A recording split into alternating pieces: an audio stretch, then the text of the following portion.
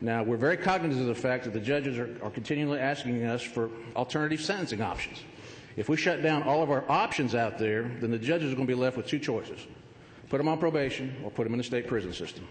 Obviously, we don't want to do that. So we replaced our expensive diversion center program with day report centers, which are non-residential, have half the cost of the diversion centers, and have a 7% recidivism rate, which is pretty incredible in our business. So we replaced one program with another that wasn't producing the desired results. We did close 2 probation detention centers. If you're familiar with those are 200-bed. They look like a mini jail. It's, again, a sentencing alternative for our judges. They can sentence probationers to a short term of stay in a probation detention center, typically 90 to 180 days. But we found those were being underutilized, and rather than running an 8% vacancy rate in those institutions, we shut down 2 to get us up to 100% occupancy in those probation detention centers. I've already talked about the prison closures. I want to highlight a couple other items. Our austerity reduction is $24 million for this year, and that'll carry through to next year. We have eliminated virtually our overtime. We're running about $4 million of overtime, but by reducing the missions from close to medium and by putting the small facilities under the large facilities, we're running very, very little overtime this fiscal year. We intend to keep that as close to zero as possible. We have eliminated our regional training academies. Again, with a less need to have staff as we right-size the prisons, as we eliminate the duplications. We have less need to do the regional training, so we've eliminated those regional academies. If you've been reading the newspapers, of course, you're aware that we did furlough some positions. We furloughed some chaplains, some counselors, some clerks and secretary who were part-time. I do want to tell you, though, that we have retained 21 full-time chaplains. 3 of those chaplains are on grants. And we also have 12 part-time chaplains. If you add those numbers up, that'll come to 33, which is exactly the number of prisons we have out there. So we're covering those prisons, and we do have 1 assigned to oversee the whole chaplaincy program. We continue to have over 13,000 faith-based volunteers, which is a testament to this state. We put them through a 1-day training program, teach them how to work with inmates. Kairos and other ministry programs come in, and with 13,000 volunteers to the faith community, plus over 30 full-time and part-time chaplains, we believe we could still provide that mission to the inmates. We did reduce our K-9 teams by approximately half. That's one of those zero-based budget programs. We took a hard look at why do we actually have K-9 teams out there. The original intent, of course, was to keep drugs and contraband out of the state prison system. We took a hard look at that and found out that 60% of the calls were to outside agencies, schools, what have you. So we made the choice to eliminate that by 50%. We still do have regional coverage for true emergencies in our communities. If there's a lost Alzheimer's patient or a fugitive on the run, we'll still respond to those calls, but we reduced it by 50%. We did reduce our academic and vocational programs by about 10%. That's about a $5 million program. But following the advice we heard from the governor, we want to make strategic decisions that aren't going to impact us long term. We felt like we could get rid of a little bit of that, but we still wanted to maintain the majority of that programming in there to help keep that recidivism rate down.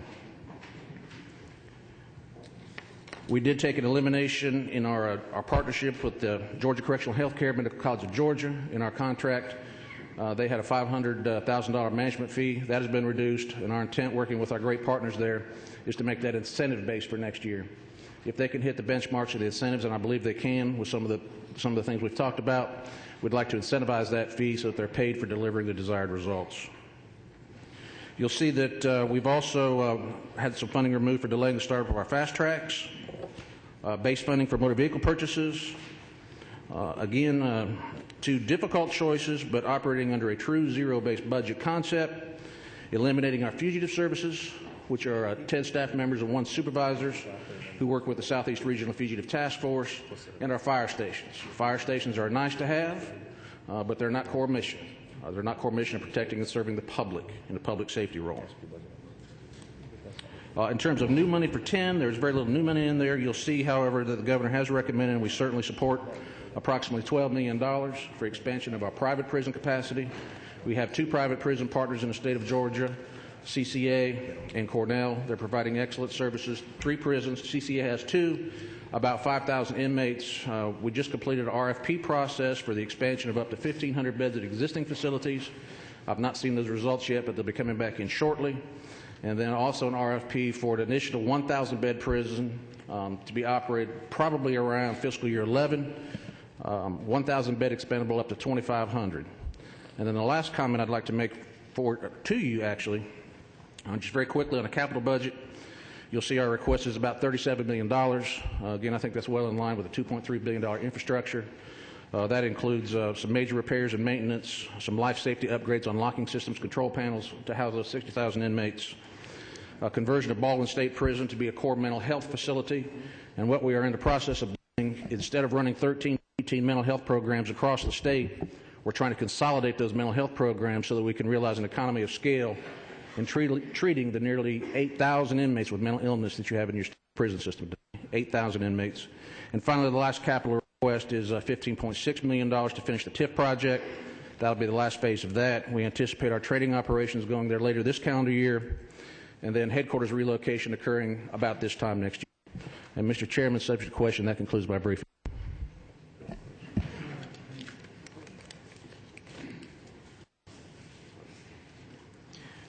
First, thank you, Commissioner. We do have a few questions.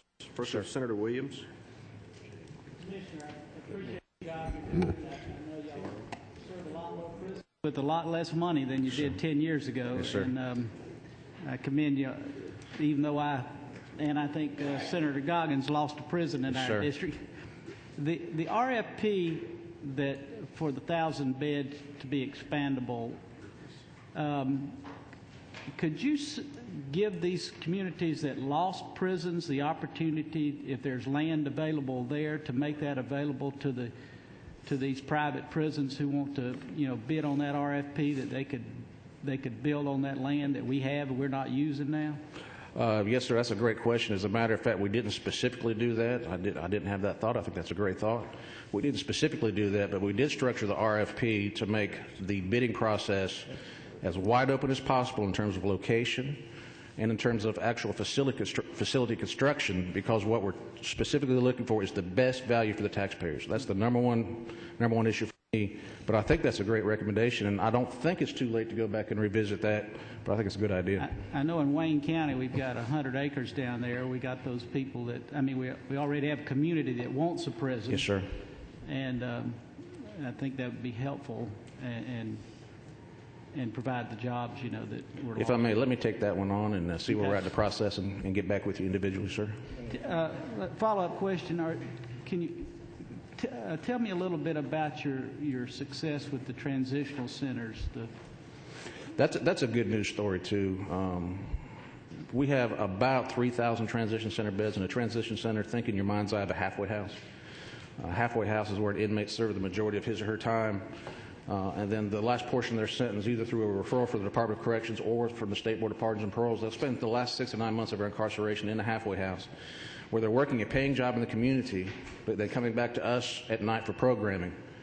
We've expanded those, actually doubled those in the past 4 years, to where we have 3,000 inmates going through that process. I mentioned earlier that the recidivism rate, if you're released directly from a Georgia State prison to the community, is 27%. Statistically, you're 11% less likely to recidivate at a 16% rate if you go through that transition center program. We also did something creative last year in Emmanuel County and then down in Tattnall County. Several of the poultry producers, as you may recall, were raided by the federal government. A lot of their immigrants fled, were arrested, whatever the case. And they were in dire straits. They couldn't keep up the level of production that they were used to. They couldn't keep up the level of production that the economy demanded.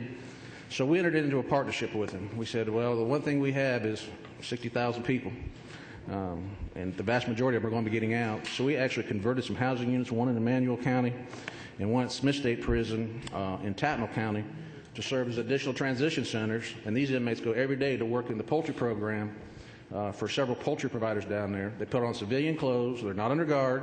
They're working that job.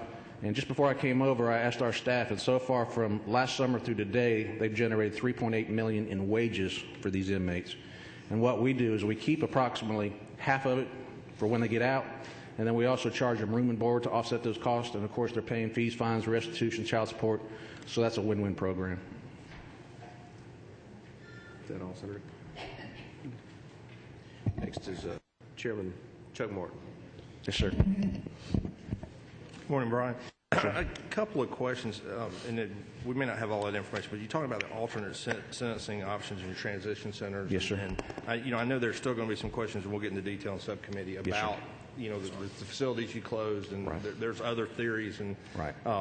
So just if you can briefly today, I mean, it's not the same inmate that was diverted to or sent to the diversion centers as the transition centers. I'm just trying to foot the percentage of the recidivism rate. When you talk about 26 and then 7, it's a little bit different cast of characters. It is. So it's not that wide apart as to the job they were doing, is it? Well, and let me clear that up. Thank you for asking that question. When we talk about diversion centers, that's a very common question. When we talk about diversion centers versus transition centers, I want you to think of a diversion center as a front-end option. So before you go to prison, the judge is going to put you in this diversion center to try to straighten you out. Okay? A transition center or a work release center is after you've had that prison experience and you're released from prison through a halfway process. So one is a sentencing option for the judge. The other is a transitional option for the state. And actually, they are pretty close to the same in terms of recidivism. Diversion center, state prison inmate, both 27%. Transition center, again, back end after you've served your prison term, 16%. And then the day report centers that we've had open since, I think, 2002, perhaps, Chairman, we're seeing a 7%, and that's as a study from Georgia State University. And let me tell you why.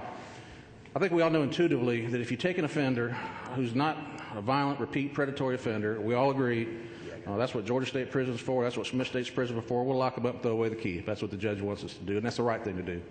But we have a lot of offenders out there who are borderline. They may have mental health issues. They may have drug addiction issues, as most of them do. They go before the court. They're not deemed to be a risk to society in a violent way by the judge. We have to give them options. Now, the diversion center option basically arrested their delinquent behavior for the time they were in the diversion center, but didn't get at the root cause.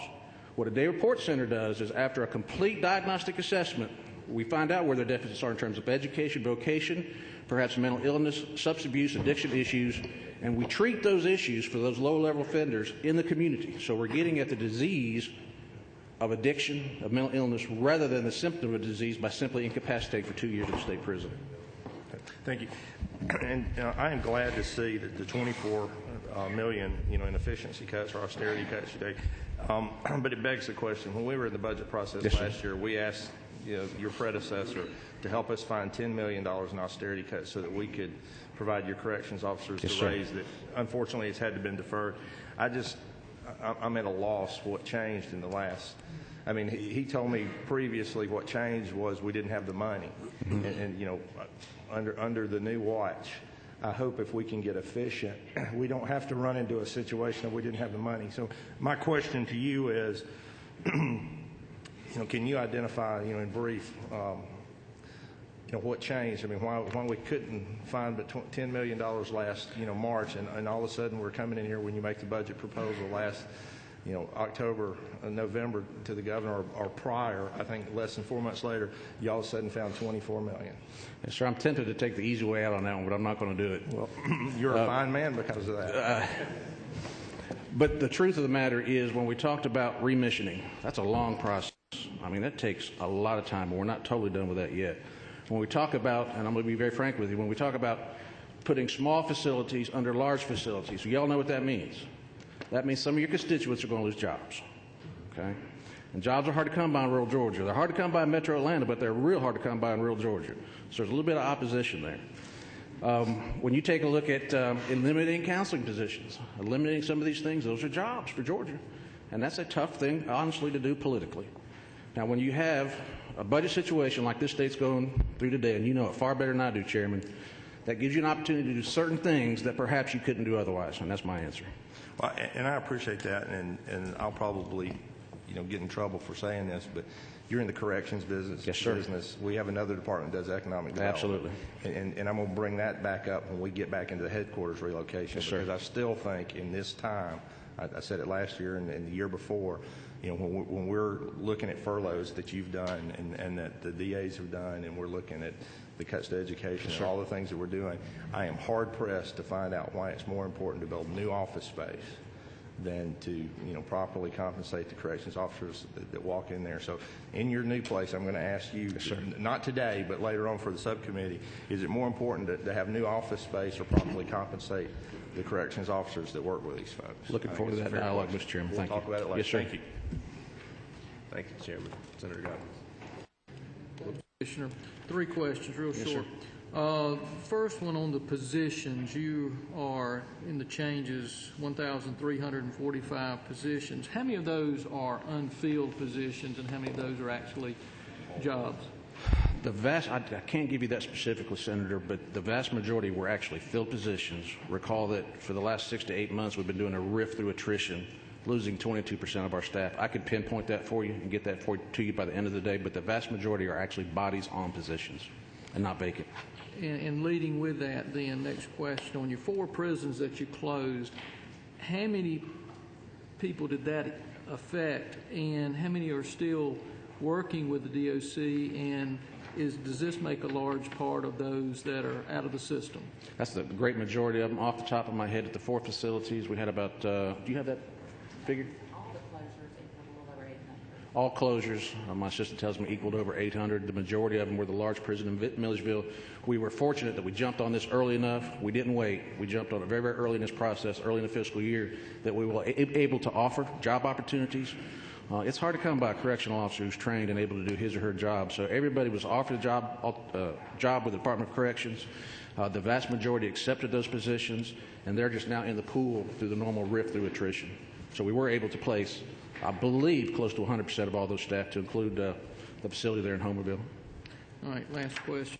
Looks like your health care runs between 20 and 22% of your budget, Yes, sir. which is extremely high. What is your vision to try to reduce that, and where is telemedicine fitting in now? Can you give me a vision of where you can go to reduce this percentage? Yes, sir. And I think just to briefly reiterate, the 4 key areas that PricewaterhouseCoopers told us about was to renegotiate the hospital contracts, look at the length of stay for inmates in the hospital system, reduce the number of emergency room runs, and reduce the rate that the local hospitals are paying. That's the key area of reduction, but that's a great question on telemedicine. We're expanding greatly telemedicine, and I think we'll get some efficiencies there, but Senator, it's probably not going to show up in the medical budget, in the medical line. Where it's going to show up is personal services, because every time we transport an inmate to an outside hospital or to a medical run, we've got to have that staff with him. So the staff is carrying him to the hospital, and the staff back at the prison has to cover the overtime for that, so it's really going to show up in our security purposes, in our security line item. I think the biggest benefit of telemed is telepsychiatry. We're aggressively pursuing telepsychiatry. Again, as I mentioned, we have 8,000 people with mental illness in our state prison system, and if you have an inmate who begins to generally decompensate, again, rather than getting a psychiatrist to come to the institution or transporting that inmate to a mental institution, with a telepsychiatry model, with a physician on call, psychiatrist on call, we can get that assessment done and get him on the appropriate meds or do whatever that psychiatrist recommends. So I think there's great opportunity to leverage telepsychiatry in the future. Thank you. Thank you, Senator. Senator State. Thank you. Good morning, Commissioner. Good morning, sir. First of all, congratulations to you. Thank you. I believe I can speak on behalf of those of us who represent Monroe County, Senator Chance and Representatives Selye and Cole, that we are very pleased with the progress that you are making in that transition. I wonder if you could again just tell us what the timeline is for the completion of that, and then the final question, would you expect there to be in the long term savings in various areas of your budget for having made this transition to a location for your headquarters that's more central to the state? Yes, sir. To your first question, our timeline is we believe this fiscal year, probably later on the calendar year, we'll have training up and operating. The big benefit of that is, as you're familiar from being in that area, the Georgia Public Safety Training Center. When that first opened some 25 years ago, we only had 3,000 correctional officers that we were training 25 years ago on that campus. Well, that campus has not undergone any significant expansion at all, and we're up to 15,000 people now with the Department of Corrections, 10,000 post-certified, and essentially we squeezed out a lot of the local and state law enforcement because of the growth of the state prison system, so I think that would be an immediate benefit when we get training down there later on this year. Next calendar year late, we anticipate moving the entire headquarters operation. And Chairman Martin does a great job in grilling us on that. We'll be talking about that, I think, Tuesday, sir. But one of the key advantages for me, I believe, or for us as an agency, Our central office staff, there are so many jobs that require clerks, fairly low level, state employees, if you will. And to hire a clerk type position in metropolitan Atlanta at the salaries that we pay, the attrition is incredible. I can't put a measure on the productivity loss based upon that high attrition level, but we did do a study last year, and I apologize, I don't have it with me today, but I'll make sure I get it to you. Just by taking the staff that's not going to be moving with us, which we estimated about half, and beginning people at an entry-level salary, that will pay dividends for years and years and years to come to the state. Thank you, Commissioner. Yes, sir. Senator Hooks. Thank you, Mr. Chairman. Let me congratulate you on getting this job. Thank you, You've sir. earned it. You're well deserved, and you certainly have the knowledge and ability to do it for the benefit of the state. I Thank know you, sir. personally. Thank you. Let me comment on Senator Williams' earlier question and then go back to Senator Staten's. If you remember, Representative Gerald Green and I built a prison at Lumpkin, Georgia in Stewart County. Yes, sir, I do. Brand new, Yes, sir. never occupied, just sat there and sat there and sat there, and you disposed of it. It is now in private prison hands, and it is housing federal Yes, sir. prisoners and working very, very well. Maybe something they can consider in these areas rather than go over to the county or have that option. So if y'all want to follow through on Yes, what sir. role you may have played in that, it'd be very, very helpful, I think, people of southeast Georgia. Now, with that said, I represent 39 incorporated towns, and sometimes I think all of West Georgia, including parts of Alabama. The inmate construction crews out there have done a phenomenal job for our small towns. Our small towns and counties do not have the resources to maintain and build the public buildings, and they've just gone in there and done a tremendous job. Sure. I've got one left in my district that's working on a courthouse that's under court order to renovate by a Superior Court judge. Sure. The others have all been moved to Bessie Tiff College at Forsyth. Mm-hmm. Now, I notice you've got in both the supplemental and the big budget under items 4, consolidate training services for the new Tiff College campus. And then over there in bonds, you got $15.6 million with about $1.5 million in interest to finish Tiff College. Yes, sir. Now, will that finish Tiff College, or has that become another ongoing headache for the state bond package as we continue to move through? In other words, this is drop dead. You're going to finish at Tiff College with this amount of money. Drop dead done.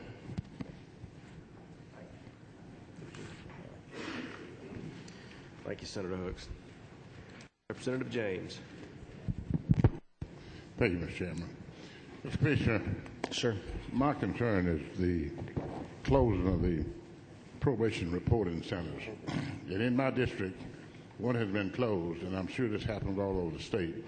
And it causes probationers to have to travel at a distance, but they've tried to make some correction there by allowing them to mail in their fees.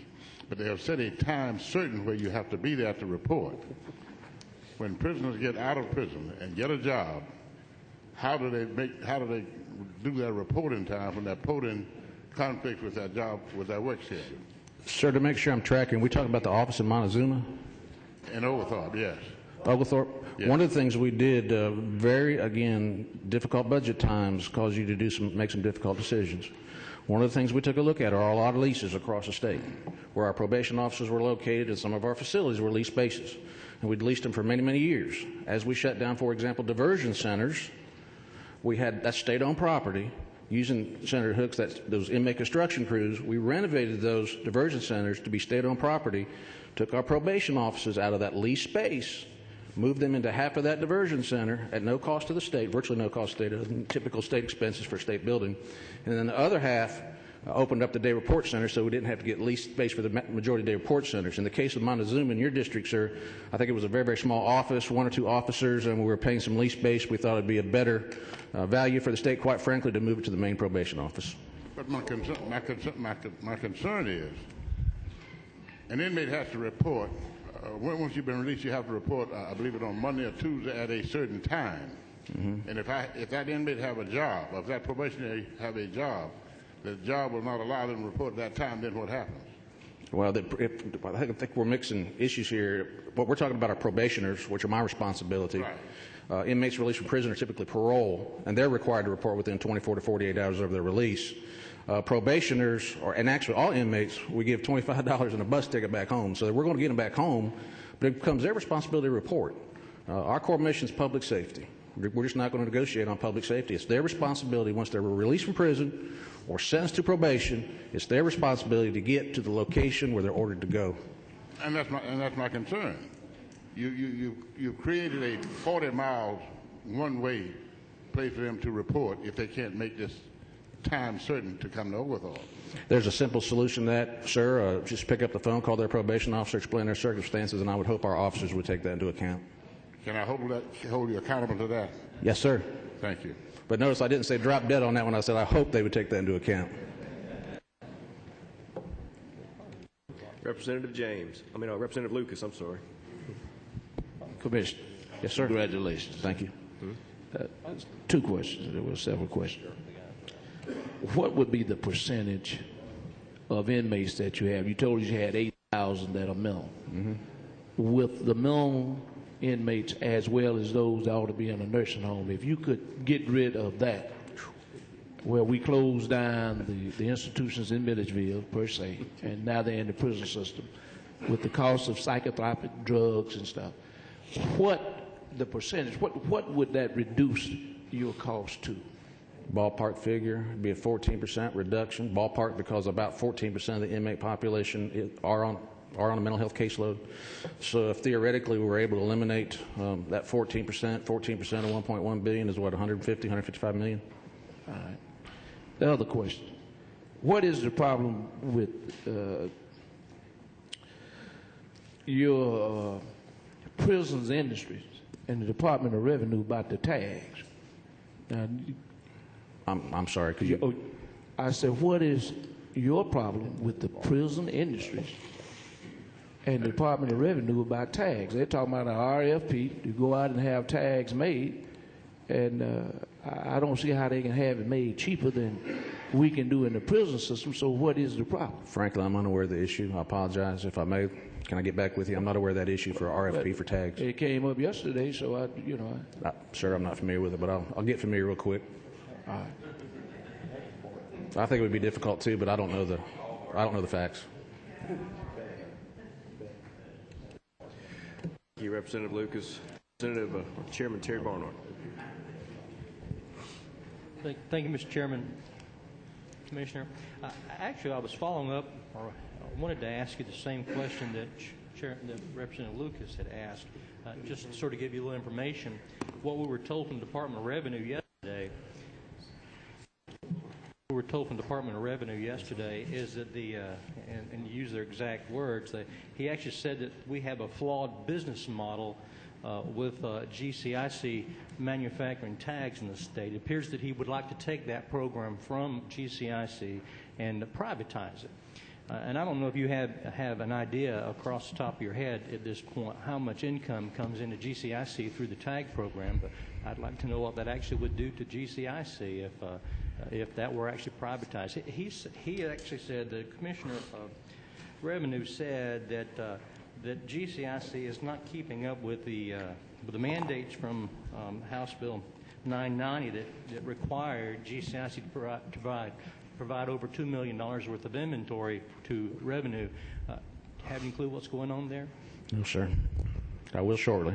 I'm sorry, I don't have an answer for that one. Thanks so much.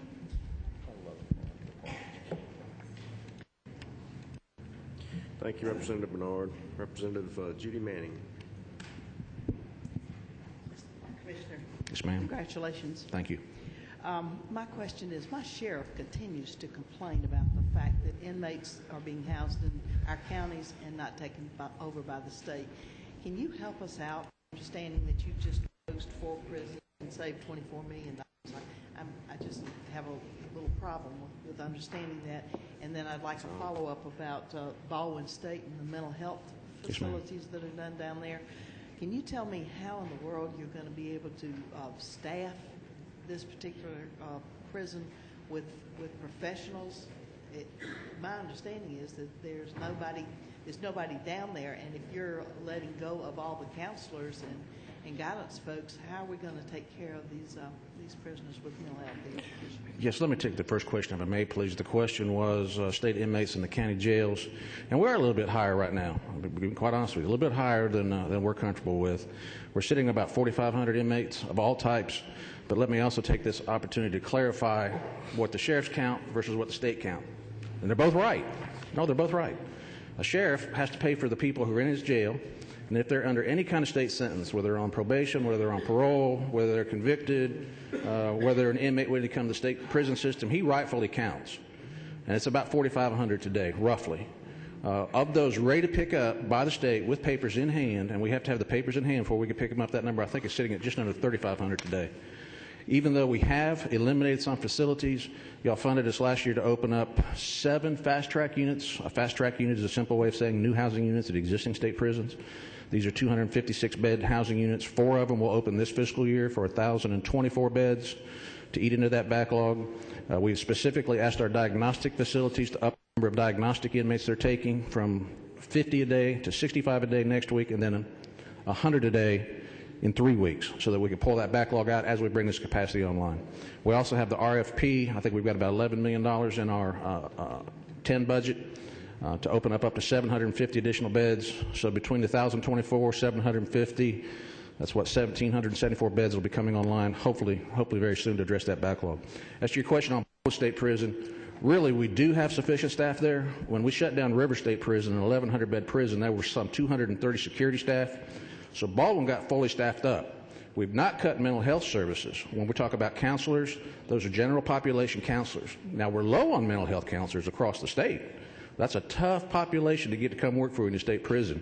But we think in the long term, and we're going to have some hurdles we got to get over as we do this transition, in the long term, we're going to provide a better quality of care by consolidating mental health and having the professionals there in Middle Georgia to work with them rather than spreading them out through the state. Mr. Chairman, may I follow up just 1 second? Briefly, please. The formulary that you'll be using for the prison, are you going to try to make that a uniform formulary for mental health for all prisons? No, ma'am. It will depend upon the mental health level of the offender. We classify mental health inmates levels 1 through 6. The higher severity of the mental illness, the higher the classification number. Those need serious attention if you're level 6, and we stratify on down through that population. A low-level mental health offender perhaps suffering from depression, which is the #1 diagnosis for our female inmates. About 40% of our female inmates are diagnosed with clinical depression. They can be managed typically with psychotropics, group-type therapies. So we would run a higher formulary with that type of population than with a level 6. So we're managing within the severity of the mental illness. Senator Mullis. Thank you, Mr. Chairman. Commissioner, I too congratulate you on your new position, and also appreciate you and your staff working on reducing your budget in these dire times. Sure. Representative Reese and I represent Hayes State Prison. As you know, last year we had a security breach. Absolutely.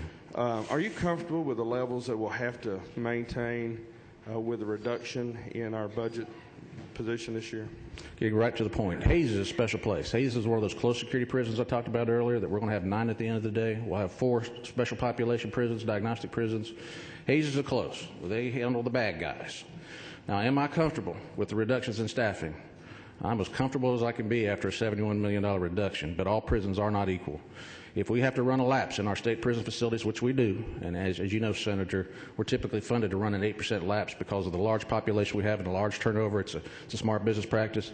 Hayes is one of those facilities where we're not going to run a large lapse. You are from there, and Representative Reese, of course, is from there. One of our findings, we're going to be doing what we call a detailed after-action report on that escape. If you're not familiar, we had 2 inmates go over the fence at Hayes State Prison. One was recaptured, I think, about 4 or 5 weeks later. One's still on the loose, so we've got a good line on where he is. One of the things we found, when you run the prison system, we have 3 shifts and then a split shift. A close security prison ought to have about 20, 25 people on a split shift during the day to do the normal business. This particular institution was running 95 on split. When you run 95 on split, that means you're taking them from the housing units to directly supervise the inmates. So one of those findings that I feel comfortable talking about publicly is taking a look at all split shift operations. You and I would agree if we got a choice working the midnight shift or the Monday through Friday 8 to 4:30 shift, we're going to pick that.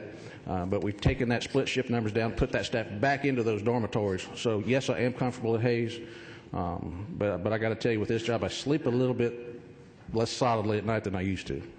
Well, again, thank you, Commissioner. And Sure. your correction officers do a fine job, again, with what we pay them.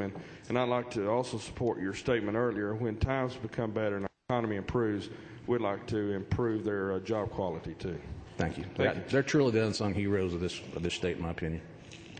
Thank you, Senator. Representative Parham. Yes, sir. Mr. Commissioner, over the years, we've tried to get the commissioner that's not there anymore. How familiar are you with? We have been trying to utilize the empty buildings at Central State Hospital for years. We have a hospital sitting there that would cost probably $35 million a day, that would serve a lot of your nursing home type patients and would serve your hospital need patients. They have 6 operating rooms, everything a hospital should have. Have y'all seriously looked at that? We have the facility, it's built, it can be used, it's centrally located, and it's been just frustrating to get cooperation between corrections and human resources. It's kind of like the Army, Navy. Neither one of them want to give up anything and Is that the competing. Cook building, sir? Is that what you're referring to? Is it the Cook building you're referring to, the hospital? The Culver Kid building. Culver Kid. We did take a look at that in the past. I don't really think it's a good business model, to be quite honest with you. I'd love to talk to you offline about it. But I will say, Representative Lucas talked about it a little bit.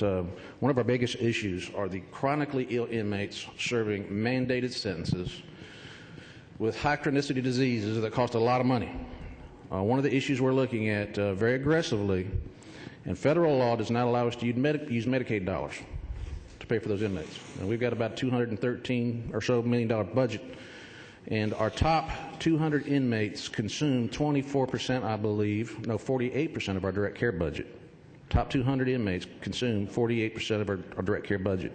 What we're looking at is a model where we can convert a facility, and we're looking generally in the Milledgeville area. Convert a facility, take the wire down off of it, work with our colleagues on the State Board of Pardons and Paroles, get them to grant a medical reprieve, allow the inmates a reprieve. They're no longer in our custody to live in this non-secure unit, but they'll have parole officers with them. That way we can tap into those 75% Medicaid dollars, I'm sorry. That's one of our biggest challenges, without a doubt, Representative Parham, is that medical budget. Representative Austin Scott. Thank you, Mr. Chairman. Commissioner, several years ago, I started discussing the idea of giving inmates a state ID when they were released. Mm-hmm. This was brought to my attention when somebody who helped inmates get jobs was having a difficult time placing them because they had no official state identification, and so many employers would not consider them for employment. We had a piece of legislation. The prior commissioner said if we would not pass the legislation that they would do that administratively. What's the progress on that? Sir, I recall the issue, and I believe, I'm going to have to follow up with you, I believe what we're now doing is doing a reentry plan well prior to their release. We're obtaining a state identification card, a Social Security card, and a birth certificate for the vast majority of inmates who are released. I don't want to say that we're doing that for 100%. I could check into that, but those were our plans, to do those 3 documents prior to release for that very reason, so that the inmates didn't have to show a prison ID card to try to get a job. Okay. Thank you for that. One last question, and I know you addressed it briefly before I came in, but the prison chaplains, would you go over that again? Yes, sir. And I know on the line items it says efficiencies with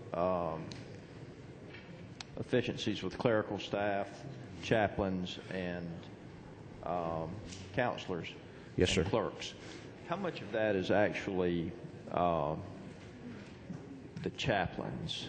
We eliminated 17 part-time positions. Some of them were unfilled for the chaplaincy services. We retained 21 full-time chaplains. 3 of those chaplains are on a grant. The other 8 are state payroll. And then we also have 12 part-time chaplains for a total of 33 chaplains. We have 33 state prisons. And as we talked about earlier, each state prison is responsible also for some satellite units. So each state prison does have a chaplain, full or part-time. And I also mentioned that we have over 13,000 faith-based volunteers that are registered, already attended the training. And I specifically mentioned one of my favorites, Kairos, that come to those prisons, particularly in the evening. And we're using the chaplains that we currently have on the payroll to help organize those volunteer services from the faith community. What, if you would, the net reductions in the number of chaplains, full-time or part-time? I'm not talking about vacant positions. I believe we had 4 vacant part-time positions, I believe. So I think the net reduction was 13 part-time contract chaplains statewide. And do you know how much money that would be for those 13 part-time? I do not, sir, but I can find out for you. Thank you. Representative Pat Gardner. Thank you, Mr. Chairman. And Mr. Commissioner, congratulations I hear you. on taking on this Thank difficult you. job. Thank you. I'm concerned about the increasing number of mental health patients that is in your system, and I know you're working hard to give them the services that they need under difficult circumstances. But what happens to these people when you release them? Do you also give them $25 and a bus ticket? No, that's a fabulous question, because you're getting right to the nub of the issue there, as you perhaps know, and apparently you do by asking that question, that if you are a mentally ill offender, the first time you get wrapped up in the criminal justice system, you're probably going to recycle for virtually the rest of your life. For a number of reasons. Obviously, there are not sufficient resources in the community. But our plan for the mentally ill offenders, we have what we call a transition aftercare plan, where we work with DHR. We make sure that the inmate, if they're released to parole or probation, that their officer who will be supervising them knows of their mental condition. And then I think we're giving a 14-day supply, if I'm not mistaken, of psychotropics, so they don't have to transition to a new medicine. We used to give a 28. We've reduced that back to a 14. And we also make sure that we've got an appointment with a local community health provider, whether there's probation or probation supervision to follow. They will ensure that that offender gets to that mental health service provider. Now, if an inmate's maxing out and they're, as we say, not on paper anymore, they've served 100% of their sentence, we've got to rely on him or her to make the right decision. But if I may go just a little bit further, please. We're taking a step forward, and the concept of a report center may be to some members, but what we're trying to do in these day report centers for the first time ever is put mental health resources in those day report centers. And our plan is working with the judges across the state, and we have some mental health court judges across the state, a very interesting one in Columbus that's showing some pretty good early results. But you can't treat mentally ill offenders, whether they're on the streets on probation or in the prison system, the same as non-mentally ill offenders. You've got to be specially trained to deal with them. So we're putting mental health resources in terms of a special mental health caseload manager in all of these day report centers, so that if they have those type of issues, they can work with the courts on ensuring that they're appropriate placed in a day report center, closely monitored, kept up with their meds, drug tested so that they're not self-medicating, if you will, and then making sure they're staying up with their mental health appointments. So we're trying to catch it before they get in the state prison system. May I follow up, Mr. Chairman? Briefly, please. Some of the people who come into your system have some kind of government subsidy, like Social Security. Mm-hmm. To what extent do you help them get back on that when they leave? Not as good enough job as we could. That needs to be, as Representative Scott mentioned, that needs to be part of that package where we're signing up for those benefits, Social Security benefits and some other disability benefits, veterans benefits we're getting aggressive on. We know when they're getting out. We know where they're going to by and large. We need to do a better job of making sure that those are signed up for in advance, because as you know, it can take months to get that, and months is too late for a mentally ill offender. Thank you. The last question, Representative Chokas. Thank you, Mr. Chairman. Commissioner, again, congratulations. Thank you, sir. Job well done. I had the opportunity of visiting one of your facilities down in Oglethorpe and enjoyed the expansion and the tour. One of my questions, or my question is, with the turnover in your staff, the recidivism rate that we have, How do we compare to other states? Well, that's a hard question to answer. And the short answer is whenever you look at national statistics, what I'd recommend you do is always pull California out. California is such a huge system, and their parole, revocation, and supervision policies so greatly influence the national statistics that you have to pull them out. There are a number of ways to measure recidivism. We measure it 3-year felony reconviction rate at 27%. Another state may measure it a different way. They may say lifetime likelihood of returning to prison. We're pretty close to the same nationally, but again, California just totally messes up the statistics because they're so high. But the number is coming down slightly as through the years as we do more programs. But the other issue I think we all need to be aware of is us baby boomers are getting older. Age is one of the greatest predictors of criminal behavior. So as the general population of the United States ages, so does the prison population, and they're less likely to commit new crime when they're released. All right, one follow-up, please. Please. The other question is, and I compliment your staff and the guards and the people that work with you, their pay, how is that in reference to the other states? Low. We've not had a significant starting pay increase for our correctional officers, I believe, since about 2003. Seems like just yesterday, but it was 6-7 years ago. The base pay was adjusted a couple of years ago from $23,700, and right now it's at about $24,000 starting pay. We do offer several initiatives, however, to try to attract staff. One of the things we do offer is up to a 10% increase in starting pay if you've just gotten out of the military and have at least 2 years active duty. We like the discipline that they bring. We like the orderliness that they bring, and we give them 2.5% increase for up to 4 years of active duty service, so they can make up to 10% more. We're actively recruiting from the military, and a lot of our institutions are now military installations. The second thing we do is we offer 5% supplements for high security work. So if you're working at a Macon state like you were at this summer, they're getting an additional 5% high security supplement. And for hard to recruit areas, and I think we have 4 prisons still where we have a high turnover rate, we offer a 10% retention supplement. So there are various ways that we're trying to be creative to not only attract staff, but to retain staff.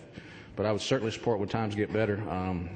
Y'all had set it at $27,472 as a starting pay, which would have been huge for us, but we understand the circumstances. Thank you. Thank you. Thank you. Commissioner, that was the last question. I made a mistake when we first came here. I did not allow you to introduce yourself. This is your first budget presentation, yes, sir. I believe.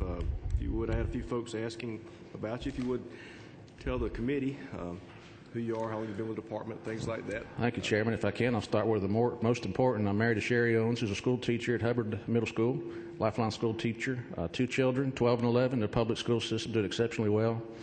I started out as a parole officer, chasing parolees around the streets of Atlanta. Loved every day of it. My focus was trying to make a little bit of difference with some of them. You never know who you're going to be able to impact. Mm-hmm. Came up through the ranks, was assistant chief parole officer at Fulton County for a number of years. In the late 1990s, I was recruited to come over to the Department of Corrections to open up the first Office of Planning and Analysis to be able to study or make executive management decisions based upon real hard data. From there, I went to executive assistant to a commissioner. From there, assistant commissioner the last 3.5, 4 years under Commissioner Donald, and then here today, and finally a Georgia Bulldog. I should have checked what school you went to before I said that, though, I think. I didn't go to the University of Georgia, but that's okay. Georgia Military or Mercer, you can talk about one of them if you want to. But we do thank you for being here, Commissioner. Thank you, sir. You have come in under an hour, and I promise you that will bode well throughout this process. Thank you, sir. Thanks, Jim. Next on the agenda, we have Commissioner Albert Murray with Juvenile Justice. Commissioner Murray.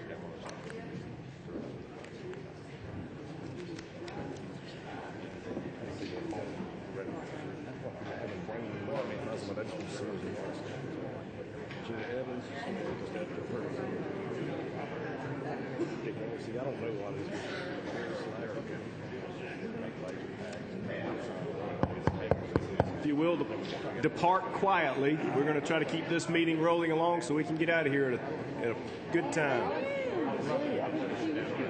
Love to. Is she okay?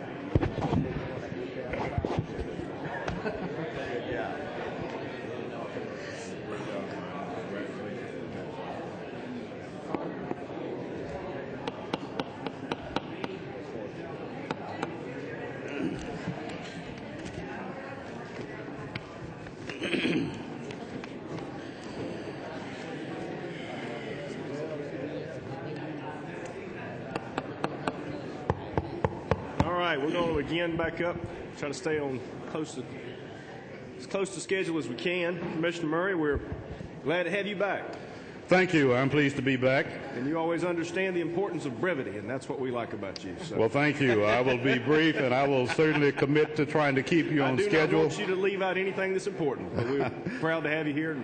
The floor is yours, sir. Thank you. I'm delighted to be here.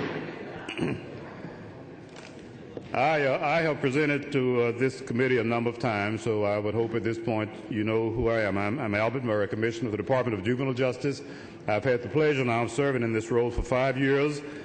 With me I have Jeff Minor, the Deputy Commissioner. So again, I want to take some time to talk with you about the DJJ budget. I understand the very difficult fiscal times we're living in, and we have tried to make what we consider some responsible decisions that will meet our cut and also keep us on our mission. The mission of the Department of Juvenile Justice remains as is for the last several years now. It's our goal to protect the citizens of Georgia by holding juvenile offenders accountable for their actions through the delivery of a number of treatment services and sanctions, and also to return these youths to the communities as productive citizens. DJJ continues to provide a service on any given day for 20 to 25 youth in the 159 counties of Georgia. Only about 12 to 15% of these youth are locked away in our secure facilities. We continue to serve the majority of these youth in our community programs and in some cases in their home. We continue to serve about 60,000 youth per year within the Department of Juvenile Justice. As you'll see in your notes, the Department of Juvenile Justice, DJJ, I'll use the acronym, is made up of about 4,700 employees, and we continue to operate 22 regional youth development campuses, RYDCs, we'll use the acronym, and 8 youth development campuses, YDCs. And again, we also operate a number of community-based programs. With your support, and I'm greatly appreciative of that support, the Department of Juvenile Justice has made great progress over the years. Despite the budget challenges that we have faced and that we face now, we have tried not to ever let that serve as a barrier to our doing what we feel like we must do to be good stewards of the state dollars and also to serve youth in Georgia. The budget that I'm going to talk with you about today is built on a number of guiding principles. I want to just briefly mention them to you. In looking at where we could cut our budget, we considered whether a number of functions, and we looked at whether these functions are mandated by state or federal law or regulation. We also looked at the functions that may be mandated or that are mandated by the Memorandum of Agreement with the Department of Justice. As I speak with you today, the Department of Juvenile Justice continues to operate under this MOA, which we've been under now for nearly 11 years.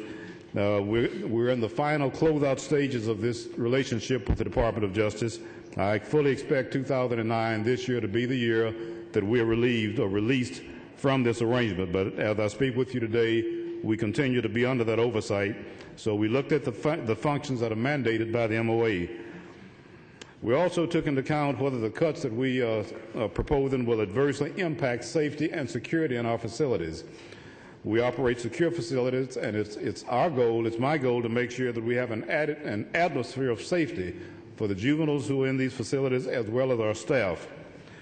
We took into account the cuts that we're making and how they may affect our strategic plan. And we also took a close look at some of the most recently implemented programs as to whether these programs are mission critical or whether these programs are very important, but not mission critical. Again, in the economic times that we live in, we understand we must cut something. Just briefly to touch on the DJJ legal mandates, again, which drove our cuts, we must provide beds for designated felons and intensive supervision on aftercare. DFs, we call them. These are the young people who come into DJJ on a designated felon, which is a 2 to 5 year sentence. We must provide beds for detention of intake required by judges' legal authority. We expect the juvenile courts around Georgia to send us juveniles, and it's not an option for me to say we have no beds for these juveniles. We must have beds. So we have tried to take that into account as we built our budget and also propose our cuts. We must attempt to rehabilitate and treat youth committed to the Department of Juvenile Justice through supervision and programs.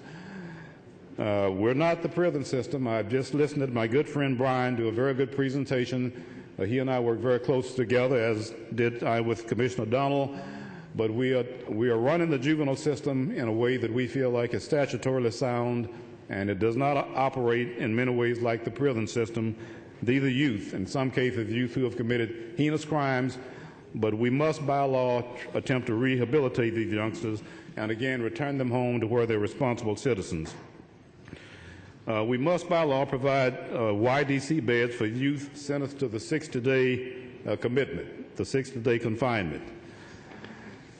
So with that, let me get into the meat of the budget presentation, and if I may try and get through the presentation, I'll be as timely as I can and answer as many questions as time will allow me to. I want to first talk with you very briefly about the statewide reductions, and you've heard about these from other agencies. I'll just briefly talk about DJJ will defer in fiscal year 09 the 2.5 cost of living adjustment. While all pay increases were deferred, DJJ must pay the salary increases for our teachers, and we employ 237 teachers in accordance with the state salary plan as approved by the State Board of Education in September 1st at a cost of $217,000, which was unfunded. Of course, reduced funds budgeted for the employee share of the state health benefit plan. Under statewide reduction, we reflect an allocation of telecommunications expenses resulting from the GTA GATE outsourcing program. And again, you have the figures before you. I won't restate the figures unless you would like to talk about them later. Under agency-wide reductions, which I will go to next, DJJ will save funds through a hiring freeze for non-exempt positions and by increasing our lapse factor. By filling fewer positions and also by slowing the hiring process, we expect to generate savings of almost $2 million. This equates to about 416 positions vacant, which is 41 more than the 375 required for us to stay within our budget. The total lapse factor is 20.4 million to be exact, at 9.5%. All under agency-wide reductions, we're reducing funding and use of labor pool positions by 25%. Now, all eliminated positions are administrative positions such as clerical, financial service workers, personnel, etc. All provide direct record keeping. Again, approximately 65 positions will be eliminated in this category. We're reducing and consolidating 6 regional positions and 2 secretarial positions. DJJ operates on a regional structure, 5 regions which include all court service offices, RYDCs, and YDCs within that given region. This reduction will require a change in the responsibilities of several regions, several regional managers, mental health, medical, and reduction of school principals and their secretaries. As in other agencies, DJJ will save funds by implementing a furlough of employees 1 day per month started in January this month. The furloughs began again in January, and these furloughs will take place for the next 6 months through June. What we've done is identified those employees who are a pay grade 15 or higher, and that would be roughly the $50,000 per year employees and higher, certainly would include myself and my executive team. We're all taking 1 furlough day per month through June, and that will represent the savings that you see of $852,000. We have frozen motor vehicle purchases in order to save the amount budgeted for replacement vehicles in the current fiscal year. We will not purchase any replacement vehicles this year. DJJ operates 277 vehicles, most of which are used to transport youth around the state. Under administration, by implementing efficiencies and providing training, we can save approximately $200,000.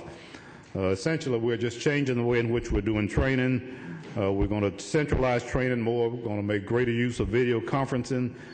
restrict out-of-state travel, limit number of staff authorized to participate in conferences, and some training will be deferred until a later date. Under community non-secure services, to meet our cut, we're reducing funds from various contracts that will be managed through one-time reductions, reducing budgets to 95% capacity, controlling utilization, and using prior year purchase order balances. You see the amount in 09 and 010 that will save. Also under community non-secure services, we're recognizing savings for mental health services paid for by care management organizations. We're reducing funds and use of the Blakely Wilderness Program effective April of 09. This reduction is the maximum length of stay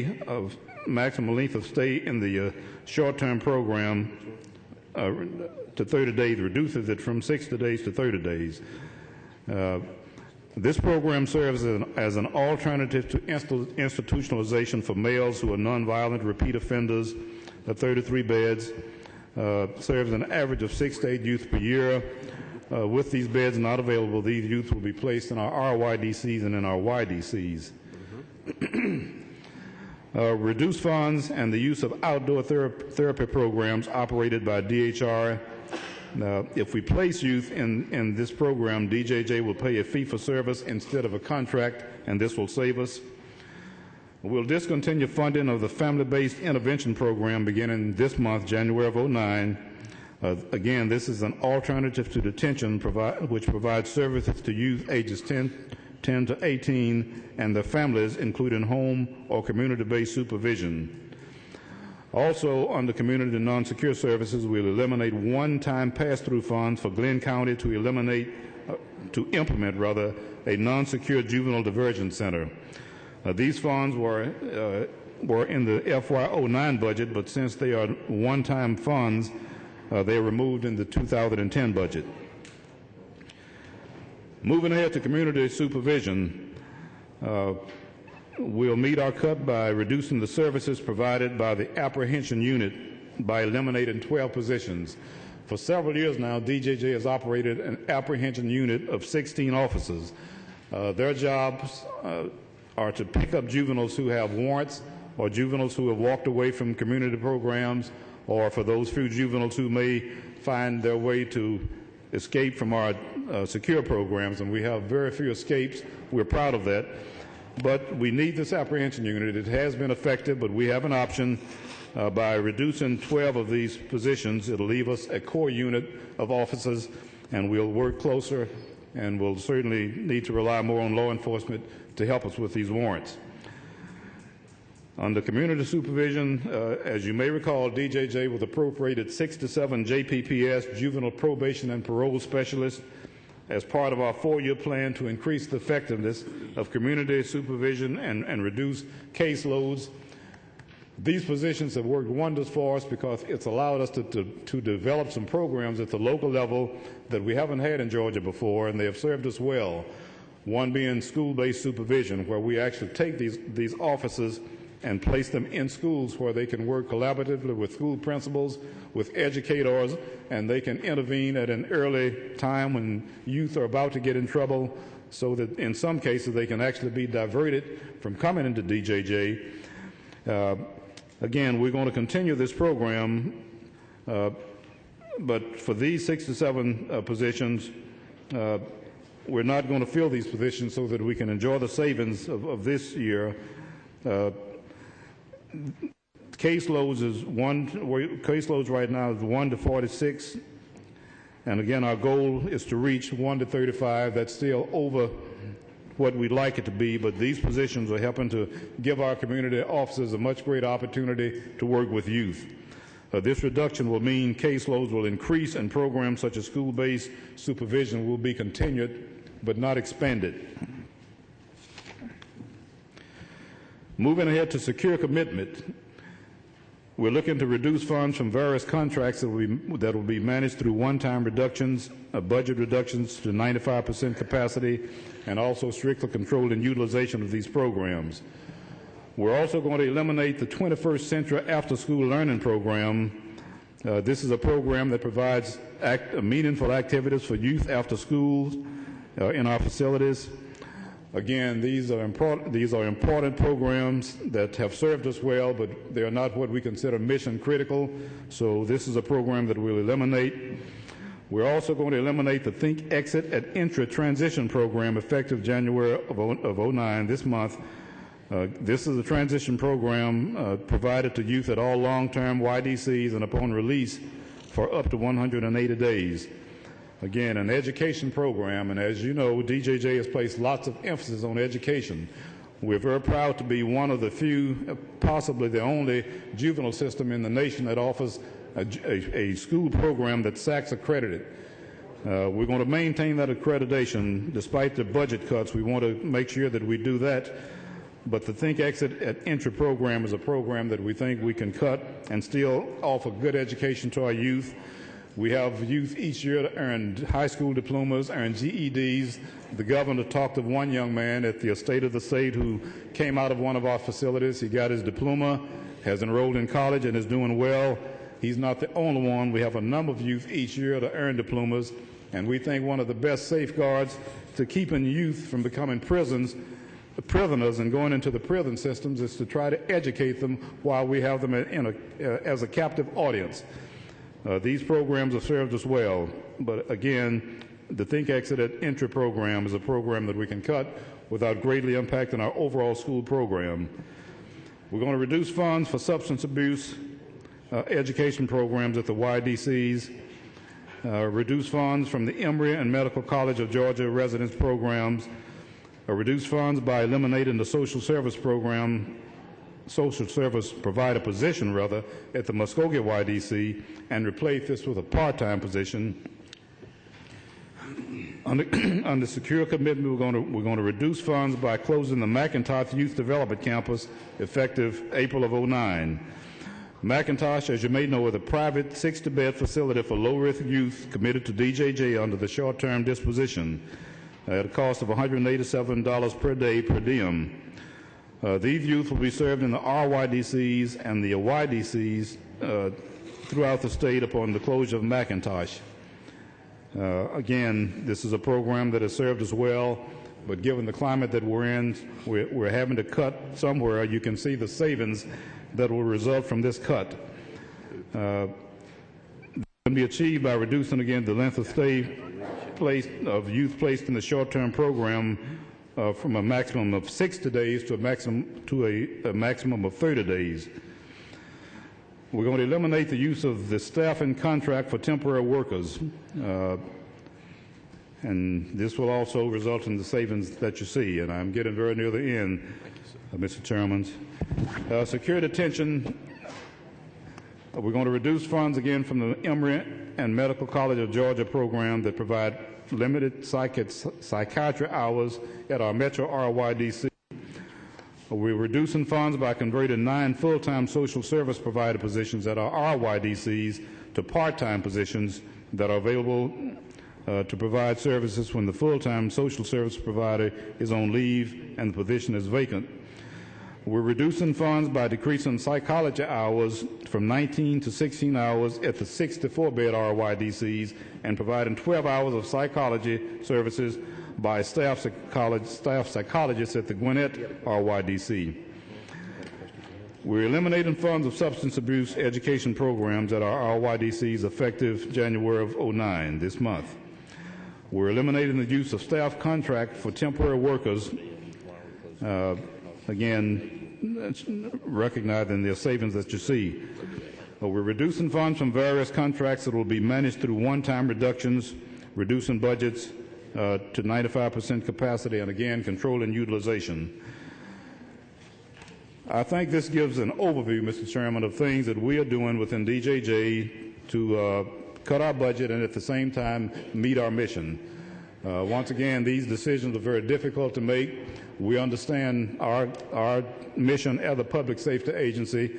It's our goal to make sure that we remain well within statutory requirements, that we operate facilities that are constitutional, and that we make sure those youngsters who are considered the most dangerous, most risky, those who are most in need of security are placed in our YDCs, and they're there long enough for us to do something substantive with these youngsters before we return them to the communities in Georgia.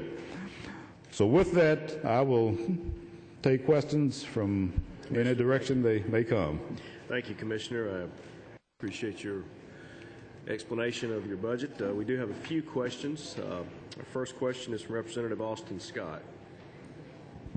Thank you, Mr. Chairman. Commissioner, I appreciate you being here with us today. I'm looking for you. I'm right here. Okay. I think you indicated that you had 416 vacant positions. Is that correct? I believe that's correct. Let me check to be sure. That's what I wrote down. Yes, that's correct. That's okay. And in your budget, you showed that eliminating 67 vacant positions would save $3.1 million. That's correct. All right. So if we eliminated all 416 vacant positions, how much would that save, and what would the impact on your operations be if we're eliminating what is a position that's already vacant? Well, there would be certainly a significant savings, but out of that 460 positions, some of those positions are likely mission-critical positions. I'm not sure that the impact wouldn't be significant in terms of operating and staying on our mission if we were to eliminate all vacancies. The 67 positions are probation officer positions. That's a large job class. We can continue and function and provide good probation services by eliminating 67, but to eliminate the total amount would include some juvenile correctional officers. These are officers who work closest with juveniles in our facilities. They would include some other positions that would be mission critical. So I'm not sure that it would be plausible to eliminate the entire number, but the probation officer positions, we have a plan whereby we can continue and stay on our mission. So in other words, even though we're calling them vacant positions, there are people that are in those positions now? Is that? No, they're vacant. They're positions that in time we will seek to fill.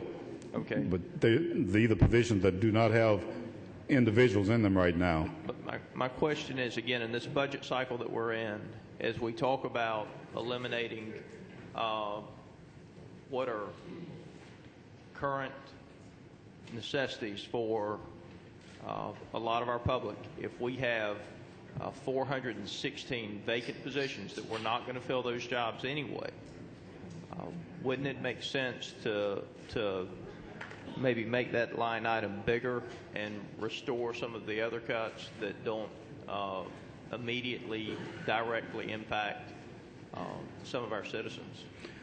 Well, there are some vacancies that we can leave vacant for a period of time, and we have a plan. We have flexibility whereby we can manage, we can operate.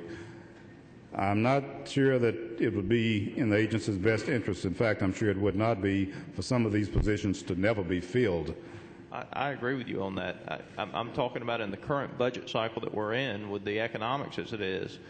I mean, if we're allocating the money, we're basically reserving the money for a position that's not being filled and is not going to be expended on services to the general public, while at the same time we're turning around and taking and not filling other things that are current basic needs. I'm not suggesting that we don't fill them when the economy comes back and we have more money. I'm suggesting that for 2010, if we've got 416 vacant and we're offering 67, quick math, I mean, if you eliminated them all, that would be $19.6 million. You've offered $3.1 million. I mean, there's $16.4 million left there in vacant positions. And I'm not suggesting that we wouldn't fill them when we came back and times were better, but...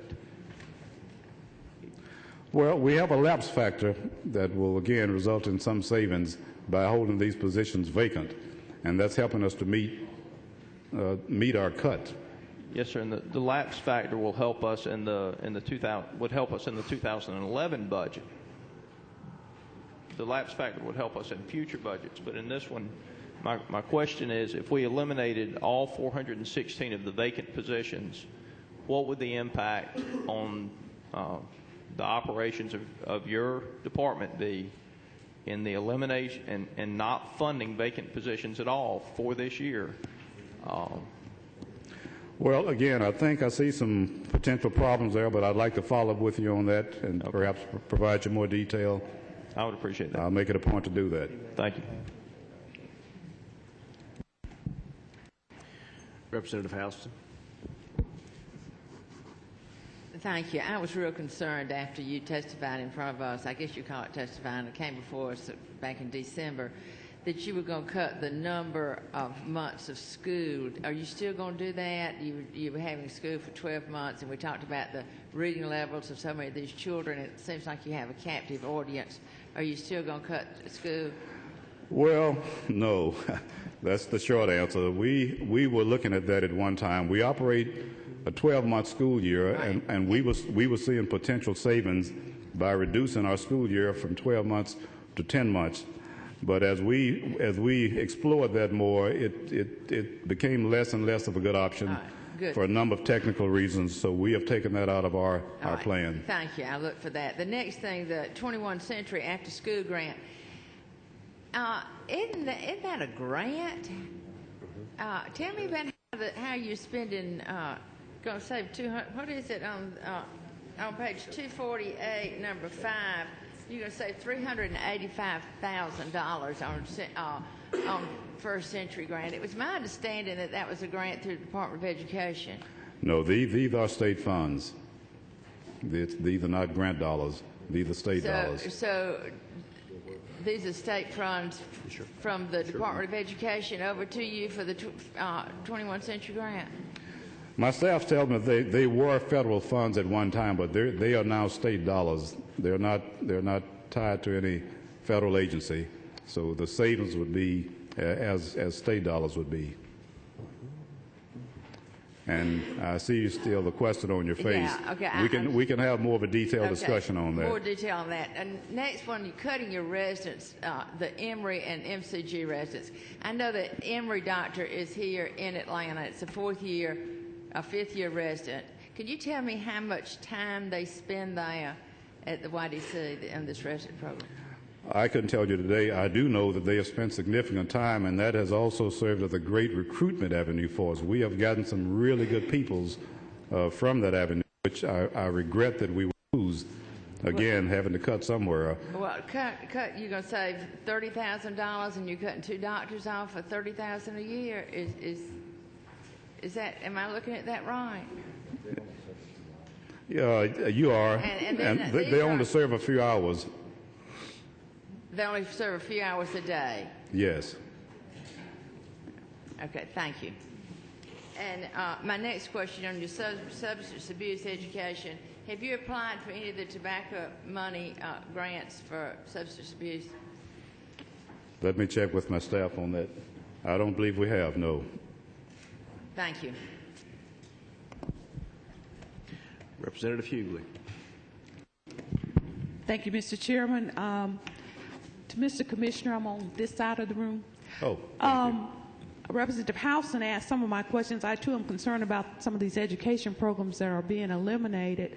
But she did ask about the Think, Exit at Entry and the family-based intervention programs. What effect will eliminating these have on the overall outcomes, seeing that these young people will be coming back to us, and we want them to come back to us with the most prepared as we can make them in our facilities. So if you will speak to that a little bit more, the family-based intervention and the Think, Exit at Entry programs. Yes, I will. Again, the Think, Exit at Entry program is provided to youth for up to 180 days, and its components include employability, vocational training, career training, social life, and job readiness. 72% of the students have become employed and are re-enrolled in school through this program. It's a great program, and again, it has served us well. Think, Exit at Entry is essentially what it states. We begin planning for a youngster's release from our system when he and she comes into our system. This program has allowed us to do this in a special way with this program and youth and staff for this. We will continue and do this, but we'll have to approach it in a different way without the programs. We'll have to call upon other staff to be used to address exit types of issues. We'll have to look at maybe realigning our aftercare program and our transition program from the facility to the community. We can still do some semblance of the program, but we won't be able to do it in the manner that we have done it, and we will perhaps have to do it on a smaller scale by cutting that program. But I think we can still meet the needs of the youngsters who are leaving our facilities returning. What's the second program again that you asked about? The other program is the family-based intervention program. Yes, the family-based intervention program, once again, a good program that has served us well. We will have to call upon other staff to help us work with families, and we'll have to approach that in just a different manner. It's important. It, again, served us well, but it's not a function that we consider mission critical. We will still work with families, but again, with the budget cut, we'll have to just take a different approach. Representative Gerald Green. Thank you, Mr. Chairman. Mr. Commissioner, let's talk a moment about the closing of the Blakely Wilderness Program there for just a moment. It is my understanding that they've been operating on a sort of a 30-day continuance, and you're telling us now that they will cease in April '09 here? That's correct. This has been one of the most successful programs, and I think you'll back it up as one of the most successful programs that really carries out the mission of the juvenile justice program there. And Senator Bullock and I are very concerned about what is going on with this program, and we want to talk to you some more about it. We see that you're $1,613,000 is being removed for that particular program there. And Eckerd has put a tremendous amount of money building schools down there. They've had a great success with that program, and now we're just going to abandon that particular program there. Let me also ask you, how many new offices are we opening for the juvenile justice? When you say offices? Right, in new counties or new areas there. I don't recall any. It's my understanding that one in South Georgia is being opened up. They're looking for space now to open a new office there, administrative. It may be a replacement office. I'll have to check on that. I'm not aware of any, quote, new offices that we're open. We're looking to improve in some parts of the state by replacing some offices with other offices, but I don't believe we have a need not a priority need for just additional offices. And I don't disagree with you on the wilderness program. Again, I'll agree with you that it's a program that has served DJJ and served the state of Georgia well. Again, we're in a tough time. We're having to cut somewhere, and I'm certainly willing to have the discussion with you later. You and I have talked before about this program, and we have agreed that it's a good program. Something has to go, and we have struggled to try and make some responsible decisions here and feel like we can stay on track and provide a good overall service to youth coming into DJJ without the wilderness program. But certainly I'm willing to discuss it with you more. Thank you, Mr. Commissioner. I look forward to those discussions. All right. Representative Oliver. Commissioner, I support the reduction of your short-term program. I wonder if you considered eliminating the short-term program and instead focusing on what the research tells you about the other programs that have been more valuable, like the wilderness program. And specifically in relation to the wilderness program, do you have any girls openings or any girl opportunities for the wilderness program now? And then your elimination, does that eliminate all the girls programs? Just 1 minute. We don't have any female wilderness beds. And you used to. So when did you eliminate all the girls programs? Well, we have girls program. We just don't have wilderness girls bed. And I don't recall. It must have been several years ago. that we had that. So, Commissioner, do you have any analysis as to a total elimination of the short-term program and the redirections of that savings into programs like Blakely and wilderness programs that might include girls? Well, as you may know, we have had some lively discussion over the years about the short-term program. Last year before, you may recall that 3 years ago, the short-term program was a 90-day program.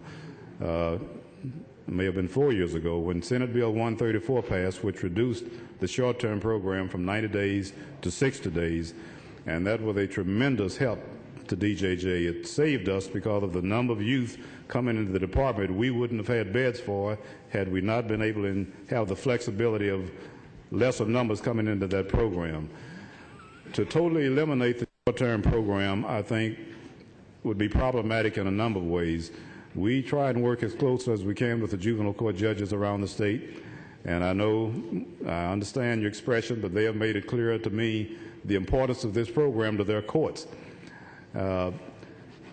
30 days is better than 60 days. It allows them to continue that option of those youth who, in their judgment, they feel really need placement in this short-term program. Just very briefly follow up. There's a total disproportionate use of the 30-day program by different parts of the state, and your research only shows that it disrupts education and produces no diversion results. Am I correct?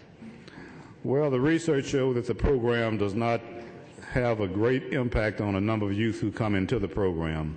It's a short-term program, and again, we do what we can within that 60 days, but the research does support it as being a strong program, in our opinion, in DJJ. There would be others who would differ with me on that, and probably also you. Representative Ed Reinders. Ms. Manning. Thank you. This will be the last question. Mr. Chairman. Commissioner. Yes. Yes. I know we've got a lot of great programs in the state, and it's unfortunate that many of these are going to have to be closed or terminated. Nevertheless, it is always our responsibility to wonder about the effectiveness of each and every program, not just in your department, through all departments. Is now perhaps the opportunity to look at and see if you can come up with some kind of outcomes to actually let us be able to know and gauge in the future the success of each one of these programs? How would you measure with one being closed if it made an effect or made a difference in the lives of these young people versus when it was open? Do you have anything that you can measure the success of these programs by? We measure the success of our programs on a regular basis. We have done that for quite some time and use that as a guide to those programs that we need to make a greater investment in versus those programs that we need to cut. I wouldn't be able to take the time to talk with you about our measurements this morning, but we do measure. We have a mechanism in place that measures our programs, both our secure programs and our community programs. We look at recidivism. We look at a number of other factors that tell us whether these programs are meeting the needs of the youngsters that are being served. Great. If I may, I would love to get the hard data when we get back up to fully funding to see each one of these programs and what difference it made. Thank you so much. Yes, I'll follow up. Thank you, Representative Reinders. Commissioner, that was the final question. We appreciate your time today, and we look forward to working with you throughout the session. Thank you. I appreciate the time. Thank you. Next, Department of Transportation. Commissioner Evans, if you'll start making your way to the podium, we'd appreciate it. Thank you. See you guys soon. Yes, I'll follow up. Yes, sir. Where you going? You going to the bathroom break? I'll be right back. Especially about STP. That's what I have. Okay. Uh-oh. Well, I was going by the one I've got. I guess this is most recent. You're first. Good morning. Welcome. Come on up, sir. Chuck to get all this stuff out. He moved in. Look like I moved in. Here, I'm going to use that. I'm going to send some messages to people. You know, it's funny. I got a story yesterday where somebody had their cell phone stolen. Yeah. And they got a text message from their wife. Hey, I'm at the bank. I forgot my pen. Forgot our pen. And he sent it to her. And they just stuck their bank. No. think about that. You should never return a text message to somebody asking you something. Well, that's the other thing.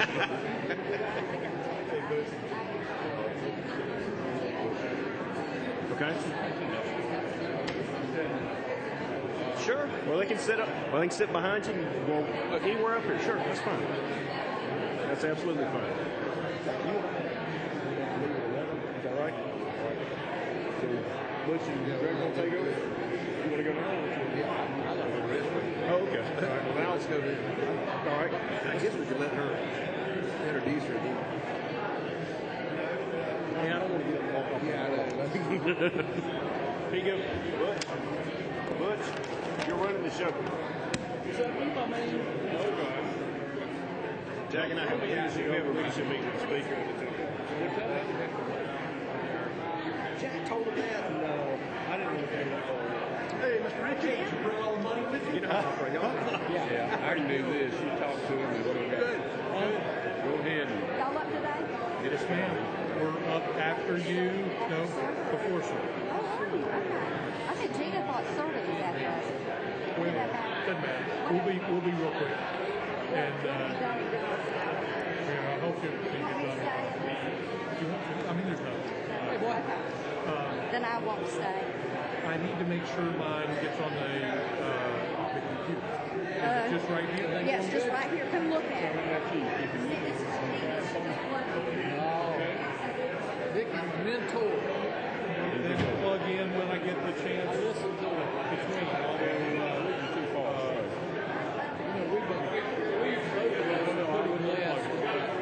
Okay, that's the way the deal's going to be. We just plug it in and then we go from there. We do it. All right. Don't get many people involved. Well, hey, Chief. Good morning. I'm going to do a couple, 3 slides. And then she's back in the back. We're already behind. Where is she's back there standing next to John Keys right now. Where's the commission? Now, you all have $100 million in fast forward bonds. Any questions or folks have with that?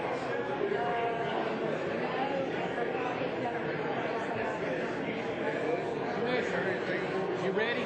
Are you ready? Tell me when you're ready.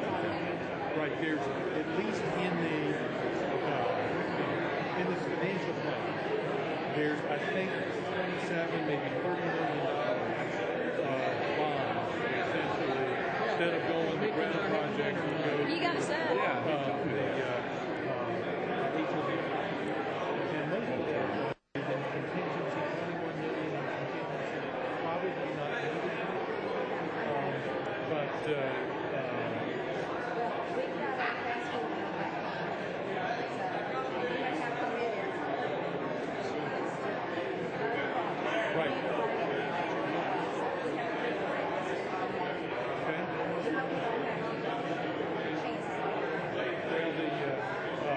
with the federal stimulus, man, we're going to be hoping to get everything delivered over the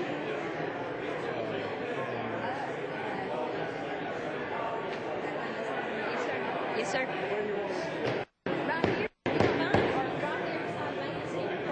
Let's take a seat. We'll start it. This morning we would like to welcome Transportation Commissioner Gina Evans. Commissioner, if you will go forward. Good morning. Thank you, Mr. Chairman. I appreciate you having us here this morning and giving us the opportunity to talk about our budget. I would like to recognize 2 of our board members that have joined us today, the distinguished gentleman from Congressional District number 8 and number 10, our chairman, Mr. Bill Kolke, and our vice chairman, Mr. Larry Walker, that many of you, I'm sure, remember from his long-term service here in the General Assembly. So thank y'all for being here with us this morning. I'm going to jump right in. I'm going to lay a few pieces of groundwork and then jump into the 9 and 10 budgets. Most of my time is going to be spent discussing discussing some of the issues in 9, and then of course 10 as well. But a large focus of it will be in the 9 on the 9 amended budget. Also, I have been asked by some of our transportation committee members, and there are a large number of them here this morning, to talk about how we got to the $456 million deficit. So I'm also going to discuss that before we jump into the 09 amended budget, which will help us correct that problem. So if I may go ahead, Mr. Chairman, I'd like to jump right in. Okay. Well, I sort of feel like this is the brewing of a perfect storm.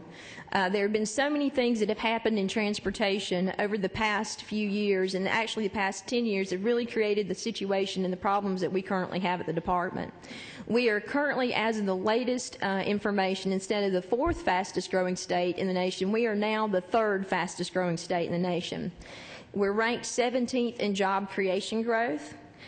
Georgia has the 2nd lowest transportation resources, thank you, per person in the U.S. The only person that has lower per capita expenditures on transportation is Tennessee. We currently are at $380 per capita on transportation investment in our state, and Tennessee is at $354 per capita in their state. We've also got the 5th highest in the nation in vehicle miles traveled. So we've got people continuously moving to Georgia, demanding more transportation in our state, increasing vehicle miles traveled, but yet we're spending the lowest, 2nd lowest in the country as far as resources on investing in our infrastructure. As you can see, what's happened over in the past few years, since 1975, we've had a 185% increase in vehicle miles traveled. But yet, take a look at where we are with our roadway miles. The blue bar on that page shows that even though vehicle miles traveled has increased significantly, population has increased significantly, roadway miles in the state of Georgia have not. What we found, again, this body told us last year to go out and develop a statewide transportation plan. Our board has directed us jointly with the governor to do so as well. We finished that study. We've sent that to the governor, lieutenant governor, and members of the General Assembly as well. And out of that transportation study, some of the key findings are that we have been underinvesting in transportation for about 22 years. Literally, the black graph that you see, the black line, is the national average percentage of GDP that goes into infrastructure investment across the country. Georgia is the red line, and you can see back in the 80s when we did something called Free the Freeways, and when we did the investment in MARTA, that we were above that national average. But since that time, we have been below the national average as percentage of GDP growth in as percentage of GDP investment in our state. And you'll see the blue line is actually where the GDP for the Georgia was above the national average. So not only were we above the national average on GDP growth, but we were also underinvesting at the same time below the national investment level in transportation. In fact, 45% less than other states. Motor fuel, we're going to talk some more about motor fuel collections. They are declining. The Federal Highway Trust Fund went broke this year. There's an $8 billion infusion of cash signed by the President. We expect that the Federal Highway Trust Fund will be broke again by July of this year. We've got climbing construction cost. We have continuously climbing needs, transportation needs, but yet we continue to underinvest. Let's see if we get this thing to go down. All right, I'm not going anywhere. There we go. What this means to our program, many of you have been in to see me or talk to me about projects in your area, and I just want to express to you what this underinvestment looks like and what this means to our program in 9 and 10.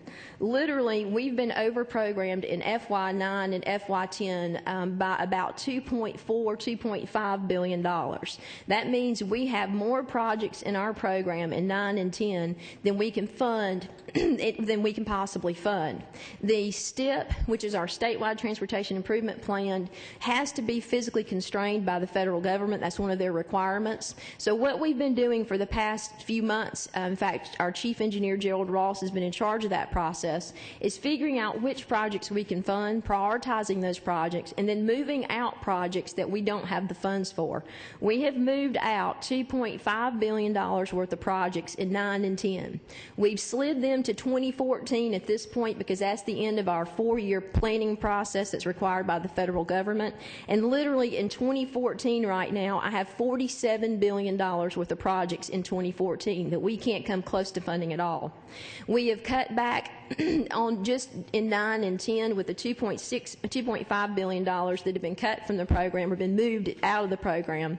Literally in the metropolitan Atlanta area alone, that equates to $888 million out of the Transportation Improvement Plan for ARC, the Atlanta Regional Commission alone.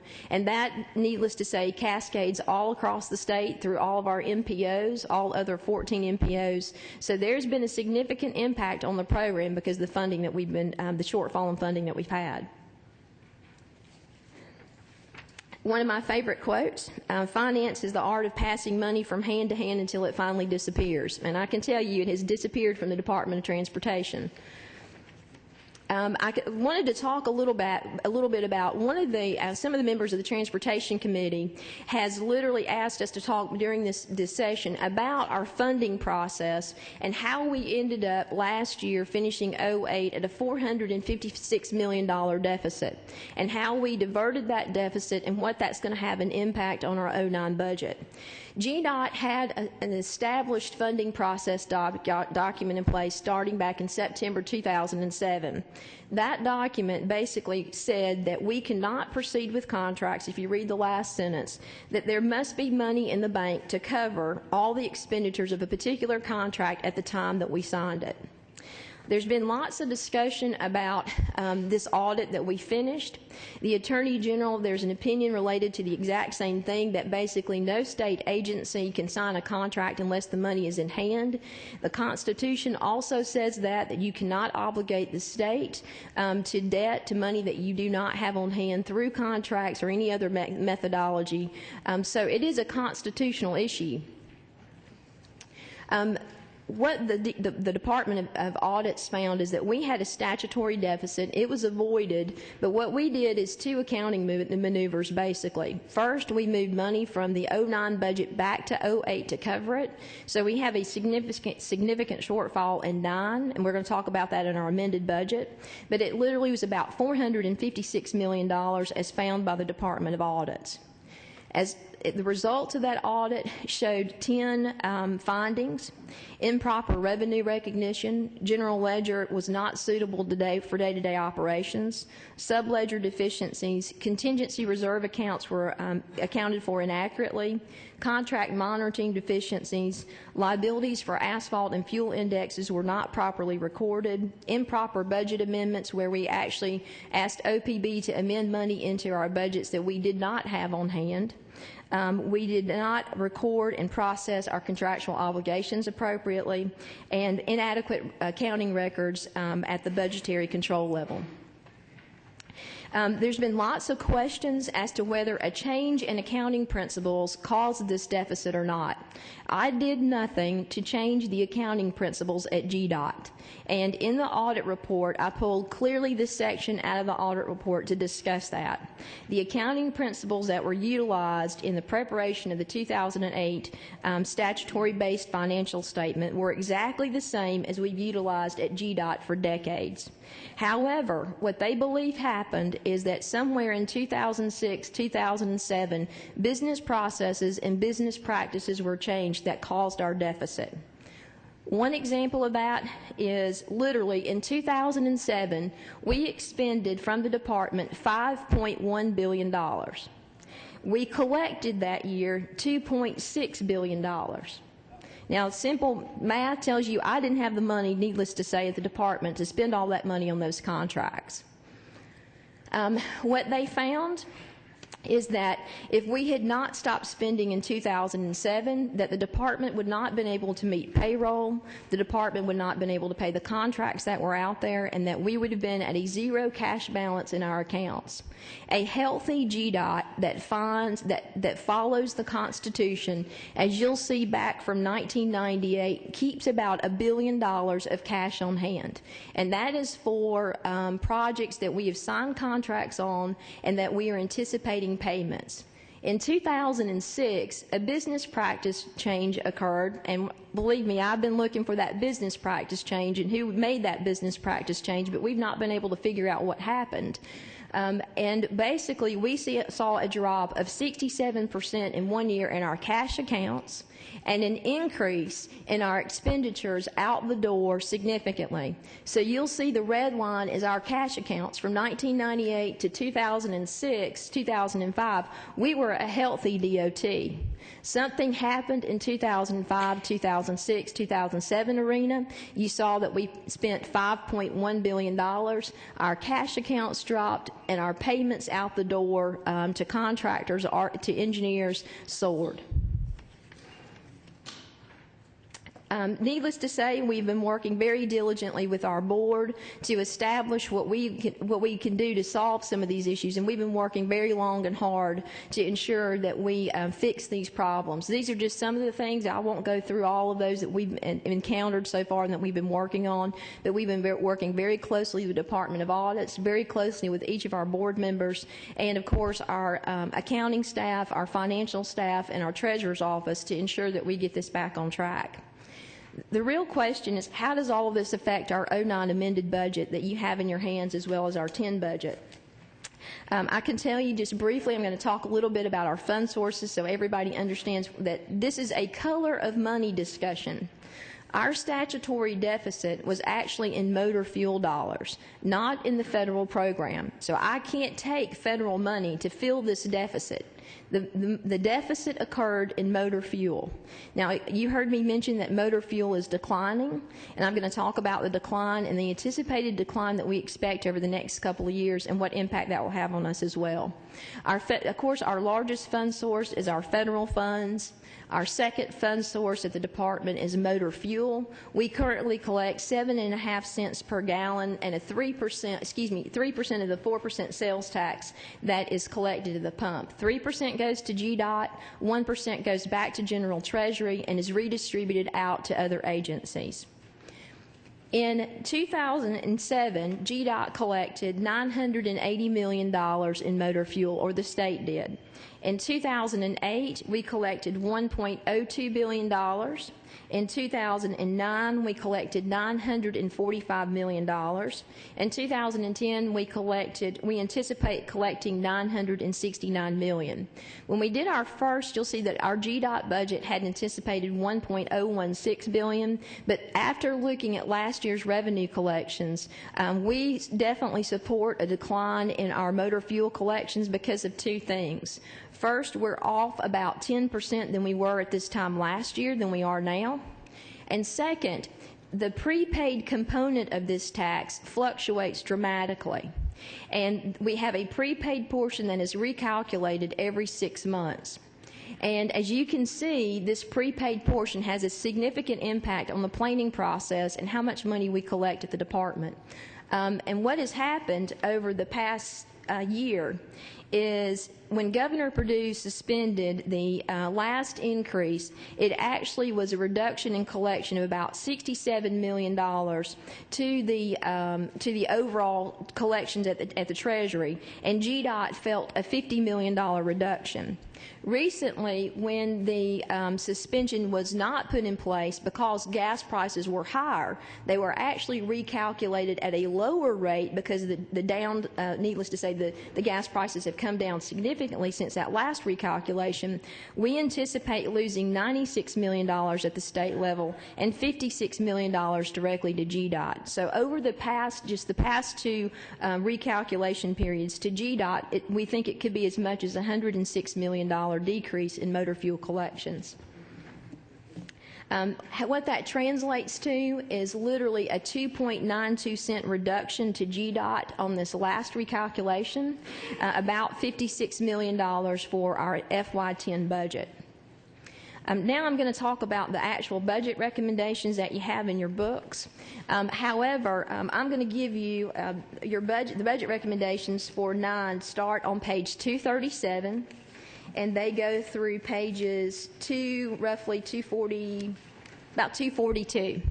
Now, I'm going to talk about this a little bit differently than what you have in your book, because I think the discussion would be more productive for you to understand some of those categories that are in there if we can talk about what the problems have been and how this. We actually got some numbers on the wrong slide, on the wrong spot. But needless to say, what this does is we started out with a $456 million deficit with two accounting maneuvers, which allows us to use the $300 million worth of GO bond money that this body authorized but had not sold at GSFIC. We pulled that into our budget, along with using GO bond money as match money for our federal program. We were able to reduce that deficit to about $189 million by doing those two accounting maneuvers. And let me just say this, that has not happened in GDOT's history or other agency history. We have never used GO bonds as match. The Attorney General and the Auditor worked with us very closely to be able to do that. And the second thing, by pulling 09 money backwards into 08, we've not done that either. The reason we were able to do that is because the governor had already signed the 09 budget into law at the time that we discovered the deficit. Had we discovered it earlier, it could have been a serious problem for us. So with those two accounting maneuvers, we were able to bring that deficit down to 189. Needless to say, we've gone through and looked at our budgets to find out what we could do to solve this problem without having to come back and ask for additional funds. And let me just say, the board has worked very diligently and has faced some pretty significant challenges with this process. It's been a very difficult process for us to find this in our budget. But what we have done is we've reduced computer equipment, motor vehicle purchases, equipment purchases, things like mowers. We've reduced something called quick responses that a lot of your communities are used to us jumping in and helping solve problems. We've reduced IT consultants in the department. We've reduced landscaping and mowing contracts. We've eliminated the 09 pay raise. We've reduced the employer health share that you'll see in every single budget and program category. We've also given up all of our unfunded positions, eliminated 269 positions that were, 269 vacant positions, and another 380 basically positions that were not funded that we also got rid of as well. The other issues that you may have heard and read about is we've reduced LARP, the Local Area Resurfacing Program, and state aid, which is near and dear, I'm sure, to many of you as well as to your communities. All of those items are listed literally under your program on those pages from 237 through 242. So, for example, you'll see those broken out by each individual program where we've taken these overall cuts. If you add those all together, those all got added back into the State Construction and Improvement Program, and that's where the money actually got transferred back to cover this deficit on the motor fuel side. The things that were not approved that the board approved, in the governor's recommendation, the board approved asking the General Assembly to put back the $28.1 million for the State Infrastructure Bank that this body actually gave money to CERTA, $28.1 million for that. That is starting the revolving loan program for transportation projects. Also, the board asked us to ask the legislature to put back in the $5 million that was also in there for the CID grant program, as well as the Georgia Highway Authority money that got moved to CERTA as well to support the State Transportation Infrastructure Bank. Those were not recommended in the governor's budget, so we are now looking at another $38 million that will have to be taken out of our budget in some form or fashion also. The GO bond debt service was actually recalculated by GSFIC. That was also taken as well to the tune of $16.5 million. So we are significantly short right now as far as the impacts on the budget. I want to talk about what that actually looks like. Most of that money that was cut in the governor's budget, since those items were not taken, the governor took those items in personal services. So about $40 million worth of cuts across personal services. And I should mention that some of the areas where personal services were cut were the air transportation program and the airport aid program that is near and dear to many people's heart in this room. You should know that literally with the cuts that are currently in our budget, it leaves us with a bare bones staff and airport aid, and it also will significantly impact the grant that we just received from the Federal Aviation Authority. We've been named 1 out of 10 in the United States that FAA has granted us additional authority to work on airports across Georgia, and without staff to support that, we have a potential of losing that ability to work on that FAA grant. Motor fuel, what the effect did on the amended budget, you should know that there are basically 5 categories that we use motor fuel for. We use it to match our federal dollar, which is basically an 80-20% on most programs. Some is 90-10. It averages across all of our programs to about 17%. We also pay general operations out of that, and we also pay debt service. We are the only state agency that pays all of our general obligation bond debt service. So we have a little over $2 billion worth of outstanding debt on our GO bonds. It comes directly off of the motor fuel collections and gets directly appropriated to GSFIC. Ports has a similar agreement, but needless to say, their debt service doesn't run $200 million per year. So these are the only 5 pots that you can pick from to solve our deficit moving forward. Either reducing our match, cutting off LARP and state aid, cutting down general operations, or cutting out debt service to pay our debt for our GO bonds. So I wanted to be sure you were aware that's what motor fuel is used for, that's where my deficit occurs, and that's where those cuts can be taken to solve the problem. Just to give you a snapshot of what this means to us, if I have the right one. I think we skipped one. What this means to us is we actually have, our payroll runs about $26 million per month, totaling about $311 million per year.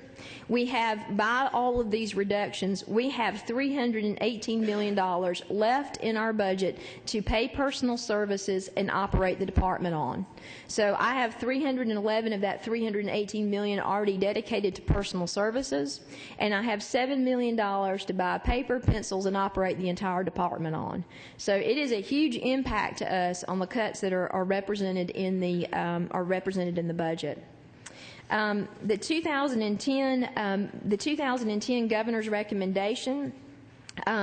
We did a couple of things that you should know. That is also in your books. That starts on page 385. That goes through pages 385 through 389.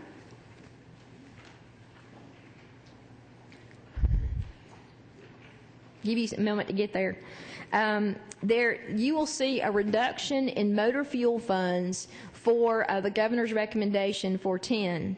That is because we anticipate a decline in revenue next year. As we've talked about, we've already seen a 10% at this point of where we are in the year. So we know that that number will go down based on projections. We agree with that. In fact, we think it could be possibly worse. We think it could even possibly be another $50 million on top of that.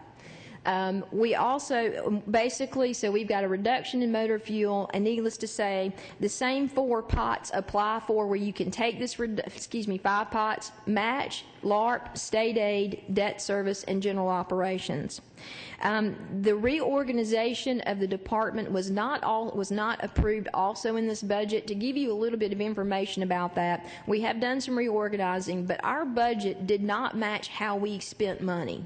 And one of the things that we requested from OPB, in order for me to give you more information, for example, to be able to compare all 7 of our district offices across the state from one district to the other, together, we wanted to realign some of our programs in order to ensure that I could make those comparisons. Right now, the way the budget is structured, we cannot. In any form or fashion can I give you comparative data across our 7 districts. So we were looking for a reorg on our programs to help us with that. It was not approved in the governor's budget, so it is not reflected in what you have today. And we can, of course, provide to our transportation committees, our appropriations committee, more information on that as well. The state general funds that you see are being reduced as well. That is our standard 10%. The biggest impact that you should note is on motor fuel funds. That reduction we do agree with. However, a large portion of that is coming out of, in the governor's recommendation, out of LARP and state aid. You should know that, again, when I started a year ago, we were overcommitted in LARP and state aid. There were a lot of questions about how we were going to pay for that. I have for an entire year put a moratorium on adding new projects to our program because we were already over budget by $100 million or so. And we have been pushing these folks off until FY10, thinking that we would have some LARP and state aid money to pay for those projects that had been previously committed in prior years. And I'm here to tell you today that with the reductions that are currently in the budget, we do not have the funds to pay for those prior commitments. We have a very small amount of LARP and state aid currently left in the budgets. And so those commitments that I have put off until July 1 in 2010, we are probably not going to make those commitments either because I've been keeping them on the books. We've been pushing them forward every single year and ensuring these folks that we were going to try and have additional funds. But currently, we are not going to be able to do that with the current budget that is out there. Just to give you, I mentioned that I have $318 million left to operate the department on. This was our DOT projected number of $1.06 billion. The governor reduced that down to $969. We think the rate adjustment could be another $56 million on top of that.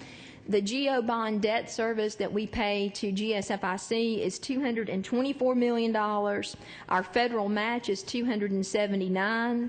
Our Garvey bond program that we also pay debt service on as well brings us down to that $318 million for the operations of the department. Motor fuel, again, this is the same shot for 10 that we had on 9. And this is, again, those same 5 pots of money that we have out there. And just to show you what the 10 motor fuel requests look like versus the 10 governor's recommendation, and you can see the significant cut in state aid. Also, the little bit of increase after the recalculation in debt service, and you should just wanted to be sure you were aware those are the 5 pots of money that we can really take the cuts and the hits in. I want to talk about our GO bond. That is basically the information on our 10 program. The consistency is throughout the document on our 10. It's basically deferring our state employee salary increases, reduction in the state health benefits. Nothing that I haven't shown you on that sheet or mentioned is in those pages. It's just broken out by program. And we can go through that in detail anytime that you'd like to, and I'm sure I'll have more opportunities to discuss our budget. But that's from a much bigger overall perspective. Just to let you know, our enhancement request or our GO bond request for the department. We put in a request for, needless to say, our aircraft equipment is getting older, and we do have concerns about the age of those aircraft equipment. We are looking for match for our commuter rail program. We have $83 million for commuter rail. That is a FTA grant, but we did not get, in the governor's recommendation, the match funds that would be needed to draw down that $83 million for the commuter rail program. We also had $10.8 million for rehab. The department owns 540 miles of rail throughout the state. We've been investing very little in rehab of that 540 miles, and we received in the recommendation $3.5 million for one project on the rehab list. We did receive in the recommendations $100 million for the Fast Forward program. We'll use about $30 to $40 million of that for match on HOV to HOT. We were awarded a $110 million grant above and beyond our normal federal appropriations for HOV to HOT for 13.6 miles on I-85 North from just inside the perimeter at exit 99 up to Old Peachtree Road. So that is good news for us, a very successful proposal we put into Secretary Mary Peters. We received the additional $110 million, and a portion of that GO bond piece would be used to match that $110 million.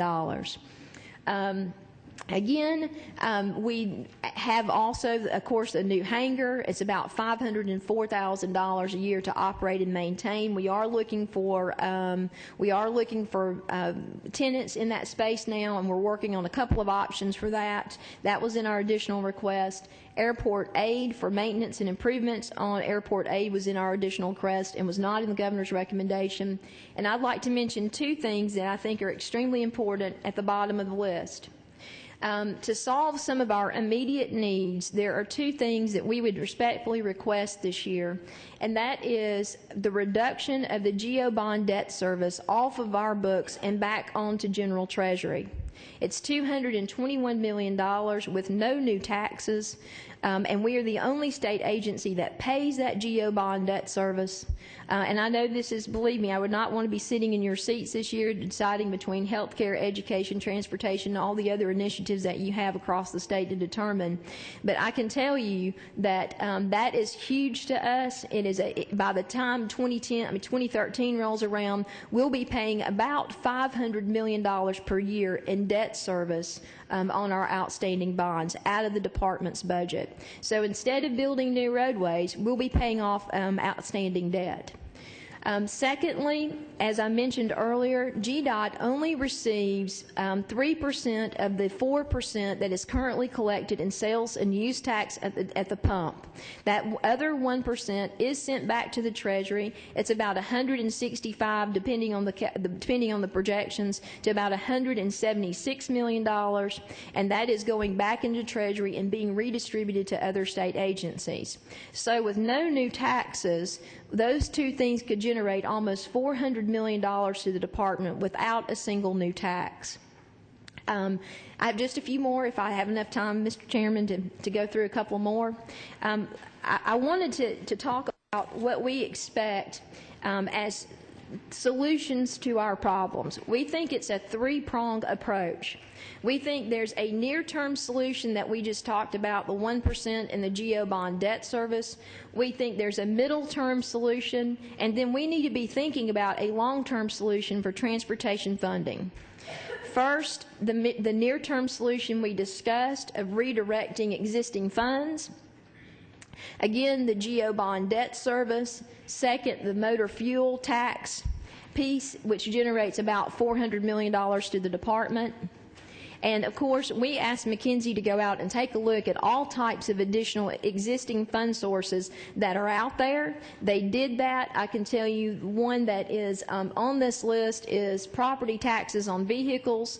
That is something the board does not support, but I wanted to be sure you knew that we have scavenged all redirection of existing funds that could possibly exist out there. And the two best viable pots seem to be the 1% sales tax and the GO bond debt service. We think the second middle road solution is, of course, a lot of debate about some sort of new transportation tax, whether it's a T-SPLOST, whether it's a 1% sales tax. I understand that is at the discretion, and the board has made it very clear to the discretion and the wisdom of this body to determine if that is an option. But most importantly, you should know that with that new tax, that money will not hit our budget until at the best amended 2012 or FY 2013. The way the system is set up from tax collections, if it goes to the locals to vote, that would not happen to the earliest 2011. Collection would start at the beginning of the next quarter. You would collect a while, and then we would have to wait, of course, till the General Assembly comes back in to amend the collection for even a half year into our budget in 2012 amended, and you would not have a new collection of tax until the start of 2013 unless there are special provisions made in the statutes, codes, or constitutional amendment. So I wanted to bring that point to the General Assembly, because just because we pass a tax, or if that happens, and we're lucky enough for that to happen, it does not solve the immediate needs that we are experiencing now in 9 through 2012 amended or 2013. And finally, just a couple of things. The 1% sales tax generates about $74 billion over a 20-year period. The T-SPLOS, depending on whether Fulton and DeKalb County are in and out, and it's a 20 metro area region or a 10 metro region, it generates between $37 and $46 billion over a 20-year period. And then as you move the T-SPLOS into other areas of the state, we just use Savannah region, it generates about $3.1 billion over a 20-year period. So just to give you some information as far as background on those new possible taxes. And finally, the long-term solution for funding on transportation infrastructure is you should know that we are, needless to say, for the first year received a decline of about $44 million in our federal appropriation from motor fuel at the federal level. We've also seen a decline in collections at motor fuel at the state level. So we have to start thinking about a different strategy for funding transportation infrastructure. This will be in hot debate. I can tell you through the new reform and reauthorization bill that is going to be occurring at the national level. We have already heard that they are looking at things, pilot projects like vehicle miles traveled fees and other user type of fees, whether it's tolls, whether it's a VMT fee. Oregon has already done a pilot project where you actually are charged a fee to travel a certain number of miles and you pay at the pump. So there are states out there that are exploring long-term sustainable funding sources for transportation. This is not a 4-year issue, a 2-year issue. We think that we've got to start thinking about a long-term strategy, a 10-year issue on how we fund infrastructure. So that is our budget information, 9, 10, and then those options for additional enhancements as well as long-term, short-term, and middle-of-the-road funding strategies for transportation infrastructure. And I'd be happy to take any questions, Mr. Chairman, that the members may have. Commissioner, this time I recognize Representative Scott. Thank you, Mr. Chairman. Commissioner, I've got a couple of things. First, would you mind, if you don't mind, I can't, yes, sir, I can't see very well out there, so if you wouldn't, thank you. I'm from Ashburn and Tifton down there in South Georgia. Where, yes, sir. And while I'm on that issue, I'd like, what is your position on the congressional balancing? Well, you know, congressional balancing, as our board has been very clear about that is state law. I can tell you very, very clearly that is something we have to follow. We do have some information in here on congressional balancing. Right now in 2010, the congressional balancing per district is about $95 million.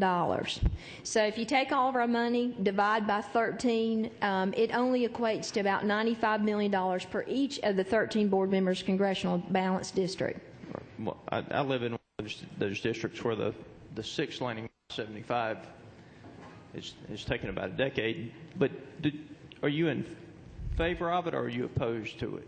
I would say this, the board has been very clear about the support for congressional balancing on across all 13 districts. All right. I understand your position, I think. One thing I would ask you, I mean, in the economic times that we're in, you asked for a King Air 350. Yes, sir.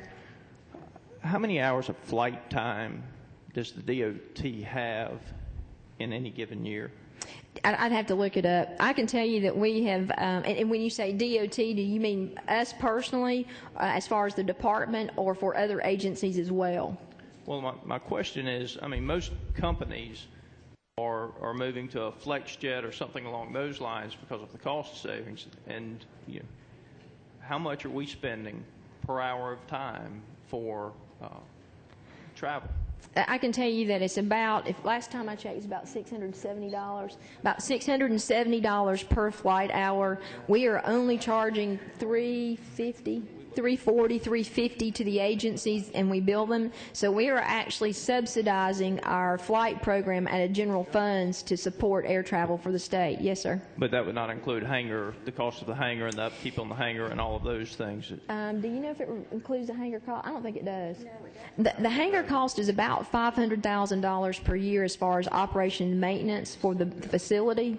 That includes, there's basically that includes the lease payment to Fulton County, and it also includes, janitorial, utilities, all of those things.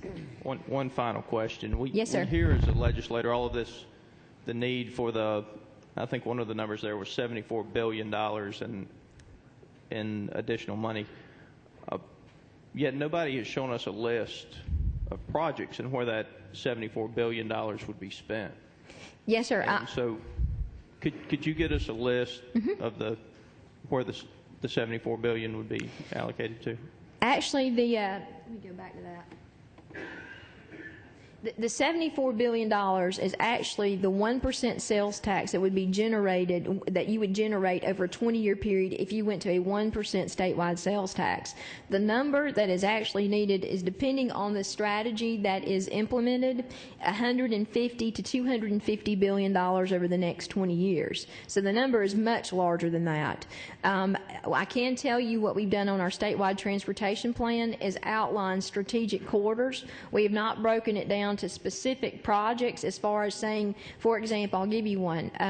We think that the Fall Line Freeway should definitely be finished and implemented from Macon to Augusta. There is significant freight traffic in that corridor, and we do not have a limited access highway in that area. So there are specifics in the statewide transportation plan that we could easily get you a list of those projects. Yes, sir. Thank you, Mr. Chairman. And Commissioner, thank you for being here, and I do appreciate the work that you and your staff and my good friends on the board are doing. They have a tough job, and I appreciate you putting the brakes on apparently the problem spending until we found a solution. You've answered several questions that I had, but I'd like to ask, is there anything that the legislature could do this year that would help with some of the funding that would be immediate? Yes, sir. We think that the immediate needs between now and 2013, when a new tax could possibly hit, the only saving grace that the department would have is redirecting existing funds that are out there that are being collected in other departments to be utilized for transportation. Those two things are the 200 are taking off our GEO bond debt service, which is about $200 million plus. Or getting that 1% sales tax to the department. Now, I understand in our financial situation at the state that that's probably an impossible thing to do. But I have to ask, because we are in deep financial trouble, needless to say, at the department. And I can tell you that those two things would be immediate. Those would help us immediately. And that would not be a new tax that would hit later on 2013 or 2012. So there are other options for redirection of additional funds that are collected. Other states use parking fees. Other states use things like, again, like the property tax. Other states use motor vehicle fees that are collected across the state and are directed towards transportation. So there are other redirection options out there. The two that the board have supported, as well as I support, of course, is the GEO bond debt service and the 1% sales tax. Thank you, and I do also support moving the fourth 1% and also moving the debt back to the state. But I know in these tough times we can't probably do it this year, but hopefully in the future we can. Also, many departments are making some tough choices and laying off people and also furloughing. Furloughing people over several days a year perhaps, but is the department looking at doing that to help save some money or reduce the expenditures even more so? We did present, you go back a little bit if I can. On our turnaround plan that we presented to the board, we did have furloughs and we did have reduction for example, we even looked at salary cuts across the department, what that would generate if we did a 2% salary cut. We looked at furloughing, depending on pay grades, all the way up to 3 days. We also looked at reduction in staff. The board elected to reduce state aid and LARP, and I support that decision instead of taking it off the backs of the employees. I can tell you, however, Mr. Kolke has asked me to start looking across the country at the other departments of transportation and take a look at what they have done as well. With our current budget cuts, and if the governor's recommendation goes as is through the legislature, we are definitely going to have to look at some additional options on our general operations.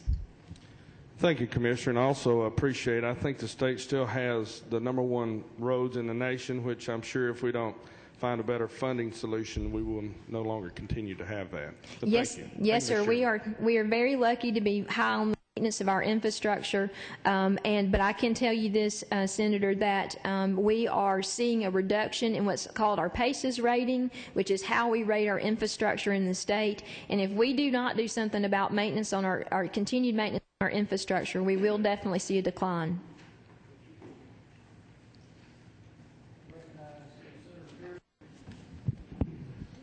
Thank you, Mr. Chairman. Commissioner, again, I'll echo the sentiments of the Chairman Mullis. Good job on your presentation, and I know it's a difficult time over there for you and the board, but it's a difficult time for all Georgians. And let me ask a question in relation to the resolution that we passed last year that was requesting the department to look at an effort of efficiency in both dollars spent and in head counts, privatization of county services that the state was doing at the county level, such as ditch cleaning, pavement patch, right-of-way mowing, sign replacement, so on and so forth, as well as combining the county barns. Yes, sir. I'm just going to tell you, in my district, I've got a lot of calls from folks who are out of work, and they very much resent seeing yellow trucks with 4 or 5 employees standing around watching one guy with a broom and one with a shovel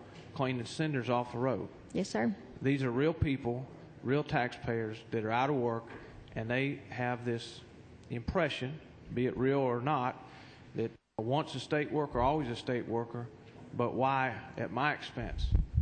And so the point of the resolution was for us to look for efficiencies, look for abilities to privatize, and focus the department's efforts on the things they necessarily need to do, which is manage rehabilitation and new projects and congestion, and leaving those reoccurring and mundane things out there to the private sector and to those that can do it more efficiently. It's kind of a long question, but where are we in the efforts that we asked through that resolution last year? A couple of answers. First of all, we have reduced mowing contracts. That is something that we've done in the turnaround plan, and that has been a reduction already in those mowing contracts. The second thing is we have already developed a plan that I believe the district engineers have met with all of the board members now. We were working on it the last couple of weeks about consolidation of our area offices across the state. And we are in the middle of that with our board members now and waiting to get feedback from our board members. And I can tell you we have already gotten some feedback. And there are some that are for and some that are against the consolidation. I will tell you that I think the board members are clearly in support of consolidation from what we've heard so far, and we intend to bring that up in the next couple of months to vote on which ones we would proceed with and not. I have a plan. Buddy Gratton, our deputy commissioner, has put together a plan. We've gone over it with the board members, and so we are working in that direction. The second thing I'd say is the board has also directed us to look at additional sponsorships that I think could be very beneficial beneficial for the department. I think that's something that's been very, very helpful for us. We're in the middle of putting out an RFQ to actually start advertising on our hero trucks. It's done in other states to look at ways that we can generate additional revenue sources. We also think that at the last board meeting, the board requested us to go out with an RFQ to look for sponsorships for our 511 Navigator system. We'll be doing that as well. In fact, we were well along in that process when the board passed the resolution to look at that. And frankly, I think we have some opportunities in sponsorships that we've not taken advantage of. When you flip on your TV in the morning and you see that camera pop up that shows you what the traffic is on channel 5, 2, and 11, nobody pays for that, and that's off of our cameras. And so we're going to start looking for sponsorships of ways to take the information that we're putting out there for free and finding people to actually pay for those services. And that's just a couple that we've already started down that path. Can I follow up, Mr. Chairman? Thank you, Commissioner. I'd like to make a request, too, that we be able to get to us as quick as possible. Our head count in the department per job description or whatever is compared to maybe our surrounding states and other states as far as the budget, not just in total dollars, but in buckets as far as, maintenance and yes, construction. Sir. And one other question, if I may, Mr. Chairman. I guess with the talk about potential for money coming from Washington, stimulus money, what have it, in whatever form, in what way are we anticipating, is maybe not the right word, but I suppose hope is part of it, projecting that something comes in some form? What is our readiness as far as in projects, and how long would be the necessary time to get those from a notice of dollars coming for a specific project number to the job starting, and our ability to come up with some match if it's necessary, or redirecting projects that are in the pipeline, if that match was dedicated here, but we can get more from Washington if we do project Z instead of X. Are we working towards that, hoping that something does come down?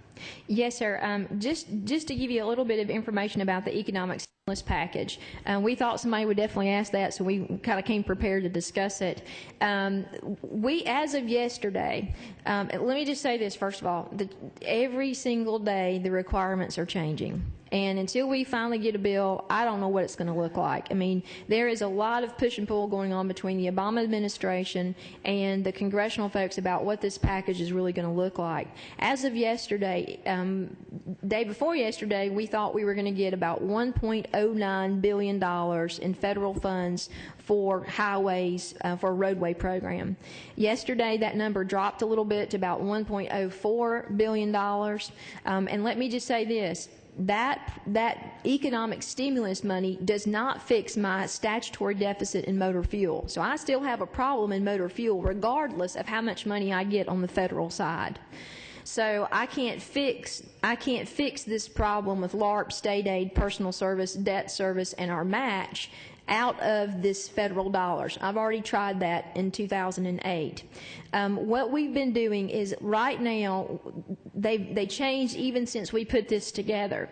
We sent out a letter to local jurisdictions, and at the time they told us it was going to be 180 days, had to have environmental clearances done, right-of-way certified and finished, and ready to construction in 180 days. That has now changed. They are expanding it to preliminary engineering, right-of-way, construction, and 120 days. And we're hearing that the money's going to be use it or lose it. If you don't have a contract, and it's not just, there's a difference between obligation and a contract. You can't just obligate it. You got a contract for it in 120 days or you're going to lose that money. That's the latest information that we have right now. The board also requested that we send out to the county commissioners and to the mayors and asking them if they had projects that we didn't know about that could possibly be ready ready. We have, let me tell you, we've gotten tremendous response from across the state, but I will tell you that we believe a large portion of those projects that have been sent into us will not be federally eligible. These projects that they are going to fund through the stimulus package have to meet the federal requirements. It can't be things like maintenance, it can't be patching, it can't be those kinds of things. It has to be a true rehabilitation of that roadway. So we think a large portion of those are not going to be eligible, and we're sorting through that list now.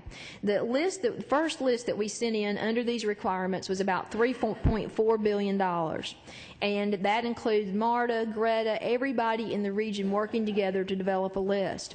Well, Federal Highway has now told us that basically that was just to give them a parameter of what we can spend, throw that list out and start over, and now start looking at everything in your STIP and your TIP. So that literally opens the door back up to 8,500 projects out there and figuring out how we fund those and which ones are ready to go. So we're at the department every day working on economic stimulus, but it is changing every day. So that's what we know as of right now. I will tell you this, that readiness, we are setting up 2-week lets for construction instead of once a month. We are setting up meetings so that the process, once it's let, it can be awarded and signed to a contract within a week's time frame instead of the 30, 60, 90 days.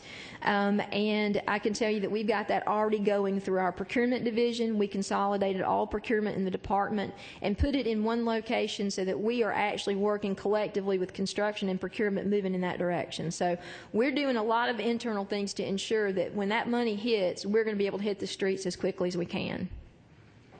I hope that answers. I know it's long-winded, but it's been every day it's something different. So.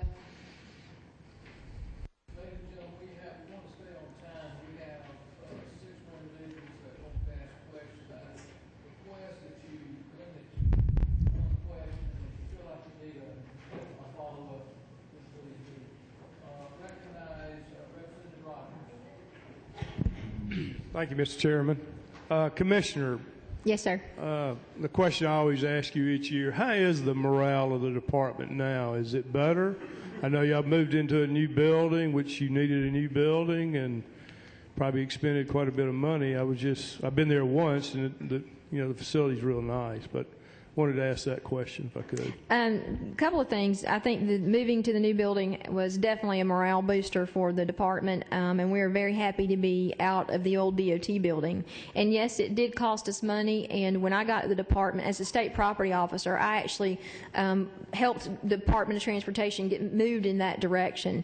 But when I got the department as commissioner, there was no money set aside for the move, even though I'd been told so as state property officer. So we've been scrambling to pay for the move. Just to be frank about it. Second, morale at the department is like morale across the state, I think, right now. We are no different than any other department, and people constantly emailing me and calling me and hearing that they are laying off, yesterday I got one that said we're laying off 2,000 people. The next day I got, a few hours later, HR called and said, we're hearing that you guys are going to lay off 800 people.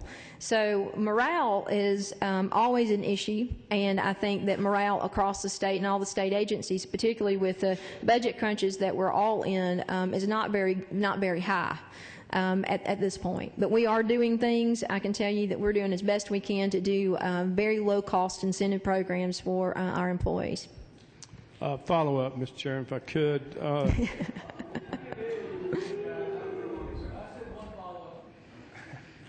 The LARP is so important, and state aid is so important for all of our districts back home.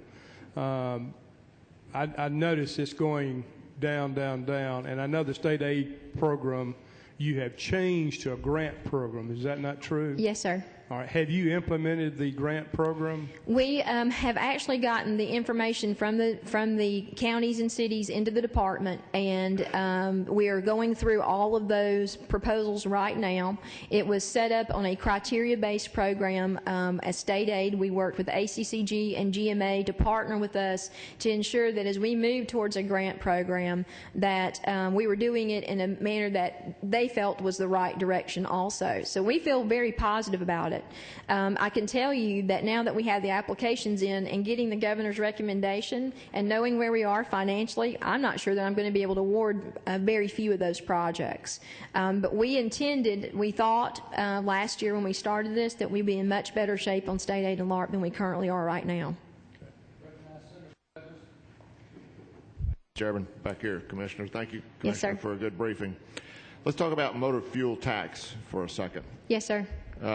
It seems to me that when gas last summer was $4.25 plus a gallon, and the governor temporarily delayed the gas, I think it was about a 3-cent gas tax increase that we were going to have. Yes, sir. So when gas was at a record high price, we were getting ready to raise the price even more because of the way we tax gasoline. And conversely now, when gas is considerably lower, but there is no money in the state budget basically, now we're getting ready to cut the tax at a time when we need the money more than ever. Yes, sir. Talk to me about a steady flat type tax rather than the current system that we have. Would you support that? What are your thoughts on that? Yes, sir. I'll talk a little bit and get to that slide. I can get down. There we go.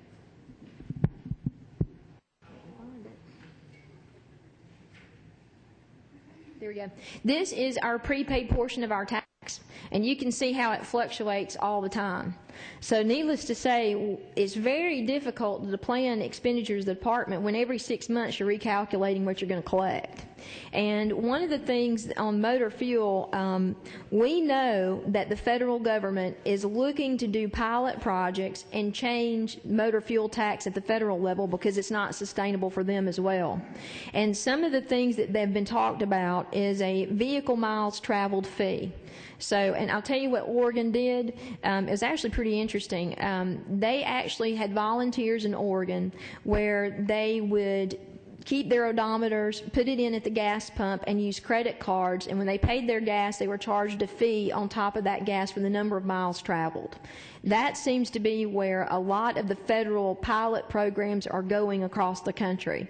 There's two ways to do that that are being looked into now from a technology perspective, either at the gas pump or either putting a GPS, some sort of GPS in each individual cars. Georgia Tech is actually working on a chip to look at the GPS technology, but of course it gets into tons of privacy issues about, the big brother watching someone, that's going to be a huge issue. But that, it seems to be the direction that the feds seem to be heading, is along the VMT fee. It seems to me, and I'm not in this to raise taxes, obviously, and I certainly don't favor a mileage tax like Oregon has instituted, I guess. But if you had a flat tax on your gasoline, it'd be a lot easier to plan your budget. Yes, sir. Over the next X number of years than it would with your revenue going all over the board. Yes, sir. A flat tax would be a big help. South Carolina, I met with the head of South Carolina's DOT just a couple of days ago, and that's exactly what they have in place, is a flat tax. And you should know that we're one of the lowest as far as gas tax collections across the country. We have one of the lowest state taxes. And, so there is some opportunities in my mind on motor fuel alone in the short term. Yes, sir. Thank you, Mr.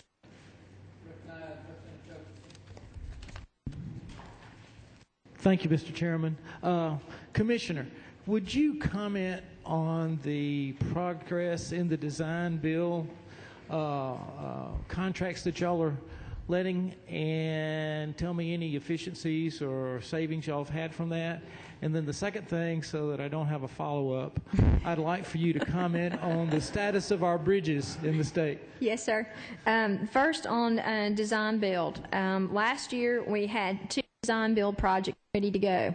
I can tell you today that we've got only about 6 ready to go this upcoming year. So we have tripled it, but where we were was not very good to begin with. I will tell you that I'm a big proponent of alternate delivery. One of the things that hopefully you will see in front of you this year will be an alternate delivery bill that will expand our options for selections and also delivery methods, not just design build, but construction management at risk. There are other states that are doing that through what's called a SEP 14, SEP 14? SEP 15? process, special project process at the federal level to try alternate delivery and been very successful. Utah has a program exception to try, a whole program exception to try CM at risk. And so we want to move in that direction because it's proven academically, and I'll put my academic hat on for 2 seconds, that alternate delivery methods definitely provide better projects in the long run, be quicker, faster, typically higher quality. And so, you know, we want to move in that direction. Gerald Ross, our chief engineer, is looking at some very, what we call quick hits of about $100 million worth of projects that are probably going to go design build. Some things down on I-75 South that we're looking at, and some other areas that would be design build. But yes, sir, I'm pushing as fast as I can, but it's sort of like pushing a rope sometimes on those issues. And we will, the more people that we get involved in that process, the better off we're going to be, because it is going to improve project delivery. Oh, bridges. I can tell you on bridges, have a lot of questions about bridges. We do need some additional bridge funding money. I can tell you that for sure. We have numerous projects that are off-system bridges as well as on-system bridges that need improvement. We have truss bridges across the state that are in relatively good shape. Mike, the last time on our bridge inspection report, we didn't have any deficiencies there that we were very concerned about. I think we're in pretty good shape right now, except for, you know, of course, we do need to continue bridge maintenance. So I'm not concerned about, at least at this point, about a bridge collapse or a Minneapolis or Minnesota issue. But I can tell you there are a significant number of bridges across the state, particularly off-system for us, that need a lot of work, a lot of work.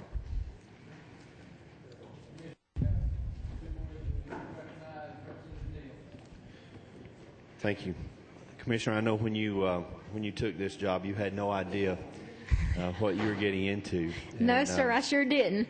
We have, over the last year, found out an awful lot of things that none of us like about what had been going on within the department and the problems within the department, and it seems like the more we hear, the worse the picture becomes. And not only to the legislative body, but the people of Georgia, there are a lot of questions about the department, where it's been, what it's done, how it's gotten into the position that it's gotten into.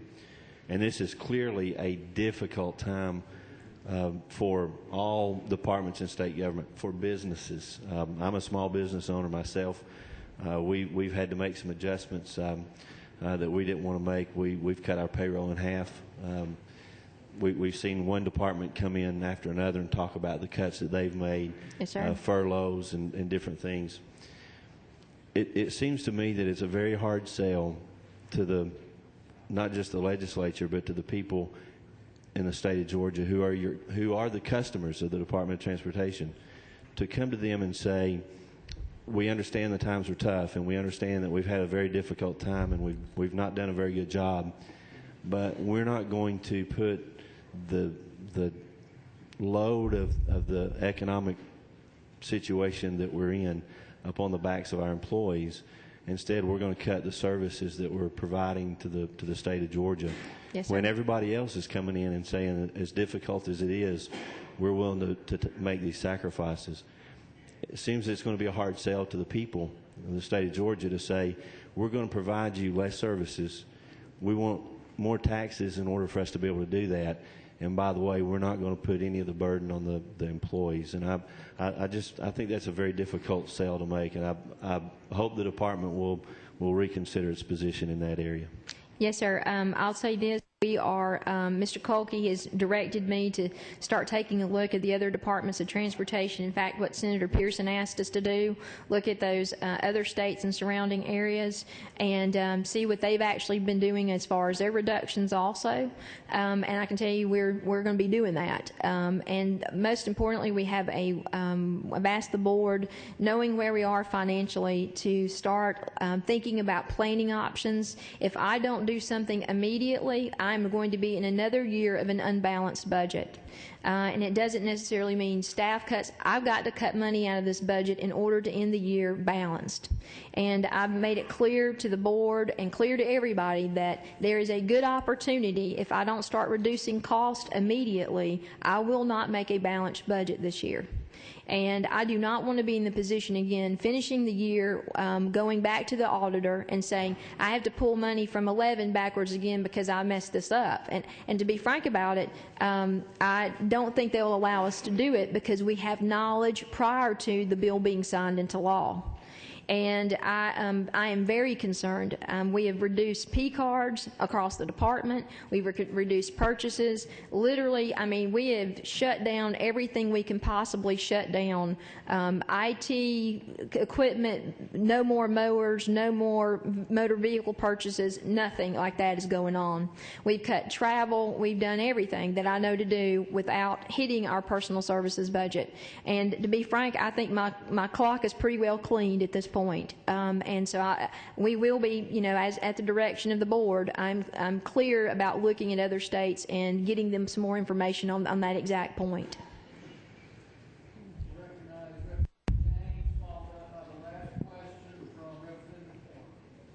Thank you, Mr. Chairman. Yes, sir.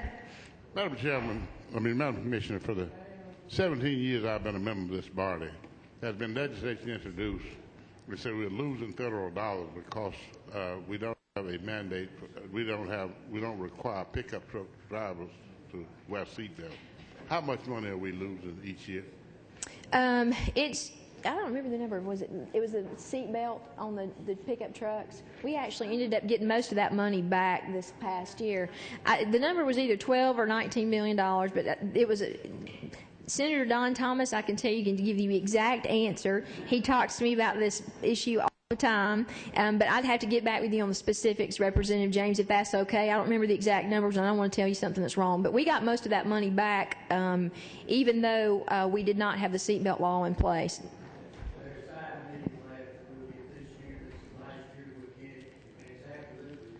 Let kids die on the highways remain for life. We need to pass it overwhelmingly, Senate and House.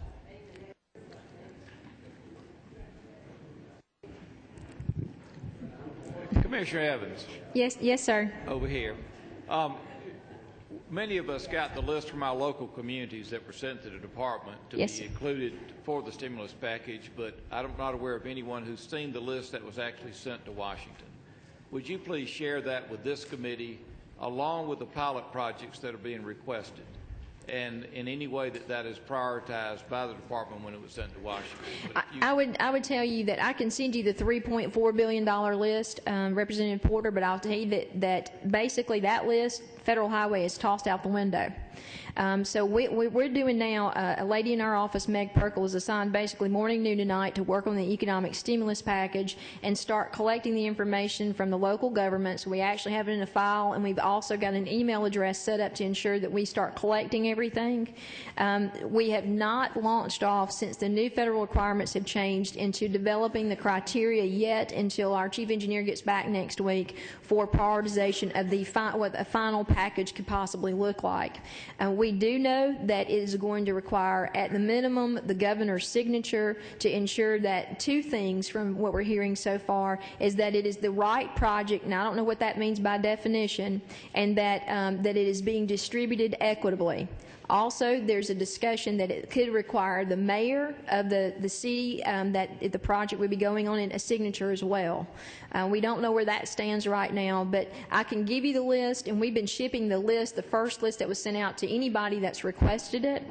We've got a lot of requests in from the newspapers to have those, and we'd be glad to send you that list, but I can tell you that is not going to be even close to where we actually end up now that the parameters have changed. Right, we understand that, but I think what is interesting to us is to see what projects were requested by the department after our local government sent that in, and if it's pared down from the 3 to whatever may be actually coming, that we see how that's prioritized and be a part of that as well. Yes, sir. I understand your point. Yes.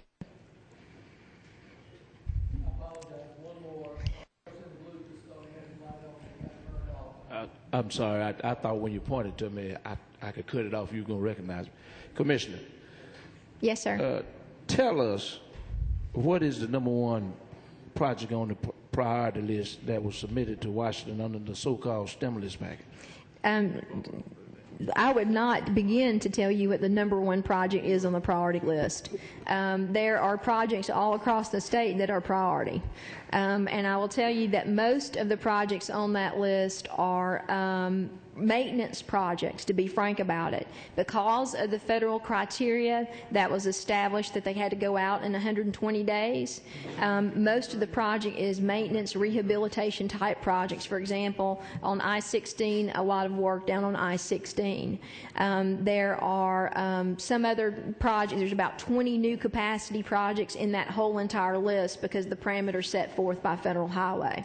So I would not begin to tell you which one is the number one priority on, we didn't prioritize it that way. Let me follow it up. You mentioned Fall Line Freeway, but I have not heard you mention anything about 1675, which you met in Macon and told me it'll be 2018 when you get to.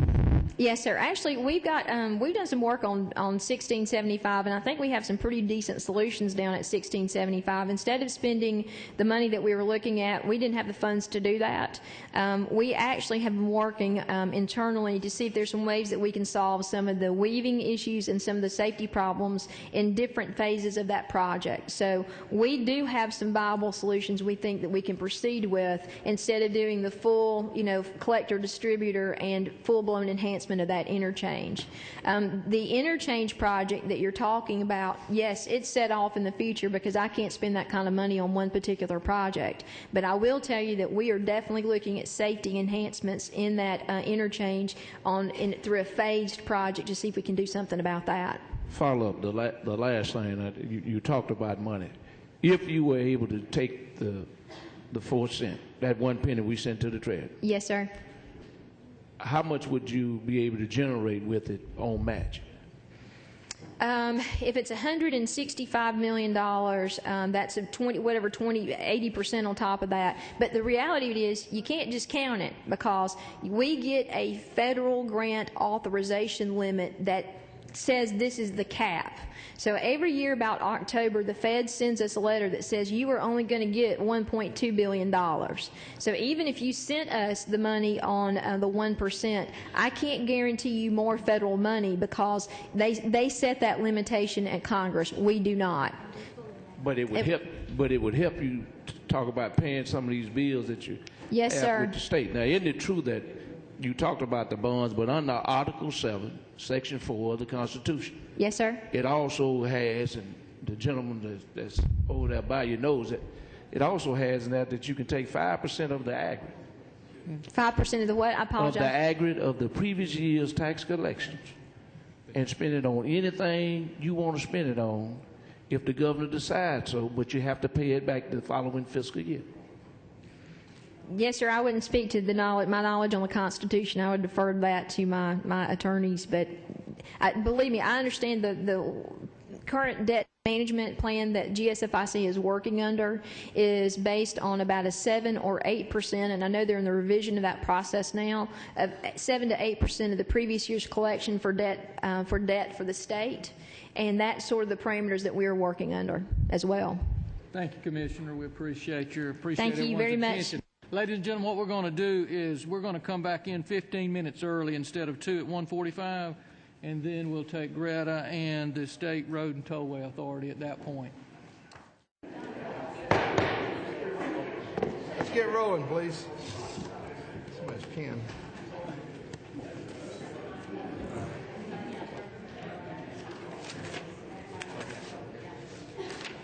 All right. Got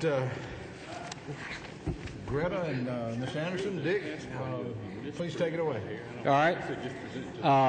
Thank you, Mr. Chairman, for having us here today. I'm Dick Anderson, the Executive Director of Greta. We're going to quickly go through an overview of Greta. Specifically, we're going to dive into a little bit of the express bus operation, which I'm sure you're familiar with, and then cover the financial budget request. I think you'll see from the outset of this that we work very closely with GDOT. In fact, I'd say we're interdependent with GDOT in that GDOT owns both the buses that Greta runs on the express service as well as the park and ride lots. Our focus is on mobility, land use, and air quality. It generally falls into these 4 categories. If you thought about the top one is creating the plan, which we worked on this year, building on the work of Chairman Smith, who's here at the front, and then Chairman Mullis, who was here earlier, the work that they did all last year and previous to that to put together a statewide transportation plan. We also work on what I'd call maximizing utilization of our current assets. And again, we're going to talk about these in a little bit more detail. But in project delivery, around parking ride lots, the demand management aspect, which is both van pool and express service, and then land use, which you probably recognize as the developments of regional impact. Before I pass it to Jim Ritchie, who's our Chief Deputy, to go into a little bit more detail on Express in particular, I just want to highlight the work that was done on the IT3 strategy, or investing in tomorrow's transportation today, that Gina referred to. This, again, was building on what Vance and Jeff had done last year. It was with the governor's sponsorship and importantly, with the day-to-day direction of the GDOT board, particularly thanking Mr. Kulke and Mr. Walker, who I know were here earlier. We have completed that work and delivered those recommendations to the General Assembly, the Lieutenant Governor, Speaker, and Governor. And I think it's a very compelling case for investment in our transportation infrastructure. If you haven't seen that highlight of that case, we'd be glad to give you some more details on that and answer any questions. But at the summary level, it says for 90 to 100 or so billion in investment, today's dollars, that we could have as much as $590 billion in economic returns, congestion relief, as well as GDP growth, and maybe more importantly to all of us, 320,000 potential jobs. What we did find in there that maybe is a little bit new news is that the benefits derived from that are principally in these three areas, and in these three areas equally. We talk a lot about infrastructure investment, and that's enormously important, but equally important in terms of driving value is demand management and coordinating land use with transportation investment. So as we had the help from McKinsey in doing this work, that I think was some of the new insight from again, from a quantitative perspective. With that, what I'm going to do for the next couple of minutes is, again, ask Jim Ritchie to cover a couple of the programs that Greta has that fit directly with IT3 in these three areas. And then Monique Simmons, who is the CFO of Greta, will cover with you the budget request, and we'll be done in 5 minutes.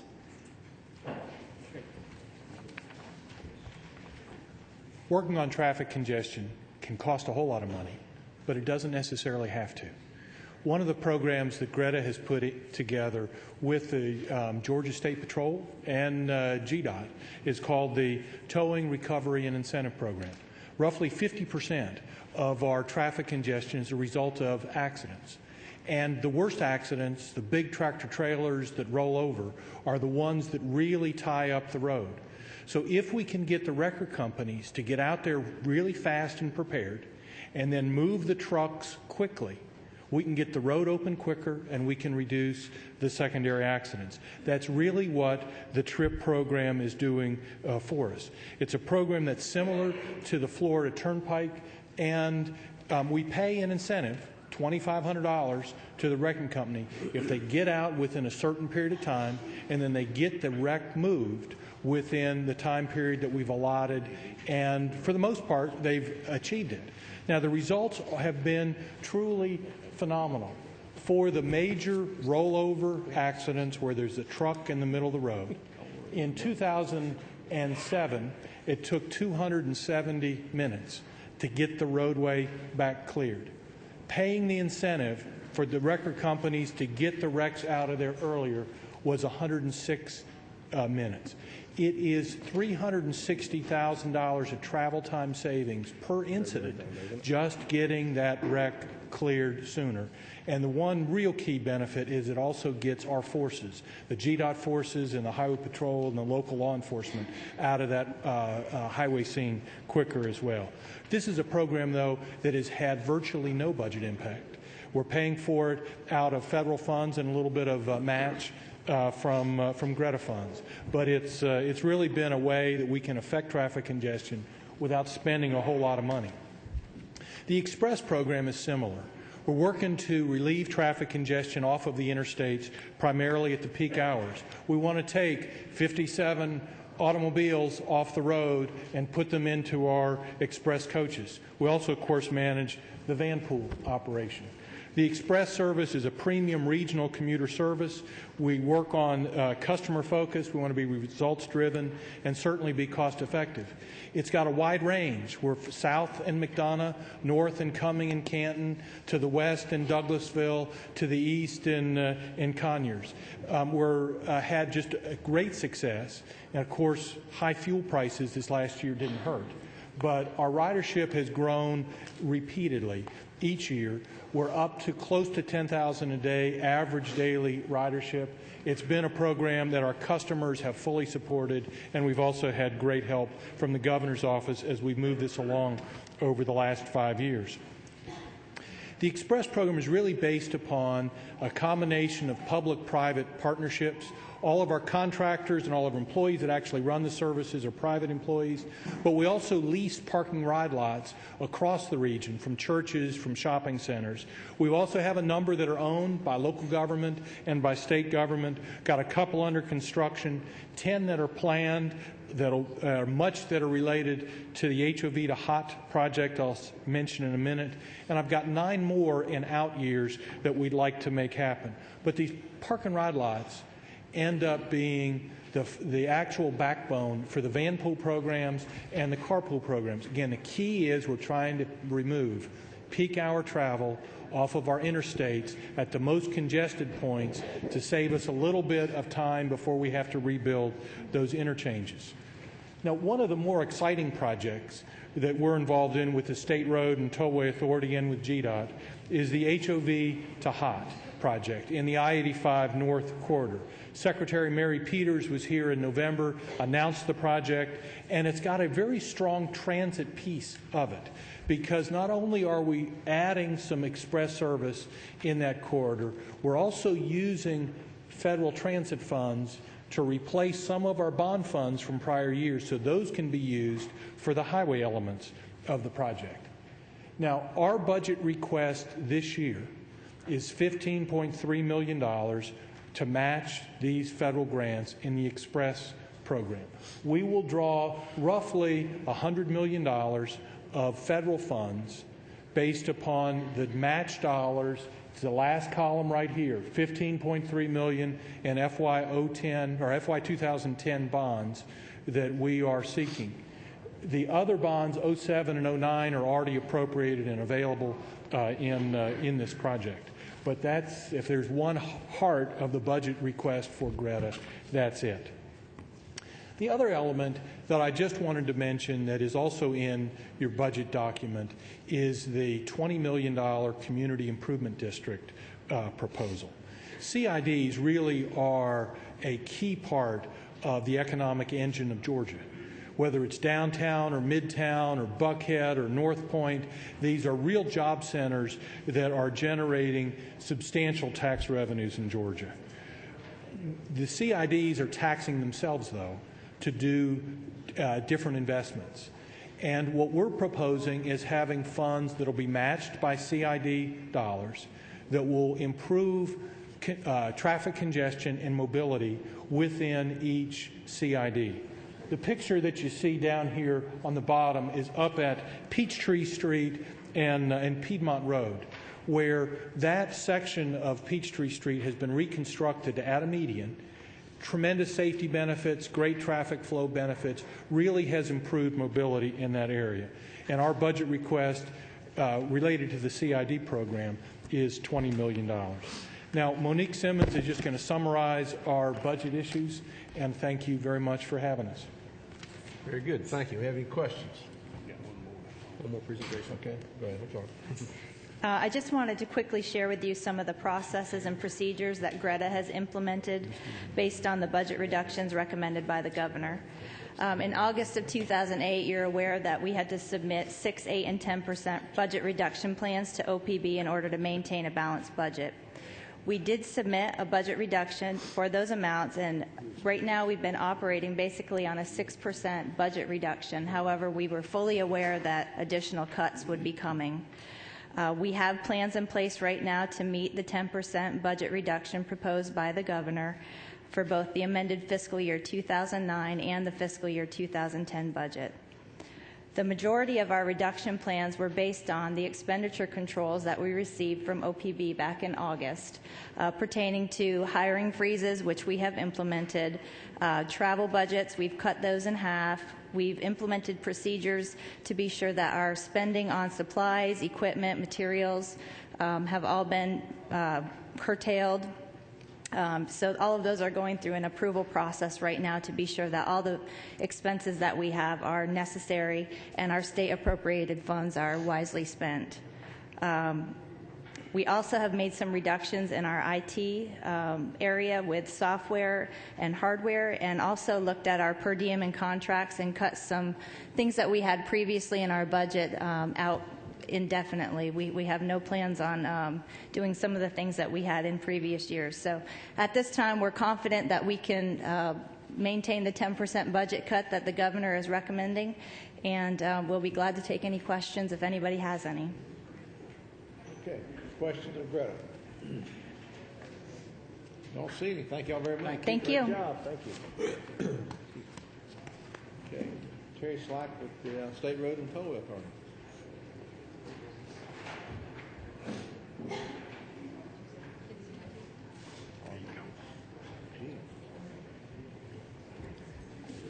You got it picked up? You ready? Yep, we're ready. Actually, Terry will be doing the presentation, but I just want to say thank you for having us back again. Terry is our Chief Operating Officer.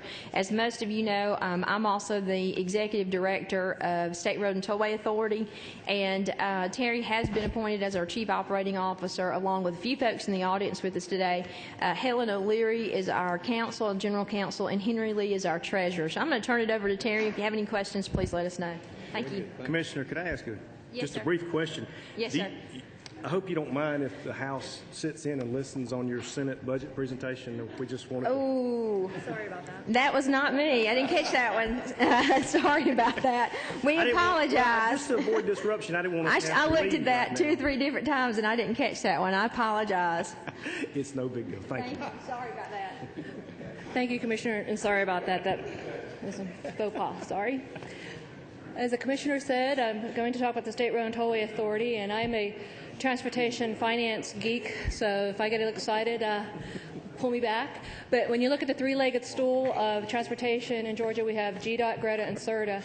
And basically what CERTA has been created to do is primarily 2 things: to operate and maintain transportation or toll facilities in the state, as well as act as a state transportation financing arm. If you look at the highlights of our legislative powers, we can construct, operate, manage projects as defined in the code, as well as issue revenue bonds. In conjunction with those projects, we can construct toll projects. We can accept and administer federal highway and federal transit dollars, and we can operate. Last year, the legislature gave us the operating authority for the Georgia Transportation Infrastructure Bank. Looking at our budget, our revenues basically come from we're a true business-like activity. We get our revenues from our services that we provide. I'll go into detail on the next slide on our operating revenues, but in comparison to fiscal year 08-09 revenue, and 09 we're operating off of 39 million revenues. Our expenditures are $26 million, but if you part of our revenues, our expenses rather, we do have net income of $6 million, but some of that net income, this is on GAAP-based budget, so some of our net income has to go cash-wise to pay the debt service associated with the Georgia 400. And our bond-related activities, we do issue the debt on behalf of the Department of Transportation. And the reason why in 2008 we have a negative net income is because we actually borrowed the money in fiscal year 07, so we had the revenue in 07 with the expenditures of the bonds in 08, so it's a crossover issue. And in fiscal year 09, we don't have the timing issue. But if we go deeper into our revenues year over year, we do receive about $21 million in toll revenues. That's pretty flat. We are pretty consistent over the past 5-6 years in our toll revenues. We do earn interest. in both years, in 08 and 09, but we do dip into our reserves for operations for the non-toll activities associated with the financing, doing the projects, the financing projects, or we also received 3 grants from the Federal Highway to study 3 projects within Georgia, the Savannah, I-75 South, and Georgia 400, looking at value pricing. The feds didn't pay 100%. They only pay a portion of, so we need to match and come up with the other difference with the feds. And in fiscal year 09, we actually have a transfer coming in from GDOT for the HOV to HOT project. I'm not going to get into that. Greta did present that project, and we are jointly participating. We've let some of the contracts for those for the public outreach, but GDOT's helping pay. But under the SERTA reserves, we did pull up $1.5 million to help with the traffic and revenue studies to see what would the price of a hot cost. So our revenues are all associated with the services that we provide. The programs that we do, we do a program-based budgeting. We operate the Georgia 400. We do bond management. As I said, we actually right now have about $1.6 billion on our books on behalf of GDOT. And February 18th, 19th, we're pricing the next round of Garvey, $600 million. So by the end of this fiscal year, we'll have $2.2 billion in debt on our books on behalf of GDOT. We have the HOV to HOT project and, again, the infrastructure bank project. But other projects that we're working on internally is that we're very involved in the governor's program for customer service. We're doing customer service satisfaction because we do have customers out there. We have several programs where we listen to our customers. We're trying to increase our web-based programs to our customers. Very involved with our employees, employee activity, employee survey. But the bottom line is, the nice thing about being a business-type activity is that we are really looking at our KPIs. We can really monitor our services and our efficiency, and we're all about effective efficiency and providing good transportation services. And with that, I will open up for any questions. I think we have one. Representative Willard, did you allow? Thank you, Speaker. As Speaker Dibble-Mills said, all politics are local.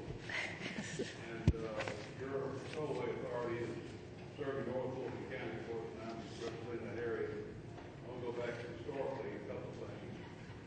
First of all, are the toll funds being collected for Home 400 still being separately accounted for, segregated from both funds? Yes, sir. Yes. Not using the other projects? Well, the funds, when they hit down to reserves, and our reserves at that point get kind of commingled with interest earnings and with other revenue that we received in. So the revenue and expenses are accounted for, and the debt service is accounted for. I'm not clear on your answer. Are the funds that we have for the tolls on 400 used outside for any other project other than the boundaries of what we have, 285 down to 85? No, except for operating. Well, for example, I'm not 100% on Georgia 400 because I'm working on the HOV to HOT, and I'm working on, so my, exactly. Okay. Second, years back, $10 million was taken out of the tollway funds for the purchase of a piece of property at Atlantic Station. Yes, sir. Can you give me the status of that purchase, and what do we carry on the books as far as that as an asset or accounts receivable or what? Where does it stand at? Okay, good question. We do carry it on our books. A portion of, a sliver of that property was taken by the Department of Transportation, and they just paid us $1.6 million back of the $10 million, so we have that segregated to Georgia 400. Earlier this year, in 2008, we did go out, we did a memorandum of offering to see if there was any interest to purchase. At the same time, the market dipped down. We had one bidder, and it was way under the value we purchased, so we pulled that back, and so we're still holding it on the books, and it's dedicated. It's clearly shown. We do appraisal every year, January time frame, so we should be getting the recent new appraisal coming in within the next 30 days. Yes, sir.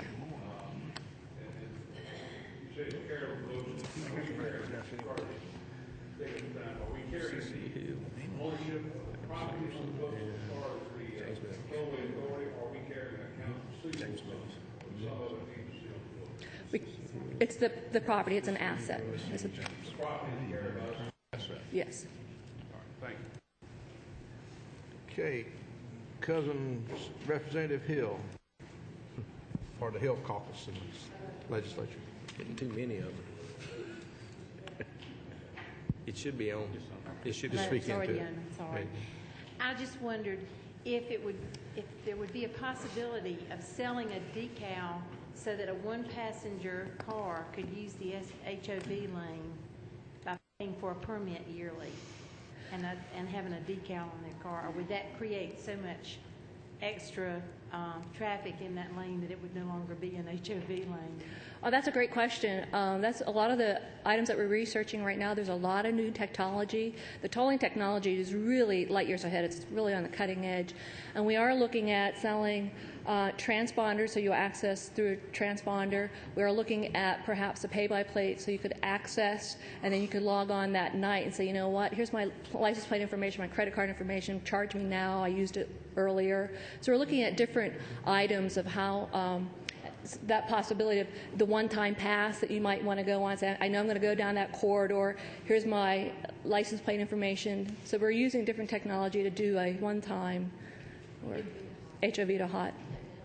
Thank you. Representative Amerson. Yes, Thank you. And my question goes to the HOV to hot. Can you legally do that in areas other than 400? Since the people's tax money built those lanes and they did not come under a contract to be built as a hot lane. Well, actually, it's the code is under the Department of Transportation code that they can designate. They have the right to go from an HOV lane to high occupancy toll lane. CERTA has the right then to collect the toll. So, you want to take that portion? It's your bill. Yes, sir. Actually, we do have a legal right to do that. We've had that vetted by our internal attorneys, and we are being requested by the federal highway folks to give us a certification on that. But we do believe that is, we do have the legal capabilities to do it, and we will be certifying that to federal highway. And it also, to talk to you a little bit about your question about the money that was utilized, most of it was federal highway dollars to spend to buy that HOV lane and actually to convert. So we have to be sure that once we do this conversion to HOT, it complies with those federal requirements, and that's what we're working with Federal Highway on. And in fact, to answer the previous representative's question a little bit about the transponders, that's really what HOV to hot is all about, is to allow a single person, a single occupancy vehicle to travel in those HOV lanes and pay a toll to do so. And you would do that through the transponder that is in your car. So we are looking at that option very, very closely, and that will be something we'll be working on the next 2 years to implement that. One follow-up question, please. Do you plan on putting barriers between the main highway and the HOT lanes?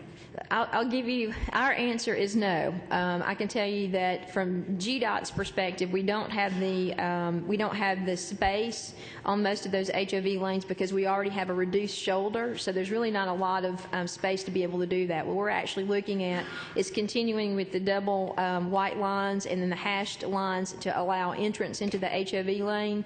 We do have, you should know that there are some concerns from Federal Highway about not having barrier-separated HOT lanes. So we are working through that. That'll be part of our process over the next 2 years to work through with them on the final configuration.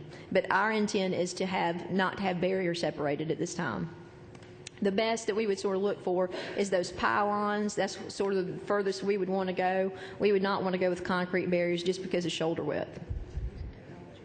Most importantly, like Terry said, is using the technology. So you would enter the lane and you would have a gantry, an arm over the HOV lane, and it would notice when you're in and check you every so often to see that you're in the lane to make sure that you're a legal person in that lane, and then basically send you a bill based on the distance that you traveled during that congestion period. Representative Mills. Thank you, Mr. Chairman. The combined reserve for CERTA is $30 million. Now, is that combined from all the tollways? Yeah, Yes, we operate one, the Georgia 400, and then whatever other charges we can charge out to GDOT or to whatever services we provide on transportation finance. And following up a little bit on Representative Willard's question, you said that's broken out by 400 tollway. What does that break out to be of that $30 million?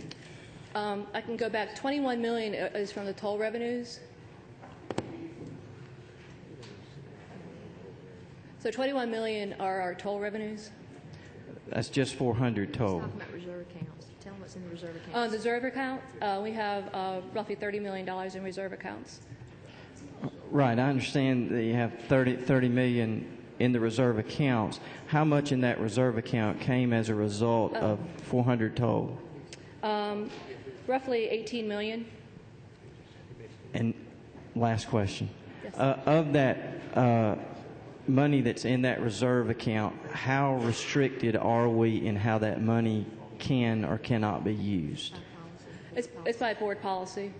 We have a policy on the use of those revenues, or the reserves. Let me jump in on this one.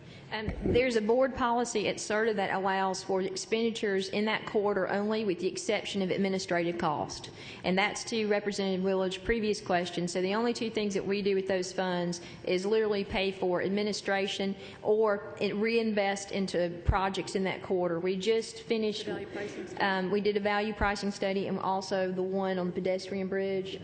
We just did a project on the pedestrian bridge that we just signed between GDOT and CERTA, and that was used out of the 400 funds, so it's kept in that corridor. I believe that exhausts the questions. Thank you all very much. Thank you very much. Thank you. We apologize, Mr. Chairman. It's okay. Next year, just put house on it. Yes, sir, we will. I wouldn't try it that way.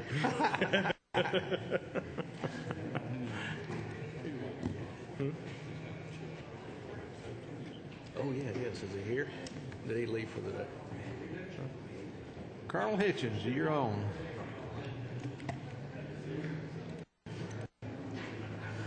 He's supposed Front to and be. center, as they say.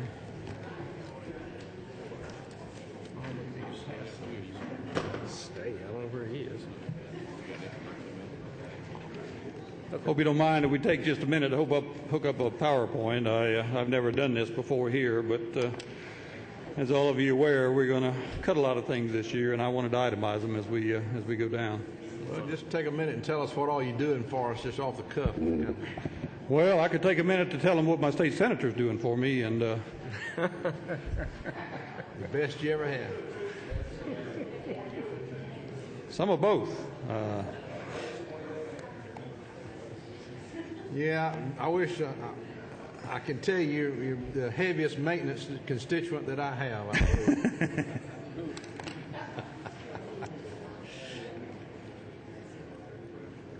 I know we wasted valuable time here, and and I guess I could make a few opening remarks before we get the PowerPoint off. But you know, I've been around state government a long time. I guess I went to trooper school in May of 1969, and I've had a lot of jobs in state government, primarily with the State Patrol, but many of you know that I worked for about 3.5 years with the Criminal Justice Coordinating Council as a consultant, and I spent 2 years as Georgia's first Homeland Security Director. And I just have to say, I've never, and I think many of you would probably say the same thing, have never seen an economic situation that renders anything that we're faced with now. And I'm not an economist. My major wasn't economics, and I probably don't need to espouse too many theories about what I think, but it's very obvious to me that things aren't going to change anytime in the near future, and we need to be prepared to deal with this. And as you might imagine, I get questions all the time from our people, and they wonder sometimes how money's allocated and why. And the analogy that I give them is pretty simple, and everybody has their own checking account, and state government is just exactly like your own personal checking account. If you don't have money in there, you can't write the check. And I don't mean to say anything about another agency, but my deputy commissioner, who started with our agency with me many years ago, left, and and went to a federal agency of some note and retired from there and came back. And he was the head of the FBI in New York City right after 9/11 and for a couple of years thereafter. And he has great difficulty understanding our financial situation because he said, when he's standing in the back of the room there, when he needed money in the FBI and he asked for it, it was always there, and he didn't know where it came from. We all talk and kid about the fact that they make their own money, but in the federal government, and I spent a lot of years on active duty and in the reserves with the military before I retired there, and I have some sense of that too. But the key to our department is our people, and I think you all are aware I was up here with somewhat exuberant last year with the fact that the governor in his State of the State address had talked about bringing our agency, particularly the troopers, back to our authorized strength. And the budget was passed last year, and the monies were in there for the first year of that initiative, and we were all enthralled. We went on a real recruiting effort, and we did some things. We graduated one trooper school, got another one coming, but you'll see that in the budget presentation today that we've cut that now, and we know and understand that that can't happen in today's environment. And the reason I say all that is to say that we start this process about 400 people, operational enforcement people short. And I think we've been very innovative. And I have a great senior staff. If I've ever done anything in my life, I've surrounded myself by good people. And if you read, I'm not going to talk about them here, but if you read our website and their resumes, I think you'll be duly impressed. And I think they match up with any state police organization in the country. Joe Hood here, our comptroller, is a bright guy, and we've done some things that I think are very innovative. And my hope is that we haven't let anybody go yet. We don't want to let anybody go, and we have gone out and sought money and done some things that have to our advantage, that have allowed us not to lose people. And I hope we don't get penalized for that, because we work very diligently to do this, and you'll see some things in here where we've transferred people and put them on other people's payroll so that we can keep them. As you look at the PowerPoint here, it's our fiscal year 2009-10 budget presentation. I'd just like to say at the onset that in 09 we take an 8% reduction, and 2010 we take an 11% reduction. The areas that we're going to look at here are, we have a moratorium on all vacant positions. You heard me say how many we have already. We have people retire and resign all the time, not only in enforcement positions, but I'll outline here in just a minute some of our administrative positions that we're holding now, which are, and again, back to Joe Hood, he's our comptroller. We have no budget officer. That position was vacated about 6 or 7 months ago, and because of budget crisis, we don't have anybody in there. So he's had the full load. And not only do we perform fiscal responsibilities for our agency, which is the State Patrol, the Capitol Police, and Motor Carrier Compliance Division, we also have some administrative agencies that are attached that we do: the Governor's Office of Highway Safety, the Georgia Public Safety Training Center, the Georgia Fire Academy, and Post Council. All their fiscal and their human resources responsibilities are also handled by our department. And we've created a moratorium on all those positions. We've detached some of our personnel to non-state funded activities. I've already explained that, and I'll explain it more in depth in a minute. Our motorcycle unit. You know that 3 years ago we created a new motorcycle unit. We've done that about 3 times in the past. We always curtailed it because of significant injuries. And I had some real reservations to start with. We've sent our people through extensive training because they're all working primarily in the Atlanta metro area. And we've taken over the interstates on the I-75, 85 corridor in the city of Atlanta and most of 285. And our reasoning was we could put motorcycles in there. They can get through traffic. They can come down ramps. Everybody comes into Atlanta in and out just like I do. You have a wreck. You have a car that breaks down. If somebody doesn't deal with it very rapidly, the next thing we know, we got traffic blocked up 20 miles, and it takes half the day to unravel that. I think they've been very effective. I've received a lot of accolades. They're doing just that. They can get an emergency lane. They can maneuver in and out, and I'll speak to that in a little while. But what you did was the first time ever in the history of the state for any traffic citation that the motorcycle writes inside of 285. Instead of that money going to the counties, it comes back to us to enhance that operation. And what we're going to do as a result is we're going to double the size of it. And it's been very effective, both operationally and budgetarily. That also relieves some of our appropriated monies if we can pay for the motorcycles and the fuel and the other things off those funds instead of state appropriated funds. I spoke for just a little bit last year about a new initiative with regard to our communication system. It's a CAD, computer-aided dispatch, with a records management system. There was a significant outlay of money. It didn't seem to be a problem last year. We had some money appropriated, some of which is going back, but the governor has worked with us very extensively, and we have been able to get the money through primarily other sources to continue to fund that. It's going to help us tremendously in efficiency, officer safety, and financially, and I'll speak to that again. And last, we've done some other operational reductions. You see on the page there what we've done. In the last trooper school, I think we started with 80. We got 47. We had 33 drop out. That's not unusual. They drop out for a variety of reasons. They can't pass tests. They can't do practical exercises. And some of them, just to be honest, think that they have decided to pursue the wrong line of work and decide to leave on their own. But that's been a significant savings both this year and next year. You know, at the time we had hoped that wouldn't be the case, but there it is.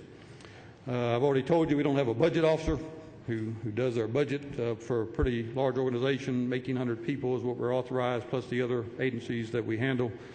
And we've lost 2 administrative personnel in addition to that, and you see the savings there, 148 and 282. And the deputy commissioner's officers, we lost 3 positions. He always has an executive assistant. When that person left and the new deputy commissioner came in, we didn't fill it because of budget. And our operation review unit, that's like an inspection unit in the military. They go around and they visit all our facilities about every 2 years for a week. They do an in-depth analysis of how they're operating. Are they complying with all the standards that we set forth? And both of those people are gone now, and we haven't filled that, and we're not doing that to the tune of $532,654. We've had 12 customer service agents, which are communications officers vacancies, and we haven't filled them. We looked to phase out the elimination of up to 43 communications officers with our new CAD system. We're going to regionalization. Instead of dispatching out of 45 patrol posts for the 48 that we have, we're going to narrow it down to 10. Our communication systems are such now that when we go to this, we can do that as efficiently and effectively, or more efficiently than we have in the past, with only those 10 facilities. So we very obviously don't need all the radio operators that we have on board, and that's a significant savings, $1.5 million. We have 3 vacant administrative positions for implied consent and safety education, implied consent of the people to go around and calibrate the intoximeters for all the law enforcement agencies in the state to make sure they're accurate. There's a significant process, and it's, if you ever get charged with DUI, you want it to be right, and we're the people to do that. And what we're doing is making the other people that are involved with it do larger areas, and most of them have areas that are 20, 22 counties that they cover all the city and county police departments in those areas. We moved all our people in our headquarters security, except for 2, to the Capitol Police. I don't know that everybody's aware, but when we took over the Capitol Police years ago, we received monies from the Georgia Building Authority. It used to be $7.5 million a year to run the Capitol Police organization. We are very short with Capitol Police officers. I think we're authorized 36. We have 17. We're authorized about 90 safety officers. These are the persons that run the magnetometers, and we have about 30. We fill the void with the private security officers, and what we've done is we've moved some of the security officers from our headquarters. We now have a digitally operated security system. You can't get in any of the doors except one unless you have a card key, and the other 2 people that we have remaining are doing that, which is also a significant savings. We have a moratorium on all promotions within the agency and the State Patrol and motor carrier compliance. And I think it would probably surprise people at how much money people don't get that significant a raise when they get promoted. We were under a federal consent decree about a promotions that was done in about 1990. The federal court decided how we would do promotions. They gave the University of Georgia they utilize the system they have. They administer it for us. We pay them $100,000 a year to administer our system. They use personnel. It's an assessment center, and they use personnel from out of state. Troopers that do the same work, or motor carrier officers from other states in the South come in here, and they spend about a week doing the assessments. And it costs about another $100,000 to pay their per diem when they come and do that. That's to be sure that it's fair. We're not under the consent decree anymore. It's been a great system. It's been very beneficial to our department, and we certainly want to crank it back up. But at this juncture, we think that we can best be served by discontinuing for the present time. You can see there what a significant savings that is. Moving on to what I say was some innovative thinking is that we have detached 40 State Patrol troopers from our field operations to the Motor Carrier Compliance Division. I think everybody knows the motor carrier compliance people run the scales, they do weights and measures, they run the federal MIXAP program, which is a safety program administered by the federal government for all commercial vehicles in the country.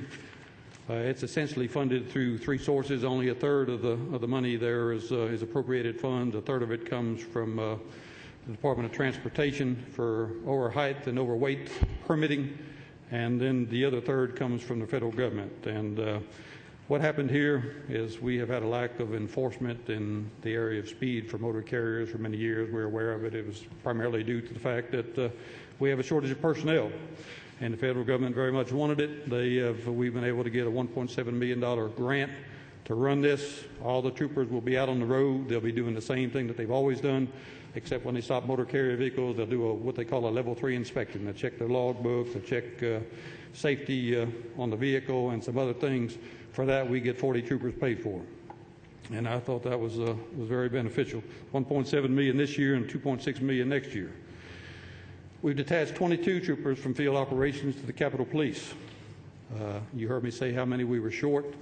And that money is also non-appropriated money. We took a 10% reduction from the Georgia Building Authority for this year because they're reducing all their funds too. So we have enough to fund personnel. We just won't be able to buy equipment this year like we usually do, which are the magnetometers and some other things that we use for security in the Capitol and all the associated buildings. But that saved us an extensive amount of money also.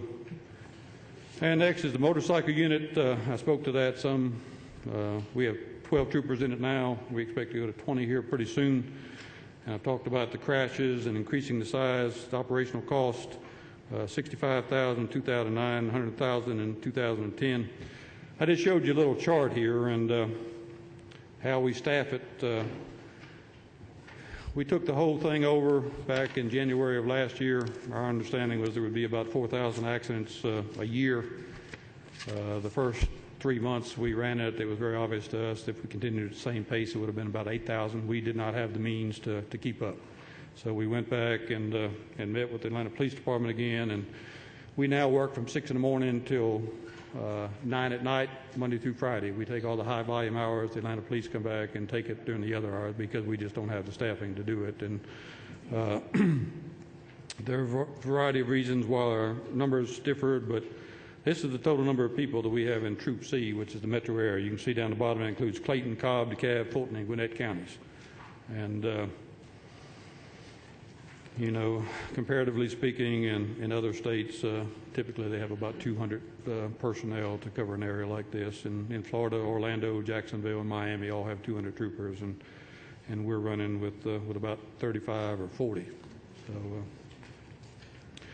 and then you see the number of accidents that they're working here, and how many are motorcycle units really kicking in when they only have 10 or 12 people. They had 9 for a pretty good while, and worked 1,512. I think this is up through November.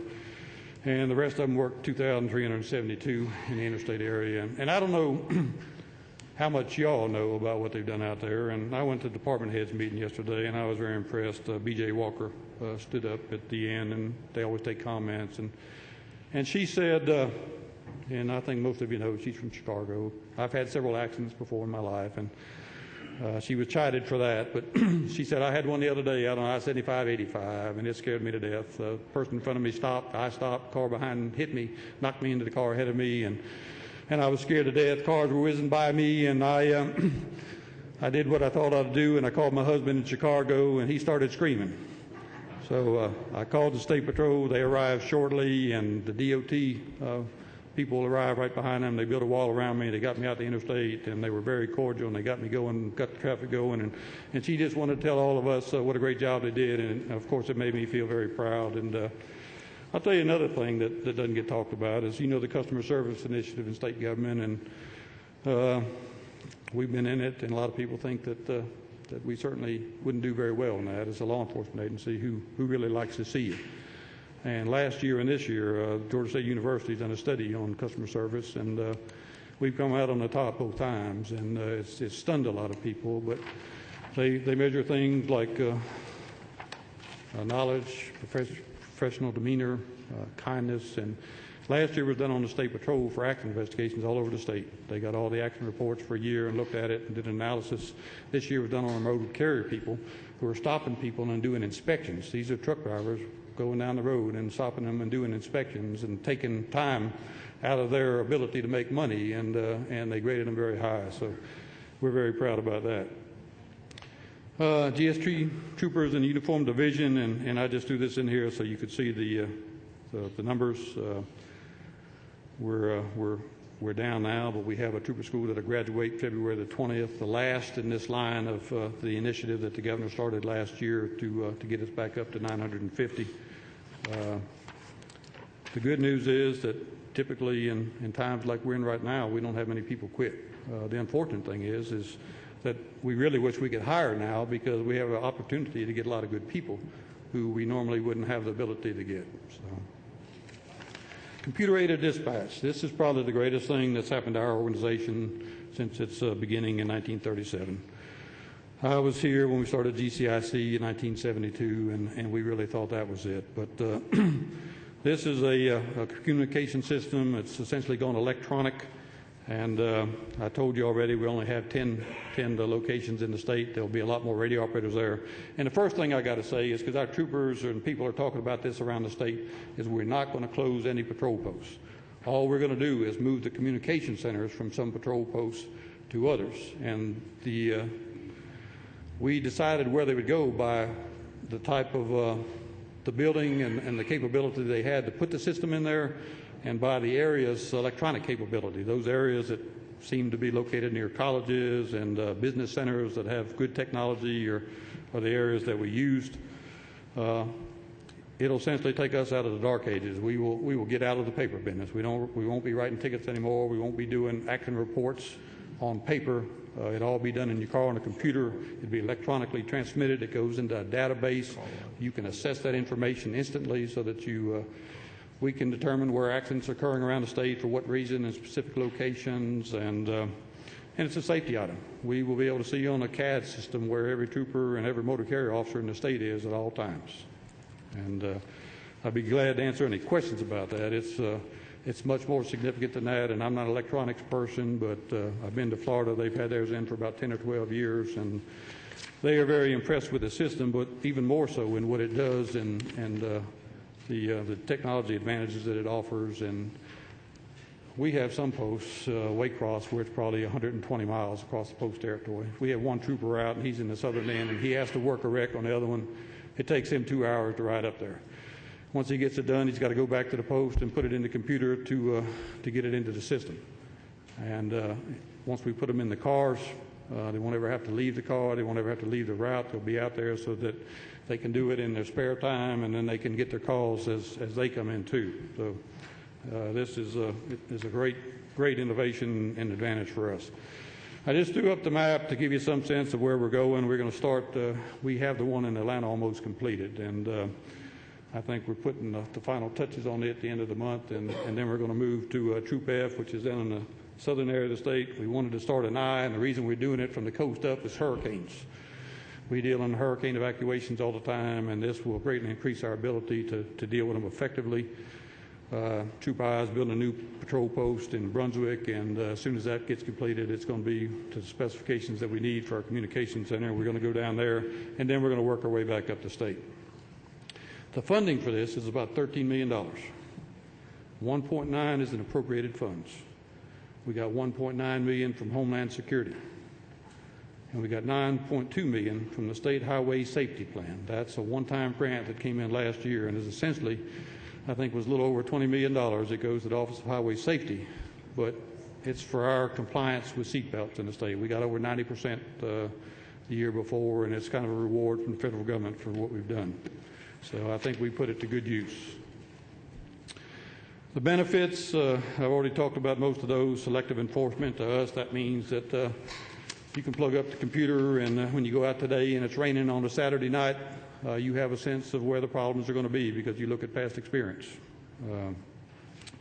We have a savings of 40,000 man-hours each year, which equates to the loss of 5,000 8-hour enforcement patrols for $1,280,000 in opportunity costs. When I first went back to the State Patrol with the Commissioner, the first thing I did was have a business process review. It's a little over 4 years ago, and see how we could do things better, more efficiently. And the one we bid it out. Some organization from D.C. and the Annapolis area got it. They have a local office here in Atlanta, but they really brought us in this direction and led us to believe that this was something that many other states and the military had done and was very beneficial. So it's got GPS capability, electronic system.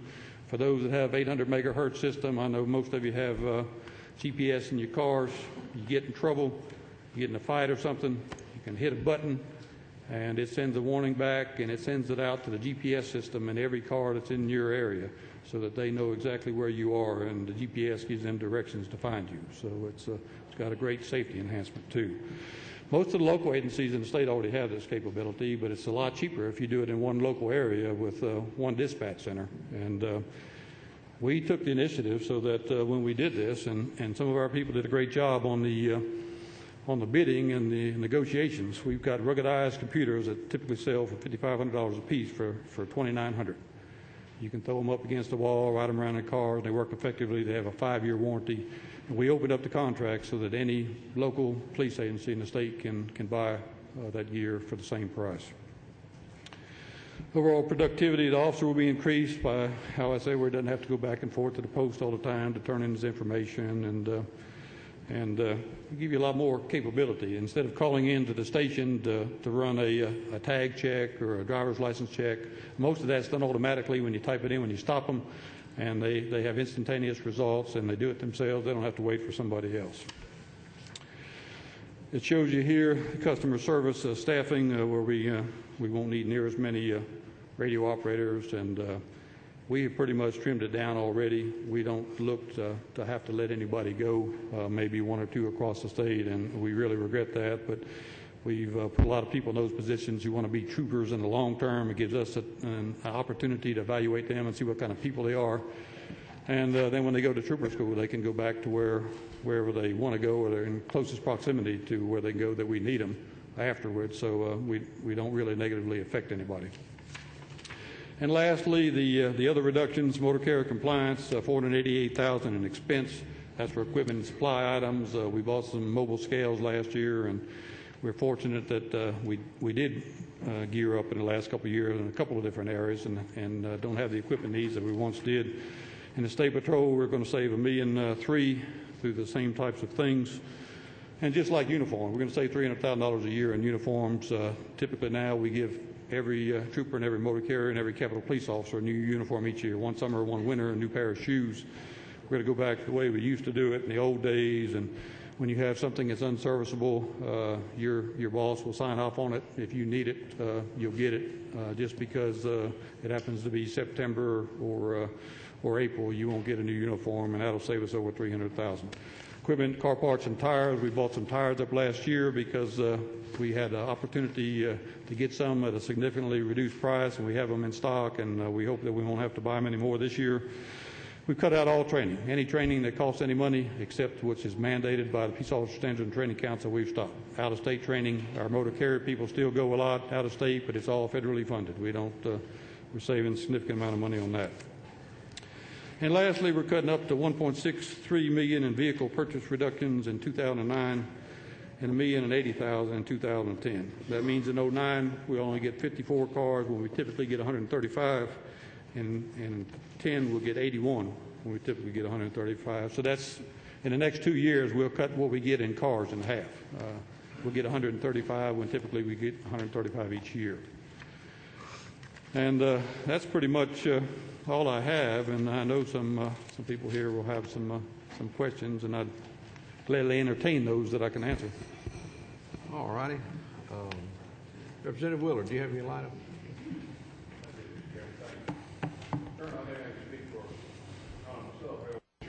You're to be commended for what you're managing and doing with the resources you have. I know being on Public Safety Subcommittee, the condition of your fleet is a continuing deteriorating and safety issue for your personnel, and I hope we can get something done there.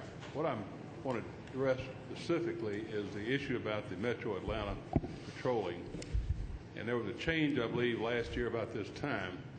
And I'd like for you to address that, and that is where, as you mentioned earlier, you're going from 6 o'clock in the morning and 9 o'clock in the evening as the sole patrol on the interstate system inside the city limits of Atlanta. But that's the only jurisdiction that you're doing that in.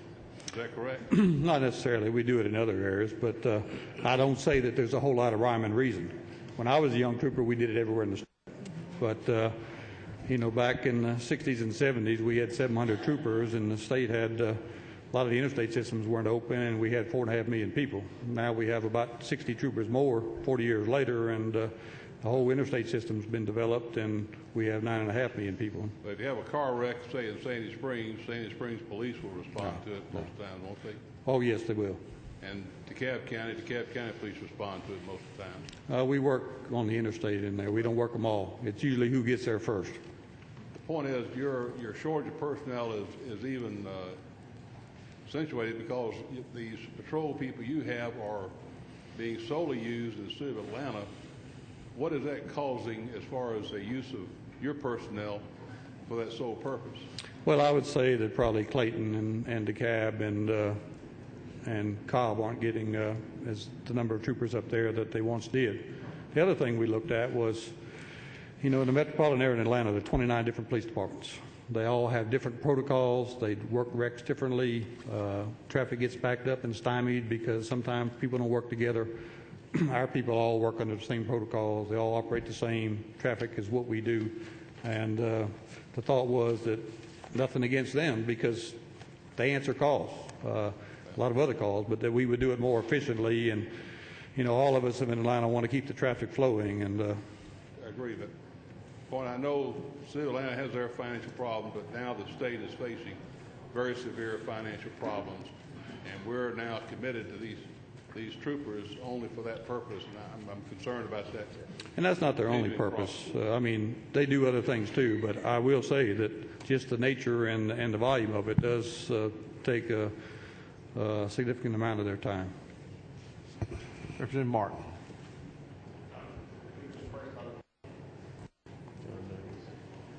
Oh, I'm sorry. Okay.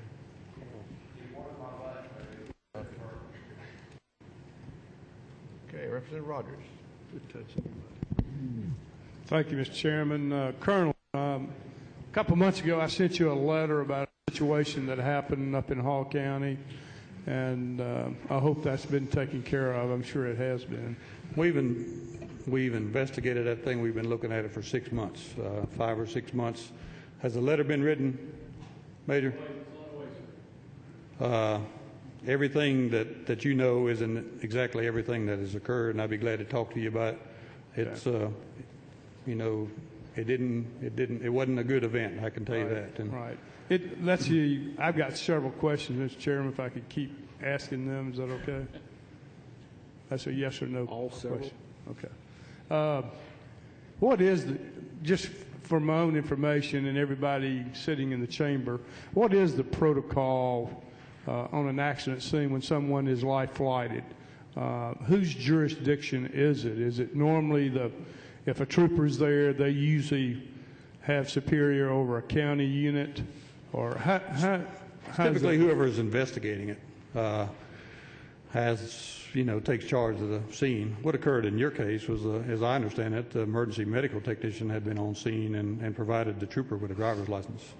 Okay. He didn't have any direct contact with the person involved. But isn't it true, usually after an accident, whoever's in charge of the scene will follow up to the hospital to blood, alcohol, urine, and things of that nature?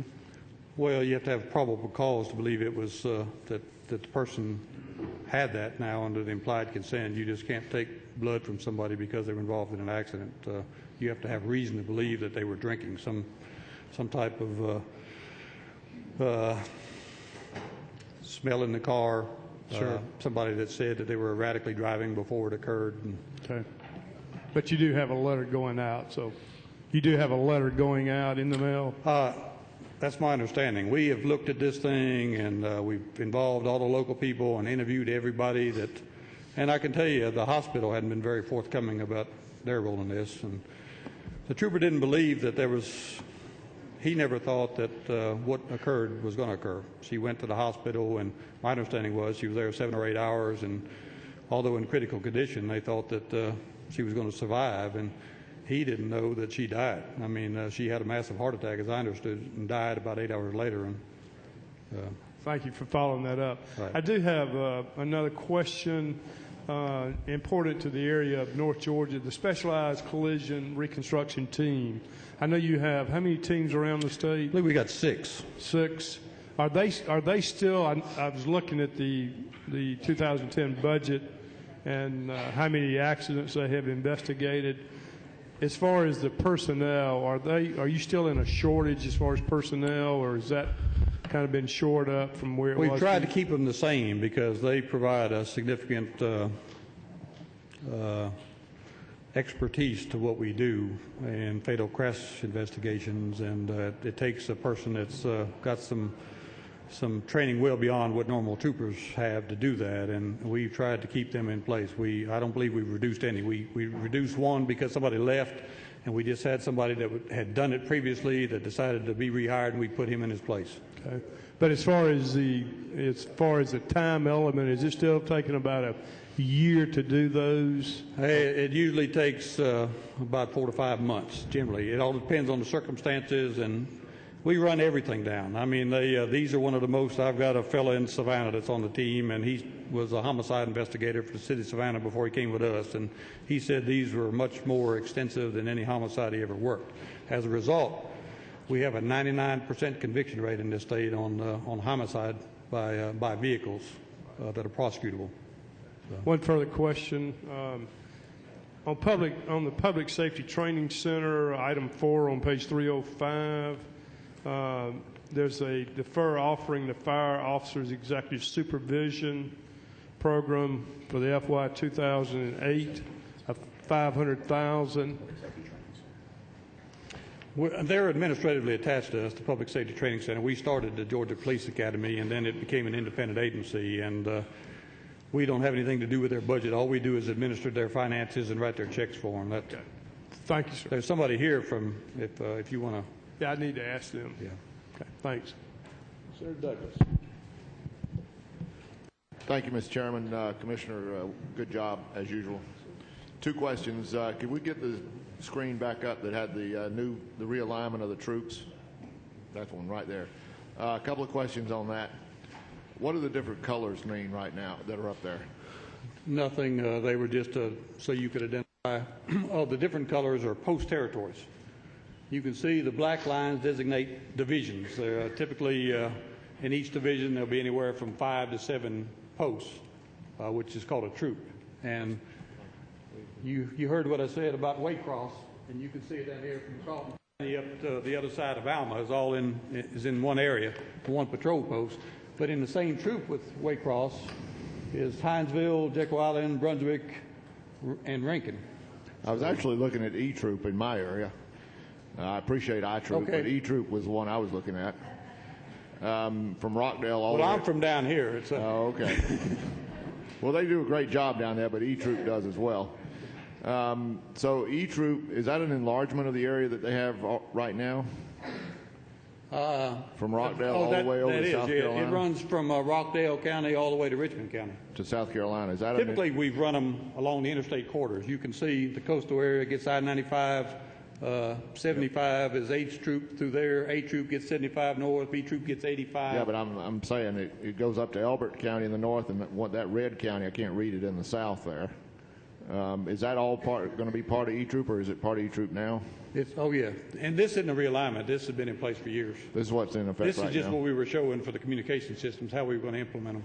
Okay. I'm sorry. Second question then, if I could, Mr. Chairman, follow up.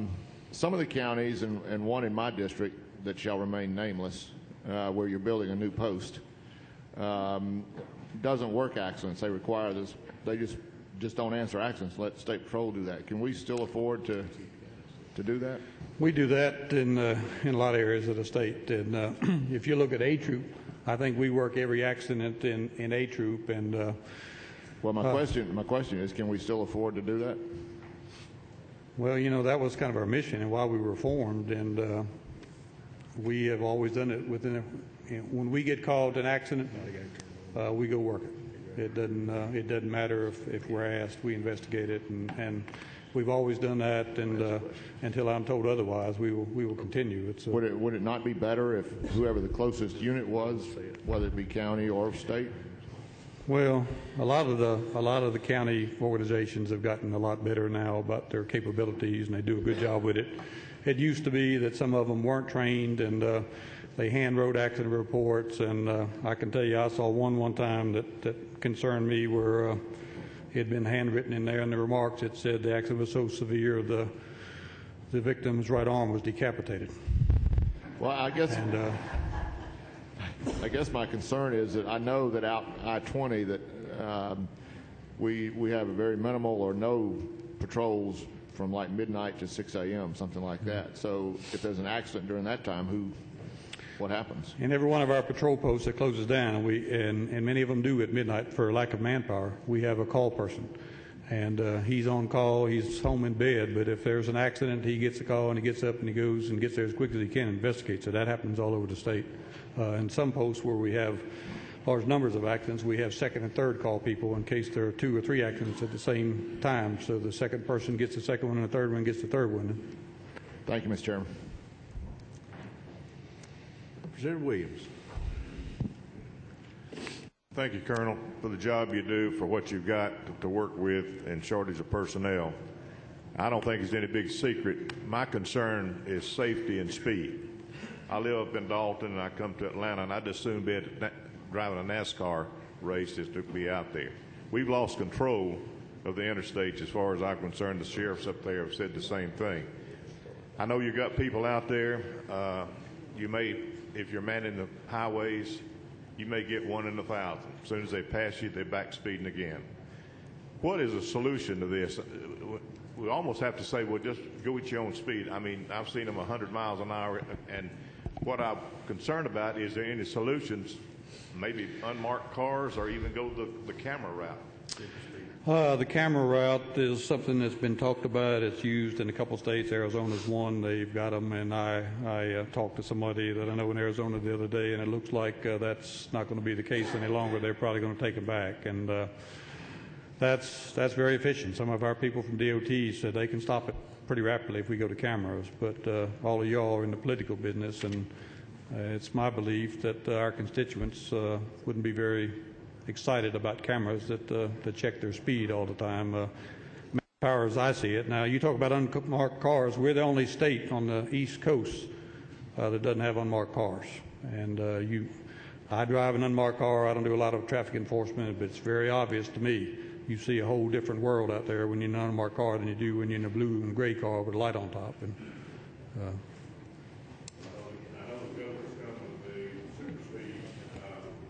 that's fine. It'll cost somebody a little bit more to pay the fine, but it's not going to slow down because they'll continue. Once they see that blue light and get past it, you're right back, and the odds are they're not going to get caught.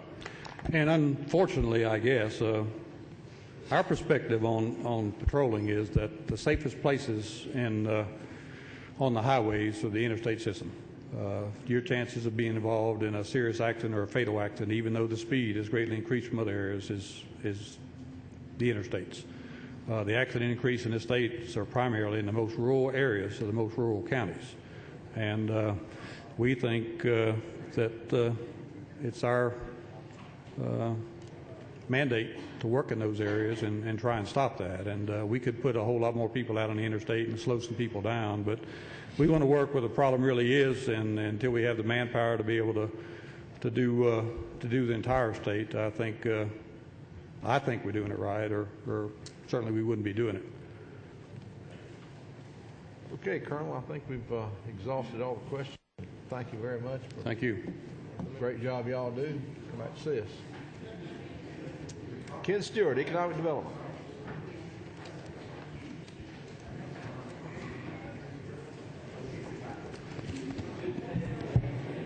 You're not going to read that to us, are you?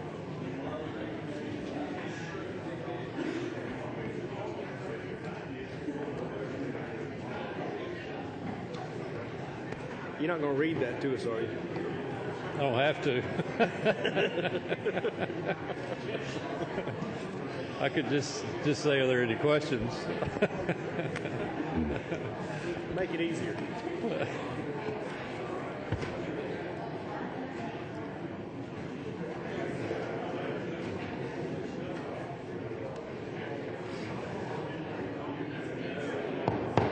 We're about 30 minutes behind, y'all. Let's try to make the transition as quietly as possible. So, Commissioner, glad to have you. What you do is pretty important right now. So, I'm sorry, I can't hear you. Thank you, Mr. Y'all give us an opportunity to move ahead here. We're about 30 minutes behind, please. Closing the doors. Doorkeeper, if you get that door closed as quick as you can. Thank you. Commissioner, what I was saying was that what you're doing is important some years. This year is really important, and we look forward to your presentation. Please go ahead. Thank you, Mr. Chairman, and members of the committee. It's a pleasure to be here. I look at today as much as anything else as an accountability session. You know, I think it's a legitimate question that you ask every year. Are you getting, a return on the money you invest? And so today I want to speak really to results as much as anything else. As probably most of you know, the Department of Economic Development is the sales and marketing arm for the state. Clearly and simply, that's what we do. We may be broken into different divisions, but it's all about our P&L, sales, marketing, and positive trade to get new money in the state. We are essentially the state's leader where economic development all comes together here in the Department of Economic Development. And that's positioning our state, really, the goal is to position the state to be the preeminent location for companies to locate from really anywhere in the world, and also to drive more tourist dollars here because of the many amenities that we have. And we're divided into three different segments.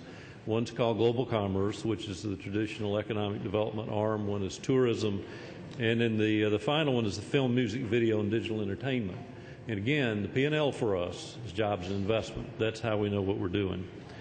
We're probably more like a business than any other agency in the state because, again, we're just really straight sales and marketing is what we do. We compete directly with other states. We can compete directly with other countries now more than ever. More than half of our staff's in the field. They're out knocking on doors and calling on customers really around the world. And as a direct result of the work we did last year, before the bottom really fell out last fall, ending of the fiscal year, we had 321 companies that expanded and located in Georgia, almost 20,000 jobs, which was about a 13% increase over the prior year. So it was a very good year, a little better than $3.25 billion of new capital invested, and that's a 17% increase. Interestingly, 67%, or about two-thirds of these, were in rural Georgia, is where most of these expansions occurred. 60% of all the jobs and 56% of investment in rural Georgia. And the other metric that's important, I think, to all of us, because it gets to the quality of the growth that we have. 31% of our jobs were created in small businesses and entrepreneurs, and that's an important metric. And then the final one that's important is a little over 16% of our total projects were from international sources. You recall 2 years ago you passed an increase in our budget to fund Global Georgia. It's paying off. And of that 16% of the jobs that were international, it's interesting, 35% of the 16 of the projects were international. 35% of the jobs and 33% of the investment came from that 16%. So there were big projects that came in, spending lots of capital. Our opportunity, Mr. Chairman, as you alluded to right now, is to position ourselves and to be ready when the economy turns. We have to keep our relationships warm. We've got to continue selling harder than ever. We've got to be well positioned with the diversification, or we are well positioned with the diversification of our economy. UGA just hired a new demographer who's only been on the job about 3 weeks. Was talking to him this week, and I asked about what are the early surprises here versus New York, where he spent most of his life. And his comment was, you have a very diversified economy in Georgia. And for that, I think, like a diversified portfolio, it puts us into a great position to rebound when the time is right. Our assets are great: airport, ports, workforce, quick start, and you certainly know the list without me going through that. None of us, of course, are immune to the fact that Georgians are struggling right now. I think you may have seen the unemployment rate recently came out at 8.1% for the state of Georgia. Our unemployment rate's exceeded in North Carolina, and it's higher in South Carolina and Mississippi and a number of places, but the national average is still 7.5. Construction, textile, business services, a number of segments that we're tracking lead the way in terms of the number of jobs that have been lost, and that's where we're really having our significant hit. Like really any business, we're looking at for purposes of this year and change, we're looking both at the cost side of our ledger as well as the sales or margin side of our ledger or marketing. We are indeed doing more with less. We're focusing on the fundamentals of our mission, and we started this 2 years ago. We rationalized people 2 years ago, and we've been holding open positions now for 2 years. Out of our budget, we've held 11 positions open now for 2 years that have been funded, but we didn't fill the positions all along. We've turned back $900,000 in personal services money last year, and so we think we're being proactive and creative in what we're doing. Our goal is to ensure, obviously, if a company is thinking about expanding or relocating or putting new capital in, wherever they are in the world, that they think first of Georgia. That's what marketing is about. As with any sales and marketing organization, we know that the number of doors that you knock on and the quality of the impressions that you make on those companies, that's what makes the difference. That's how they remember you. And I know many of you in business certainly know that. A slow economy or a slow market, it's been said that a crisis is a terrible thing to waste, and there's a lot of truth to that, particularly in our business. Now's the time to take market share. Now's the time to be more aggressive than ever. And so we are redirecting resources. We're putting more shoe leather on the street. We're reallocating and reorganizing our team, frankly, to focus on existing businesses. They're the most important customers we have right now. We have reassigned our region project managers to really focus more on the existing businesses out in their regions. We've opened up an office, small as it is, in 2 different places in the country where costs have skyrocketed more than ours. One's in California, and we're sharing a person with the ports and recruiting companies to Georgia, and another one is in the Mid-Atlantic states. We're also focusing now in an intensive way on the military. because there's a tremendous opportunities for the military to buy more of their product here from the state, from Georgia suppliers. We're acting in partnership with the South Georgia Economic Development Group with a special marketing campaign to the Florida markets. We've got promotional mailings going to the top 200 countries, companies, CEOs around the country. We have had strategic growth meetings with with a mixed team of both public and private within each of our strategic industries here in this past year, and the idea is to identify some long-term strategy, do a gap analysis, decide where we have can make the best leverage to grow those particular industries. We participate in did participate in 160 trade shows over the last year. For the first time ever, we have international media coming into the state for familiarization tours. All of that's a result of some of the marketing that we've been doing. We're also using some new media outlets, including some social networking outlets that many of you might be familiar with. That's new. It's kind of on the front edge so far as marketing is concerned. We know this is still all about results, and as I mentioned, we had over 320 companies in 2008. We had a 104% increase in small business announcements during the calendar year this last year, a big number. And typically during any kind of an economic slowdown, you expect to see, and we have seen, a great increase in the amount of assistance requested for export of products. As small companies and medium-sized companies begin to look offshore or anywhere they can look in order to find a market for their product. And so we had 427 companies that we worked with here just last year with our international trade team to find places for those products. A significant increase in volume. Kia is continued to be a real bright spot for us. They're hiring, of course, 2,500 people, and as significant is that the suppliers, just the Tier 1 suppliers coming in, they're looking at 4,000 people that will be hired. A Georgia Tech study that was done predicts that this particular plant will have a 20,000 new employee impact on that section of Georgia by 2012 in the 9-county region. We've had some good successes with some national companies. NCR here has expanded its customer service headquarters in Duluth and Peachtree cities. The nice thing about it, they're high-paying jobs, and there's 900 of them. Newell Rubbermaid made a commitment here a while back, and they like Georgia so much they moved another 400 jobs here.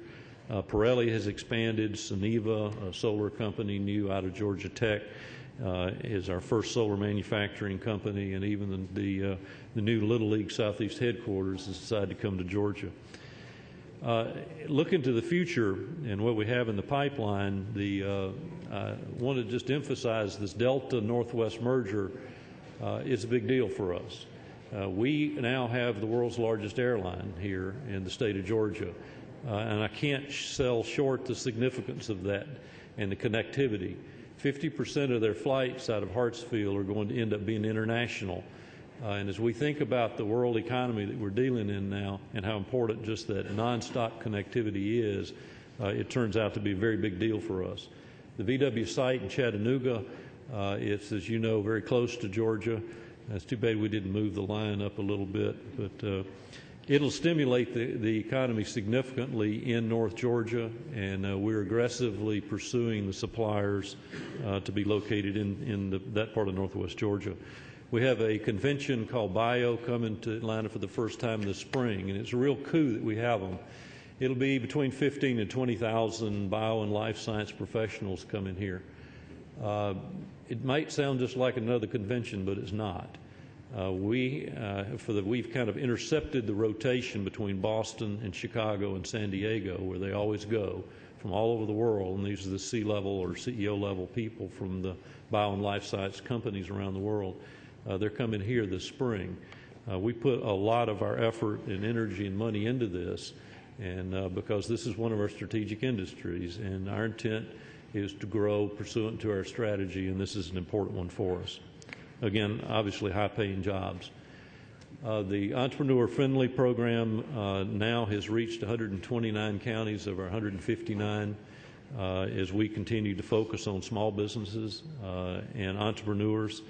As you well know, the BRAC military base alignments, Georgia's generally benefiting from that. Some areas more significant than others.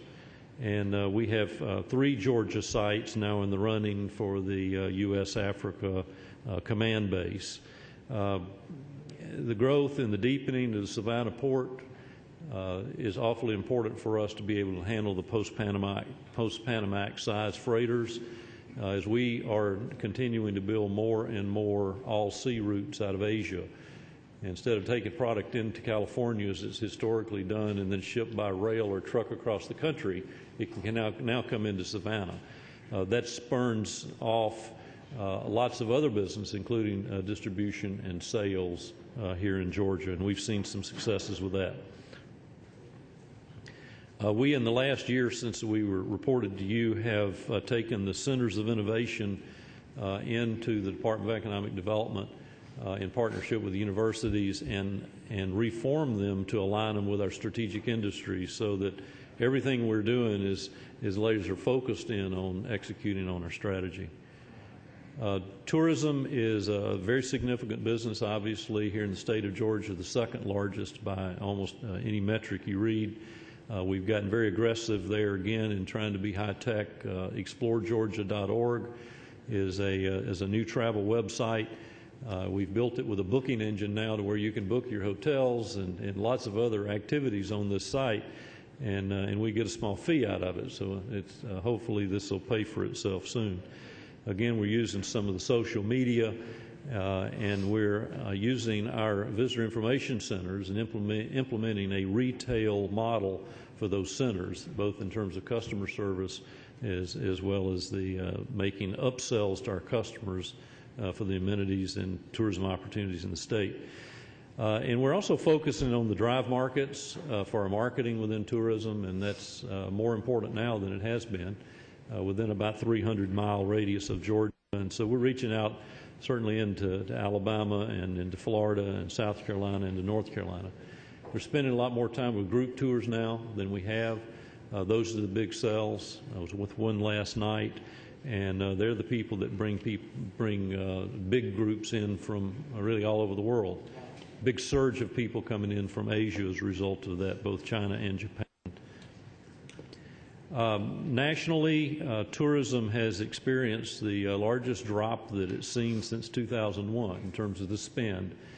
Just looking at the third quarter data, year over year, if you annualize the third quarter data as compared to the prior year, it's down 8% or 8.1%. So we've had a significant, obvious drop there. But that doesn't necessarily mean we change, the aggressive. In fact, it doesn't mean we change the aggressiveness with which we go and sell the assets in our state.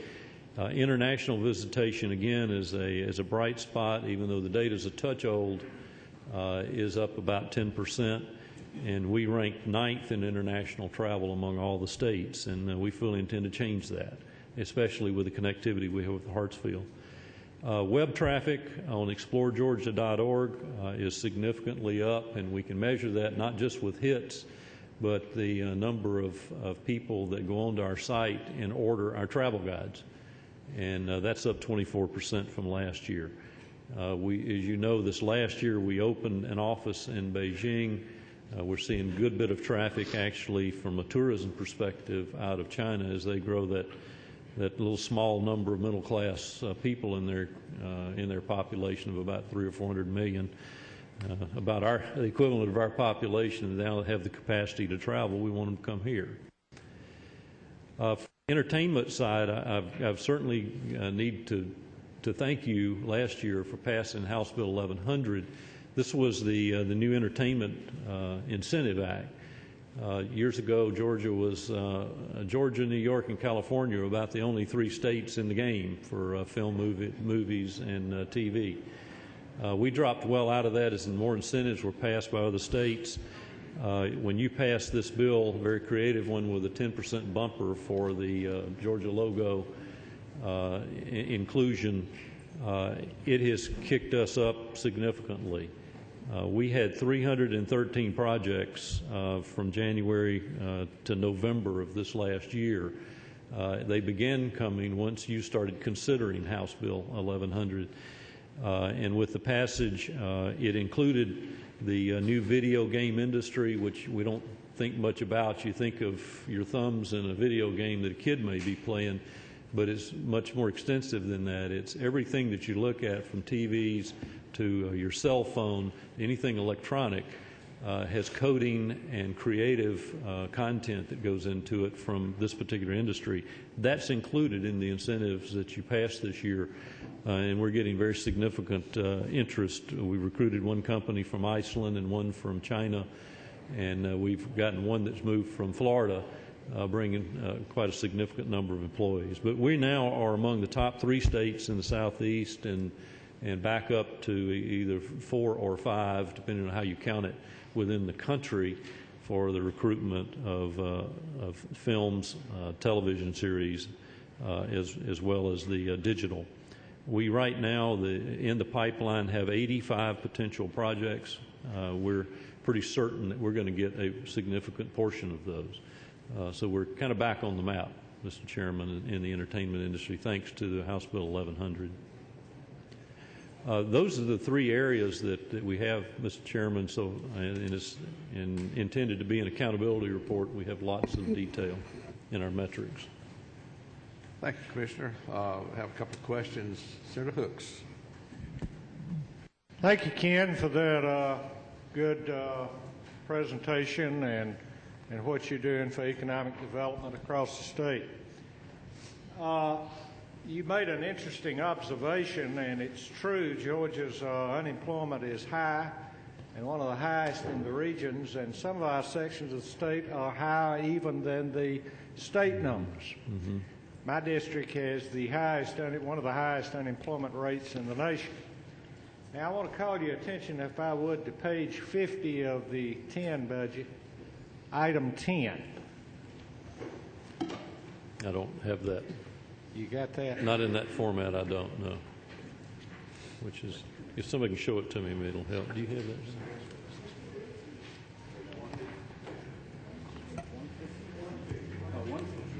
150, item 10.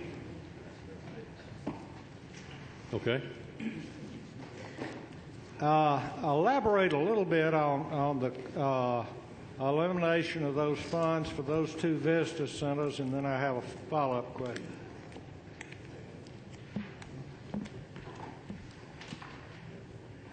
We measure our metrics in terms of traffic count for all of our visitor centers around the state.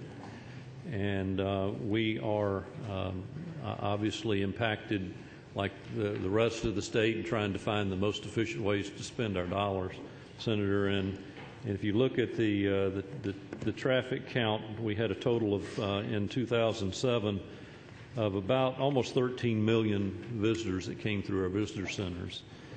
And 70,000 of 13 million were in Sylvania, and 65,000 of 13 million were in Plains, by large metrics, the smallest of any of those. And so we're looking for opportunities, quite honestly, to operate more efficiently in servicing our customers.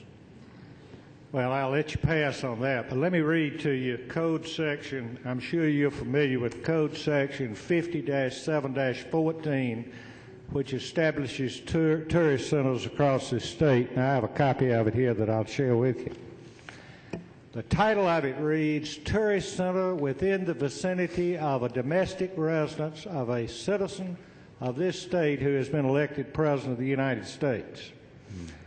Under Section B, it reads, it shall be the duty of the Department of Economic Development to construct, operate, and maintain the tourist center and keep it supplied with all information, pamphlets, and other materials that be advertised and publicize the tourist attractions, natural resources, industry, history, and commerce of the state of Georgia. The law people say it shall be, not maybe. Please comment. Ignorance is no excuse for not knowing the law, sir.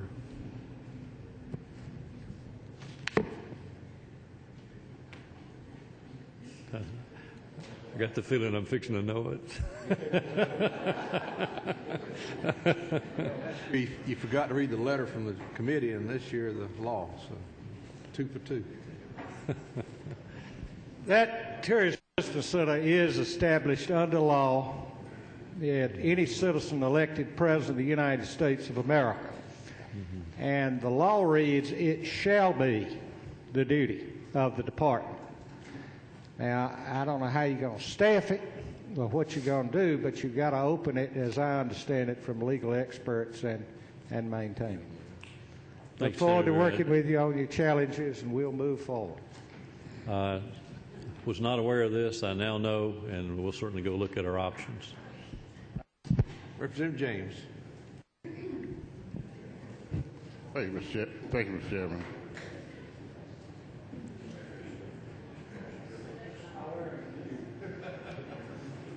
Mr. Commissioner, over here. Yes, sir.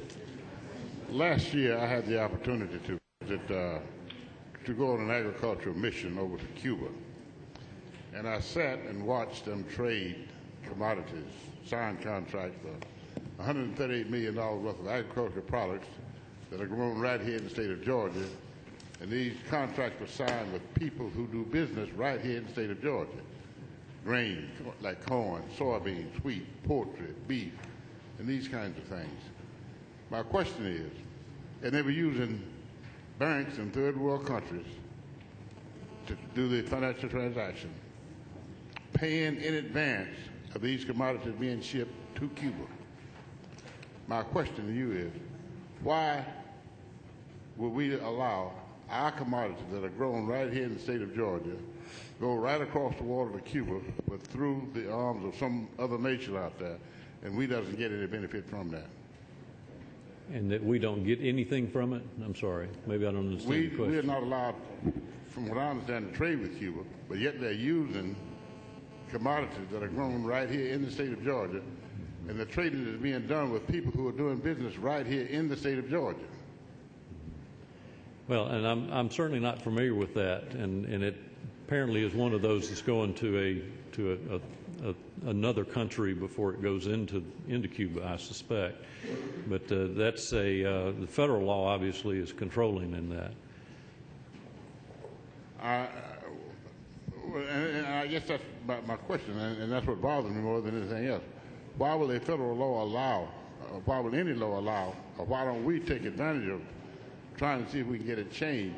If we're going to grow commodities in Georgia, shipping them to Cuba, why can't we get some direct benefits out of that?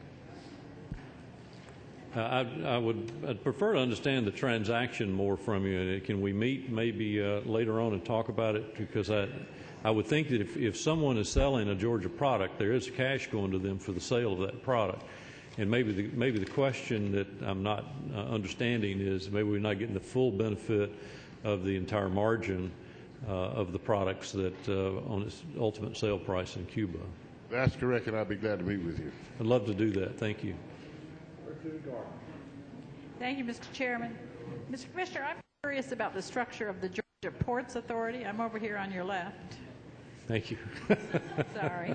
I noticed that it's an agency attached to your department. I've visited the port. It's very impressive. We're excited about the growth.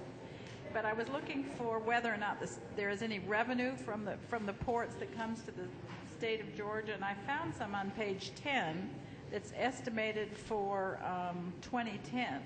But can you tell me a little bit about, do you manage their budget? How is it structured? And is there income that comes to the state of Georgia as a result of their very successful growth? Well, I can't answer yes, there is income, but please understand they are a completely separate authority from us. And we don't, review their financials, approve their financials, or have any more connection with them than really we do with State Patrol, for instance. So I really wouldn't be able to answer your question on what they're doing. I wish I could. They do generate revenue, that's correct. But I would have to defer to them as to how much of that comes directly to the state, how it's used. Representative Rogers. Commissioner. Yes, sir. I want to ask you about Cooper Tire. I think it's down in Albany that lost 2,200 jobs totally. Mm-hmm. What kind of task force have you got in place now to prevent that? I know there were 3 other manufacturing plants in the country, and for some reason we lost the plant. Can you tell me why? What did we not do right? Was it a bad approach, or did we not offer them enough dollars back, or what was the issue? It's always easier to see things in hindsight, and in this particular case, hindsight is pretty clear. We were never in the game related to keeping our plant in Albany. The decision by Cooper Tire was made in advance, and we, along with the others, were given an opportunity to try to do a show and tell of the other 3 plants. One's in Arkansas, one in Mississippi, and one in Findlay, Ohio. I went with the Albany team up to Findlay, Ohio. We met with the executive leadership of Cooper. We were in contact with them on essentially a daily basis for the entire time that this was going on. We've been back to Albany twice now since it's over, including last week, to have an after-action report about what happened, what could we have done differently. And the evidence is clear to me that Cooper had made its decision in advance, and the CEO even told us that you could have done 2 or 3 times more than you did, and we did a competitive amount. You could have done 2 or 3 times more, and it would not have made a difference. And you combine that with the other anecdotal and direct evidence that we have, and we believe we did everything. We acted aggressively, and there was nothing more that we could have done to keep Cooper.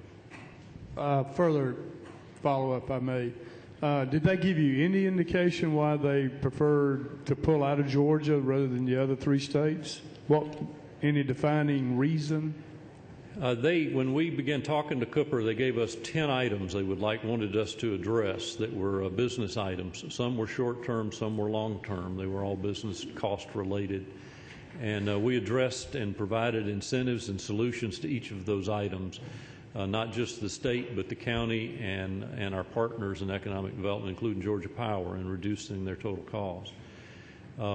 One of the items one of the facts that existed and that they cited that we were having to address those items was that plant was not running as efficiently as the other plants. And they were actually running multiple products out of that plant, many more products than they were, with lots of other changeovers as compared to some of the other plants. And as a result, their cost per unit was higher. And that cost per unit, or the total cost and the profit, obviously long-term had to be their ultimate decision and their projections as to whether or not they could make money long-term at the facility. One follow-up, if I may. You do have a task force now, and in the times we're in, I assume, that can respond in further situations like this. I'm sure hopefully there won't be more, but I'm sure you've got some funding in your budget to handle this if you need to. Isn't that correct? Well, absolutely, and the funding comes in the form, as I mentioned earlier, about reallocating our resources to our existing industries. We've got to stay on top of where companies are. I get, through our regional managers, a report of all the companies that are talking about or have laid off or have talked about closing or have closed or furloughed, so that we're able to keep up with what's happening where, what's its distribution among industries, what's its distribution within the state. And so we know the reasons that companies are doing the things they're doing, and then are in a position to have an alert. We might do something so that we can react to it. So you bet. We've reallocated a lot of our resources just to existing industries. Senator Pearson. They're our most important ones, as you well know. Senator Pearson, you have a question? Thank you, Mr. Chairman.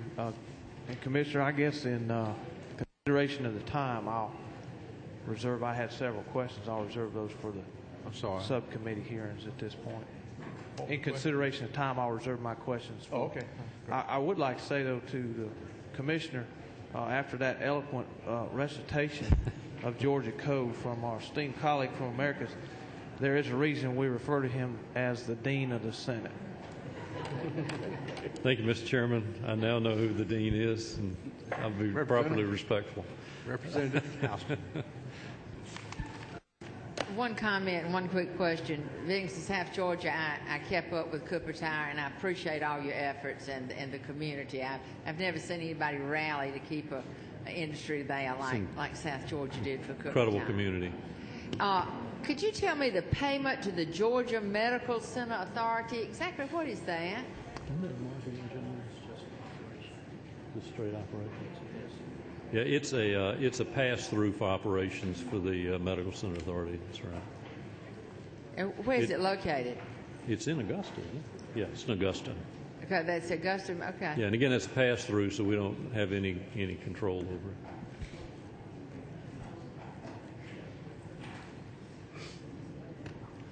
Okay.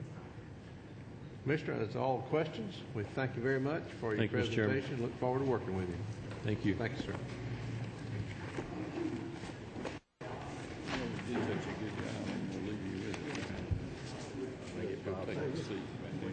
All right. Chancellor Davis.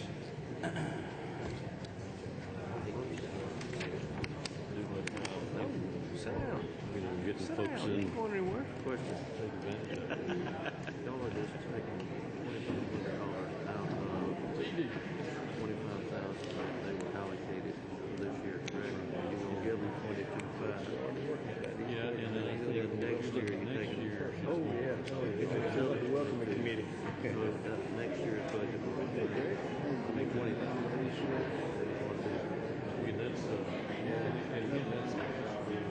He took the money that the university put in it too. That's all. Took everything out. Who's the money? Well, $2,500 not a lot of money, but it is to them. It's a big scheme. I've talked to them a number of times, and they're very passionate about their mission. Oh yeah, they're wanting us to put more money in and all, even this year. But like I told them, just be glad you're still in the budget. Exactly right. You know this last run is. You're right. Thank you, sir. Thank you. Hey.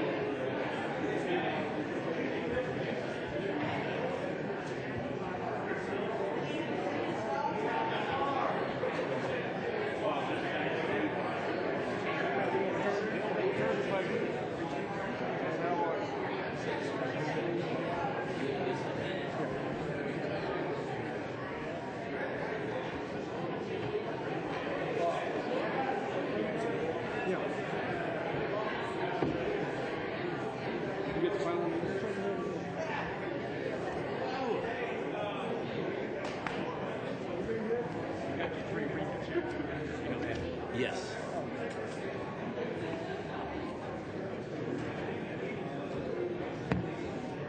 Hey, Matthew.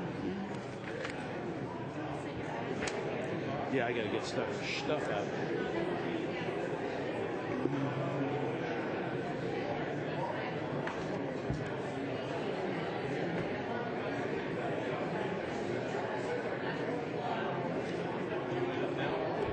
Tall person? How are you? Good. How are you feeling?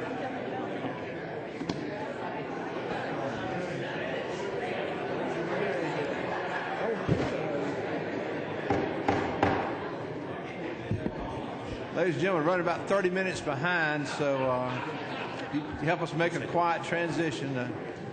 Those of you who've been to the inaugural, try to save your comments privately.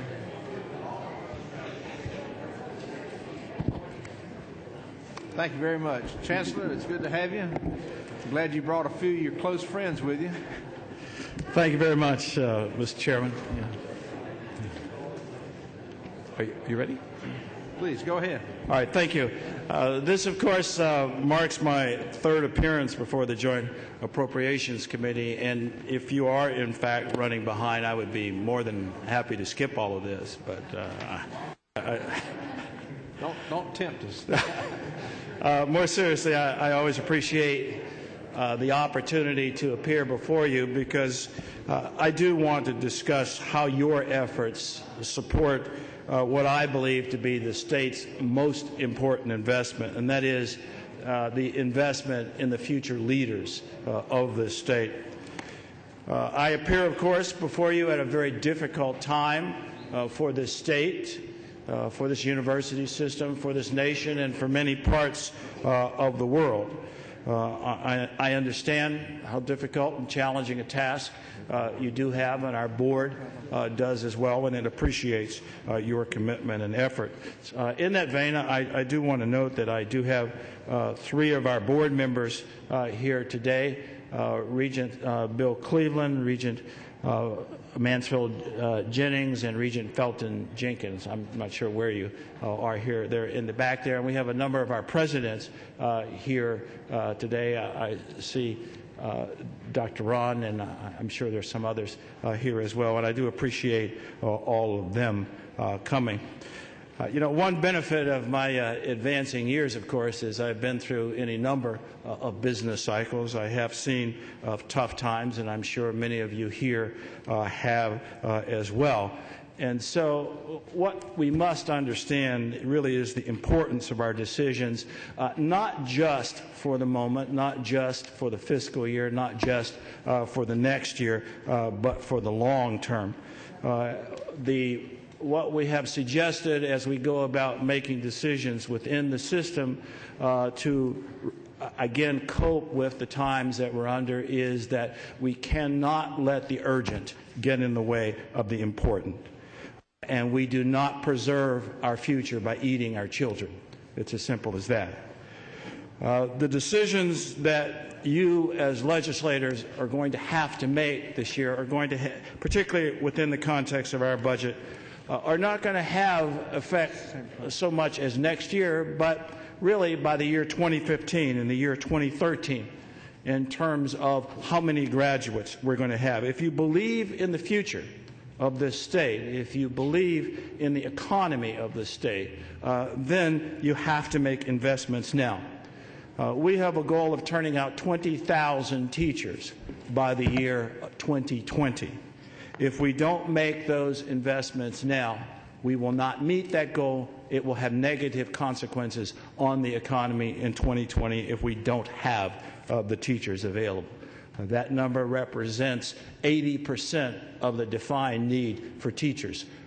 We cannot forever be a net importer of teachers in this state.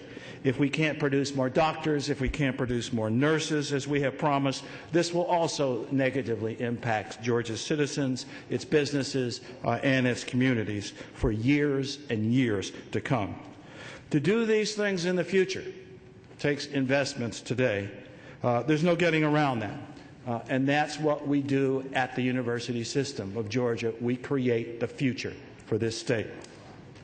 Over the next 30 minutes, I want to go through the governor's recommendations for the system with an eye to pointing out the long-term importance of those recommendations, while at the same time emphasizing the decisions many of you here are going to have to make.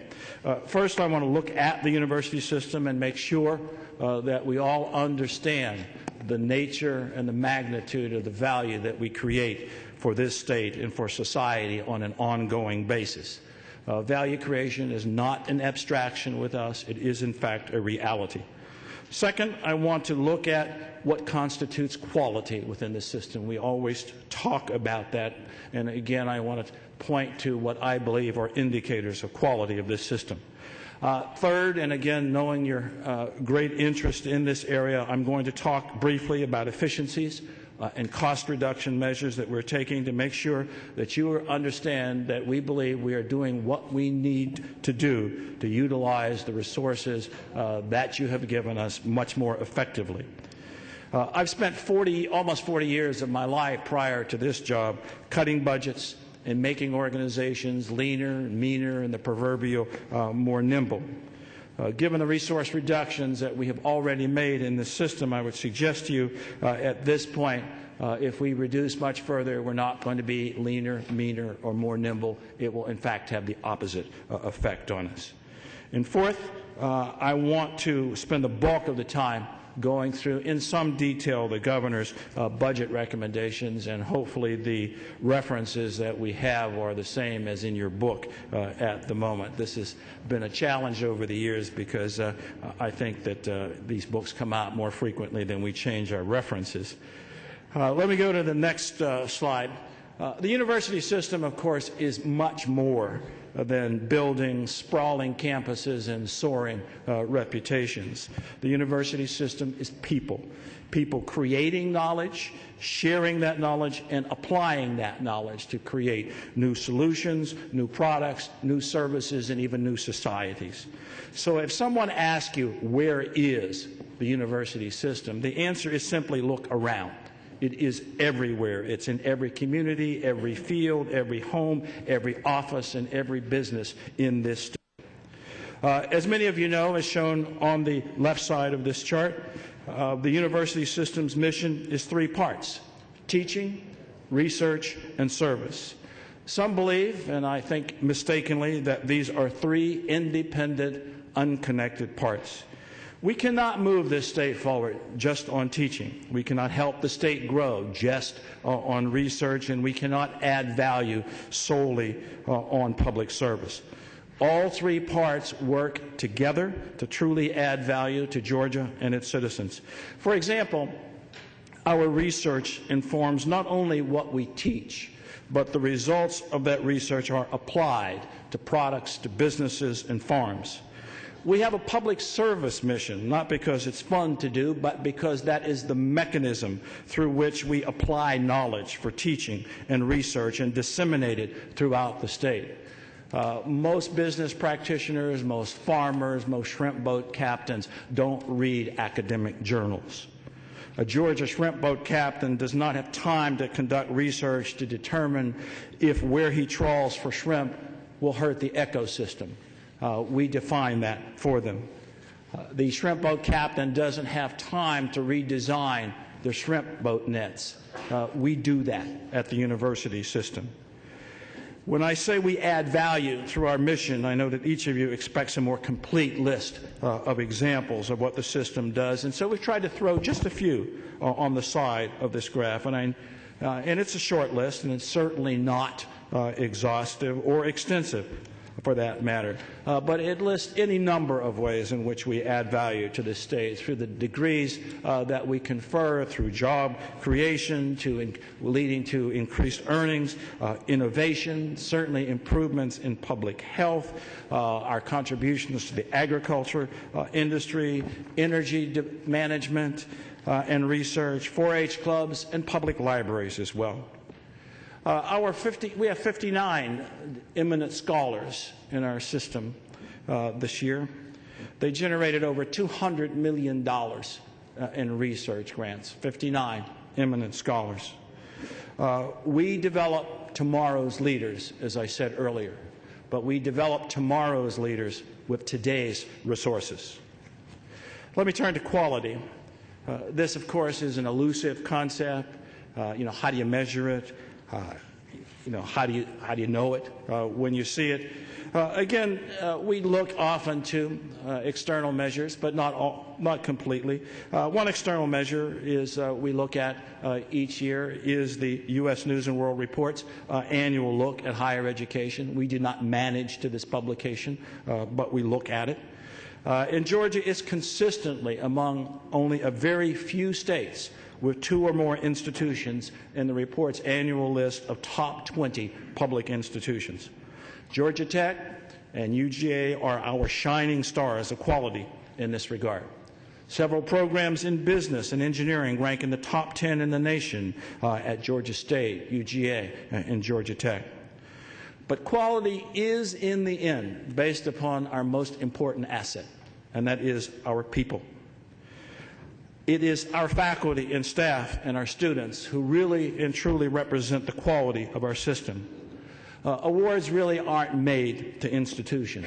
They go to faculty and staff and students for the things these individuals do and accomplish within our institutions. And that's what we invest in. We invest in people, and it is people that we put at risk with disinvestment and particularly with non-competitive salaries.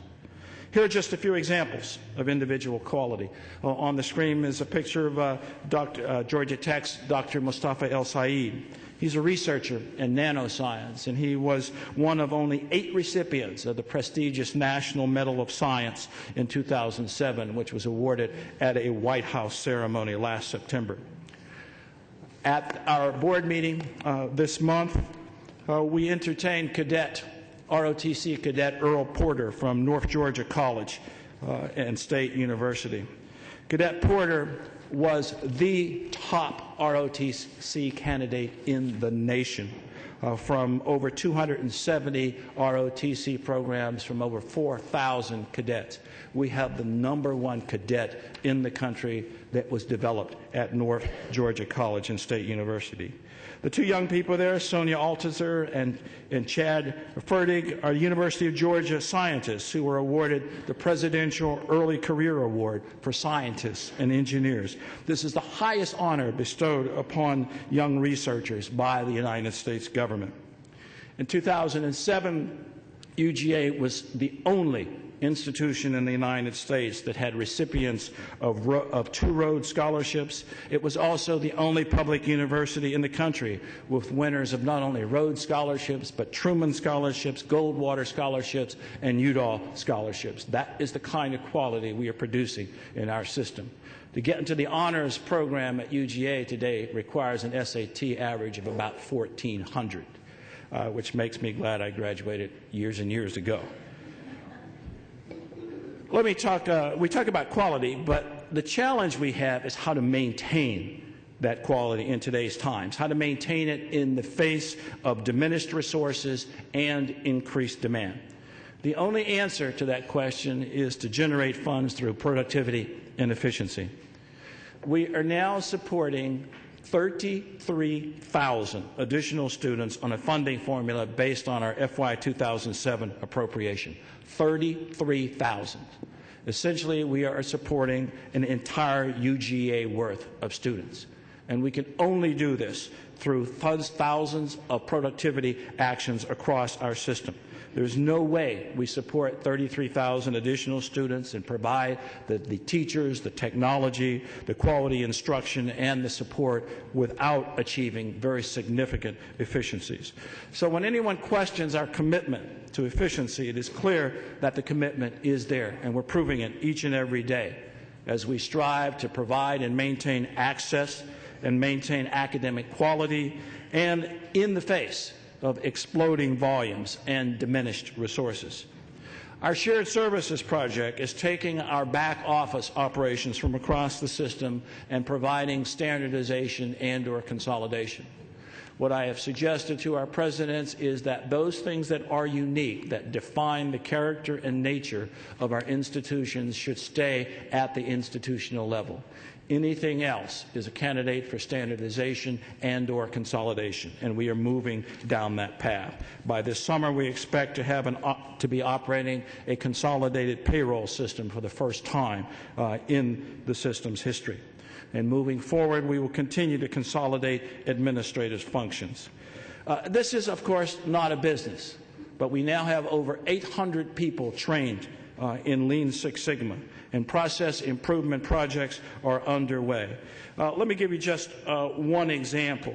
I'm holding up the the Lean Six Sigma Process Efficiency book from Georgia Perimeter College. This has the 86 project charters going on at Georgia Perimeter. They're looking at all of their processes.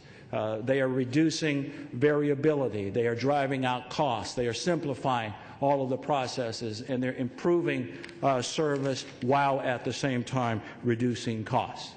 And again, those are the types of things that we are doing.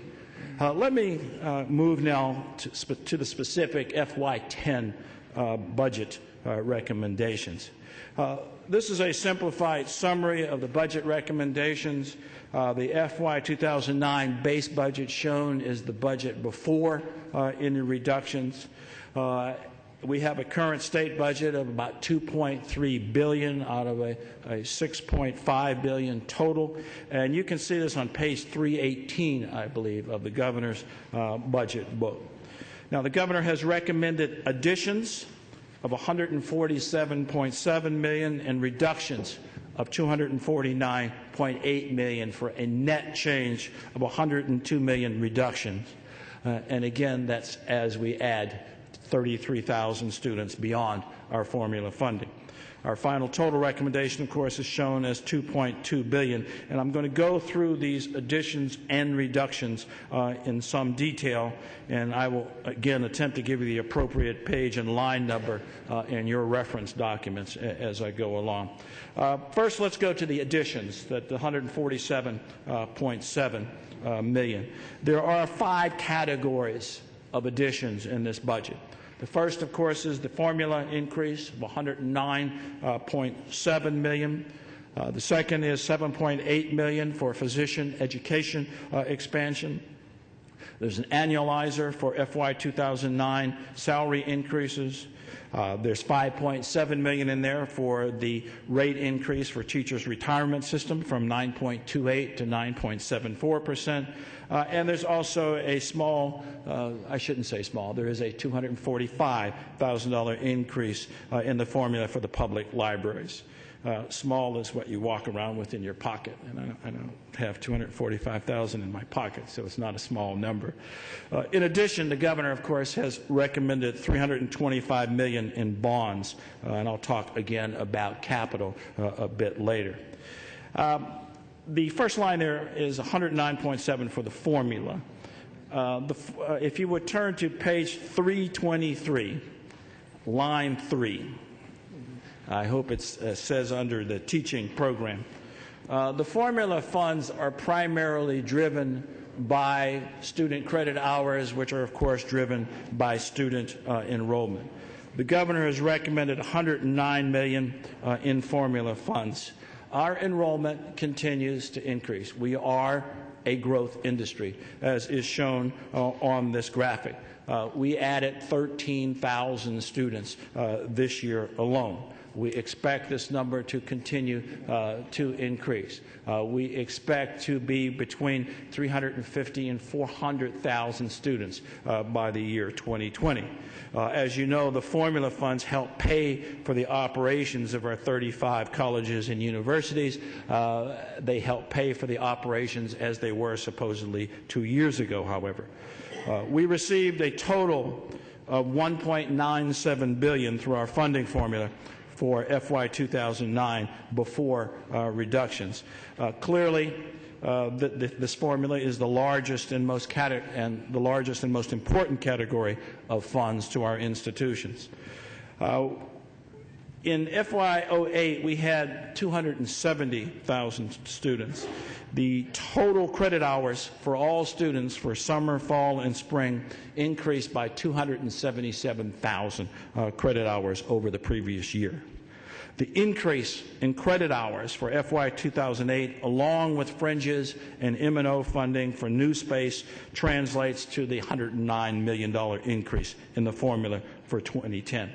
As I said, and I will continue to emphasize, for those of you who are not familiar with the formula that is used to generate this revenue has a 2-year lag in it in the number of credit hours.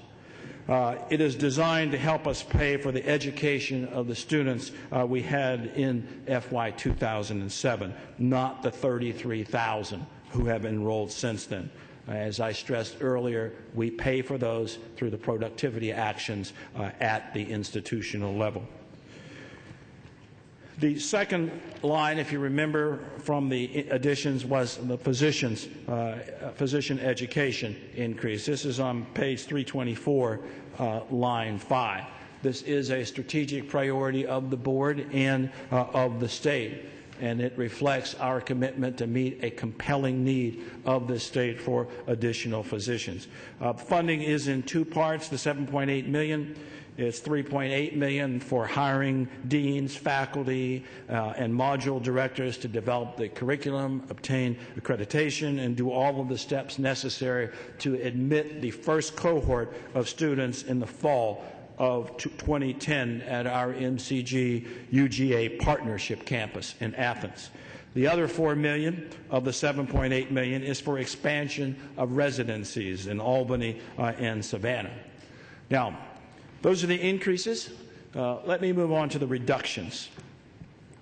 There are $243 million of reductions, or 10.5% of our base. You can see this beginning on page 318 for each program budget.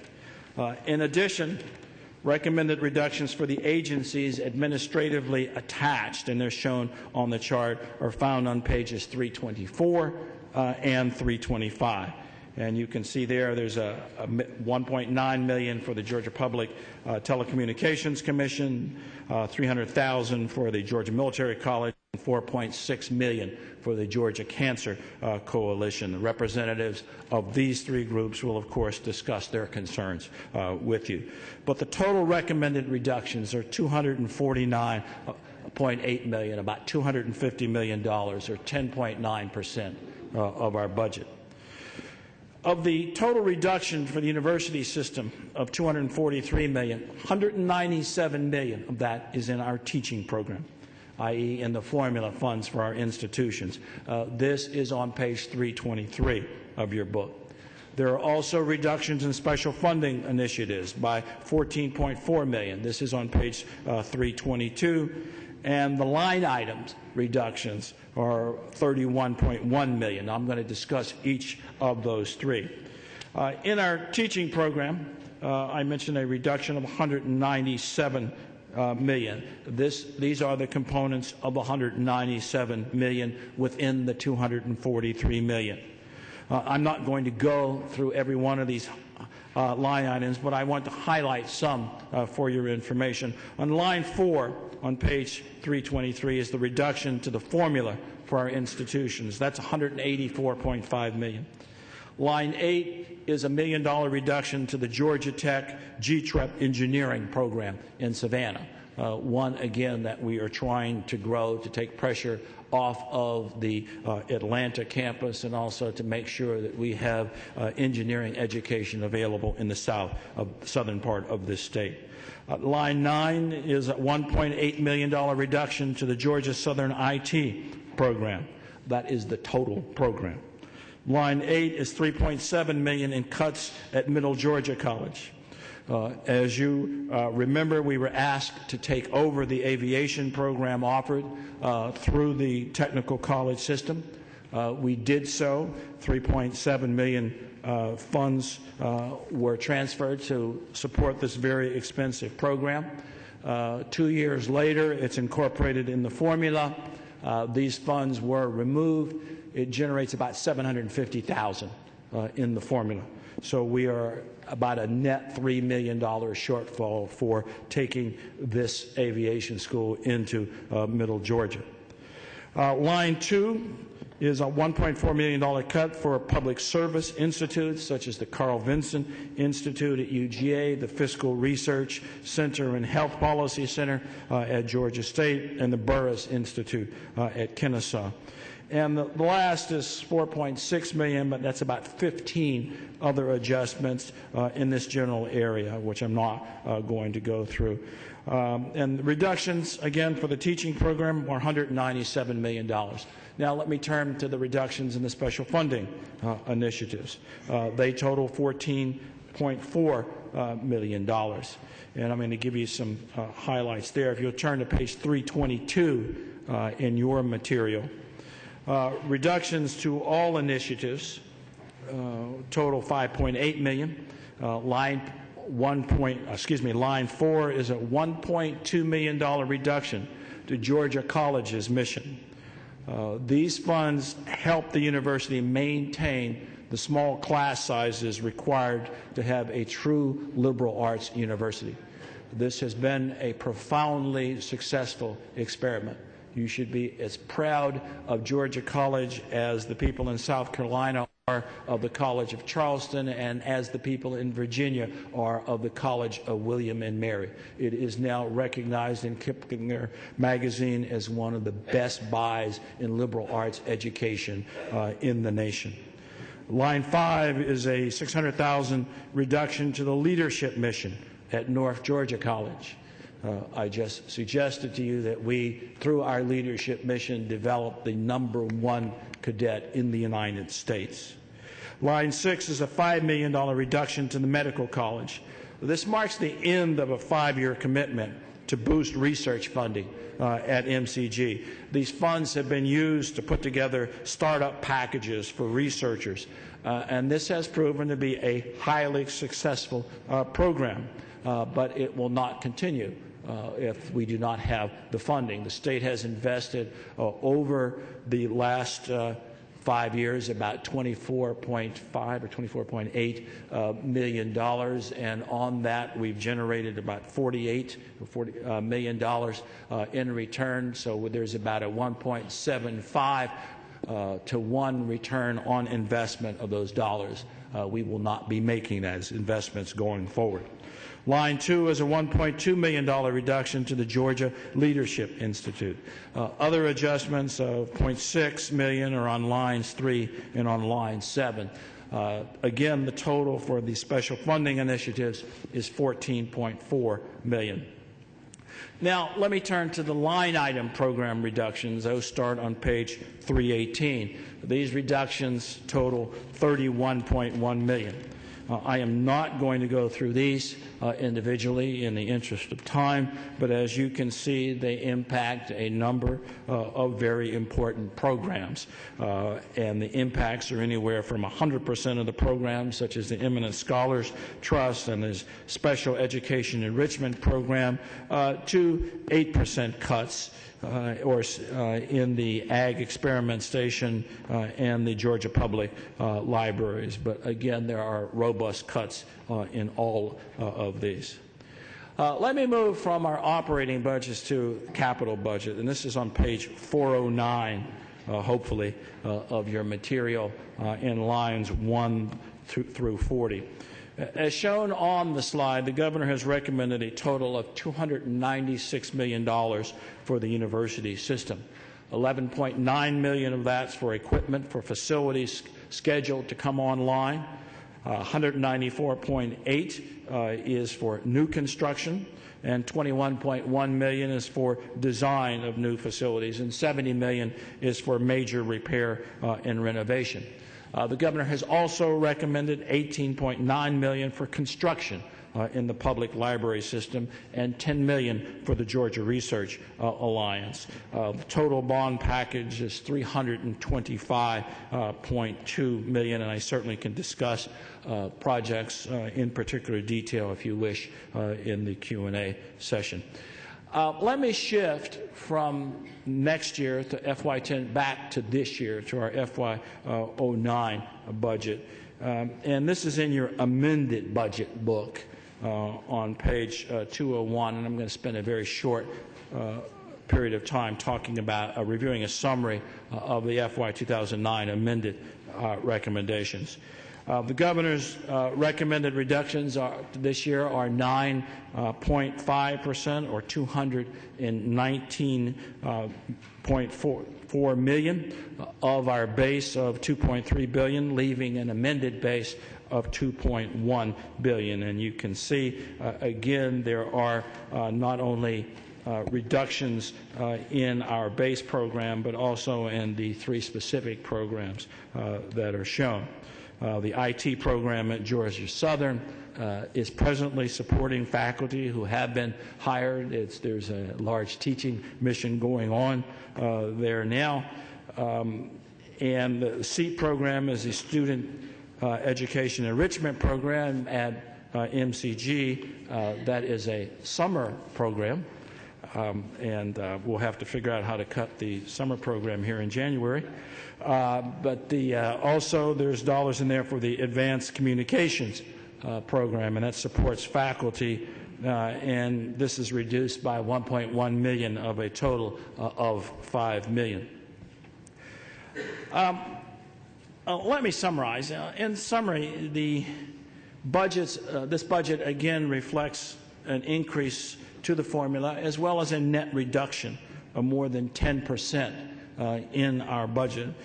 We recognize the gravity of the situation, and we want and we are, I believe, doing our part in these tough times.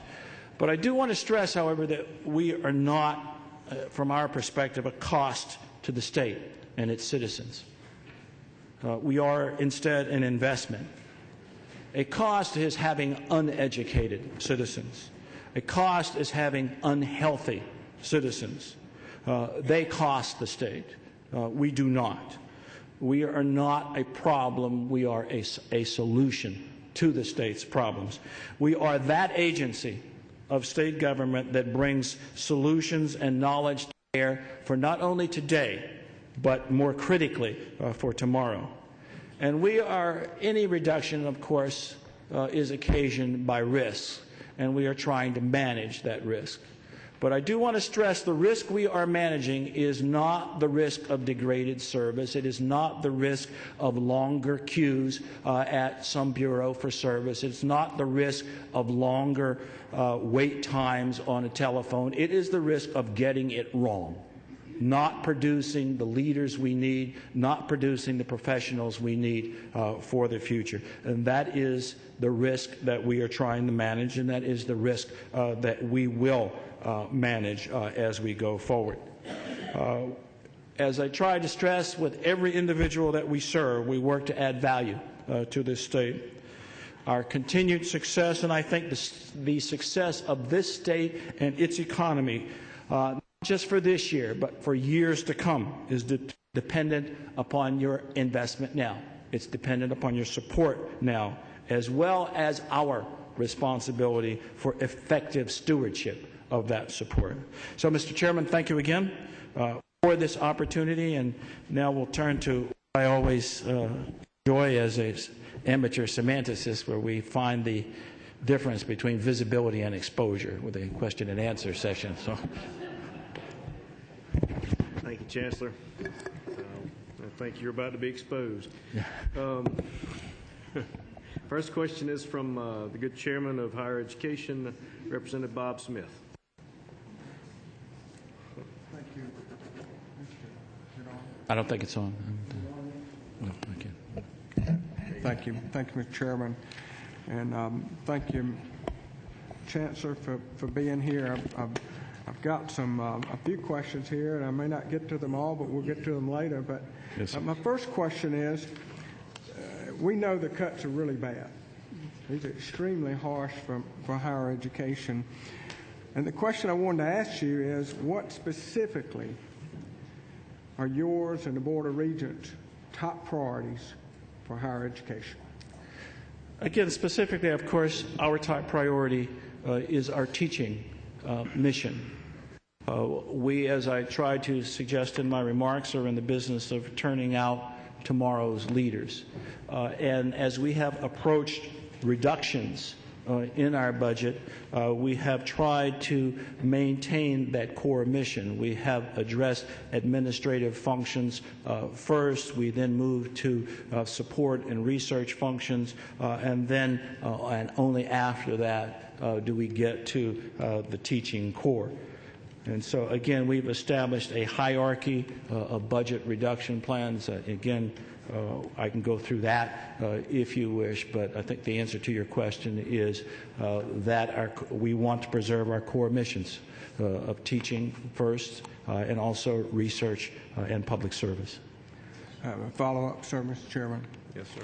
Is when I watch $5 million cuts to MCG research, to the Research Consortium of $9.4 million, to the Eminent Scholar Trust Fund of $1.5, to the Skidaway Research, to the Georgia Research Alliance is a $10 million add in the bond. These others were cuts. The question is why not ask for $40 million for the Georgia Research Alliance with a 1-to-1 match or 2-to-1 match privately? And when the governor asked for 6 and 8 and 10% cuts relating to research, which I personally think is the future. We're talking about the future of Georgia and America with the incredible talent that we have in this great state. Why did we not focus on the future? Again, I believe that our budget submission did focus on the future. We submit a budget to OPB and the governor. We do not put our budget in the context of all other state needs. Those are decisions that are made elsewhere. Again, I think it's safe to say, without trashing any of the material that I showed you, that I don't think we sought any cuts in the budget. Yeah. A couple more follow-ups. Back to science and technology. It's yes, something that we will be working on in the House, or me personally. I personally think it's the future. And the entrepreneurship has come up in some of the meetings that we have had in the off-session season as being a top priority in Georgia. This is coming from the leaders of people in technology and science and innovation, that they say that with the new college graduates not being able to go to a placement office to get a job with a corporation because the corporations aren't hiring, is that we've got to create a level of entrepreneur, and I say the number one in the nation would be a top priority for Georgia. Having said that, are we truly heading toward the future with science and technology when we're cutting research in science and technology and innovation? I believe, of course, that very strongly, as you do, in science and technology, and I have tried to stress in my remarks that we are making investments for the future here. It is not up to us as an organization, however, to determine what are the priorities of the state. It is up to you here to do that. I believe very strongly in making investments for the future. I believe very strongly, as I suggested earlier, that we cannot let the urgent get in the way of the important, and we do not preserve the future by eating your children. A follow-up. Have directions been made to the respective colleges and the university system, and I've used this term over and over and over, as a horse and buggy department, move them out, put them in a museum, and move toward the future with science and technology. And I bring this chart up that was given to me relating to what research can do in Georgia. From 5 years ago, we've gone from 21.5% on one particular campus in research, both to the university campus and the NIH funding. 5 years later, we're at 118% of growth in that arena. And guess what happens? We have more discoveries, more innovation, and more jobs as a result.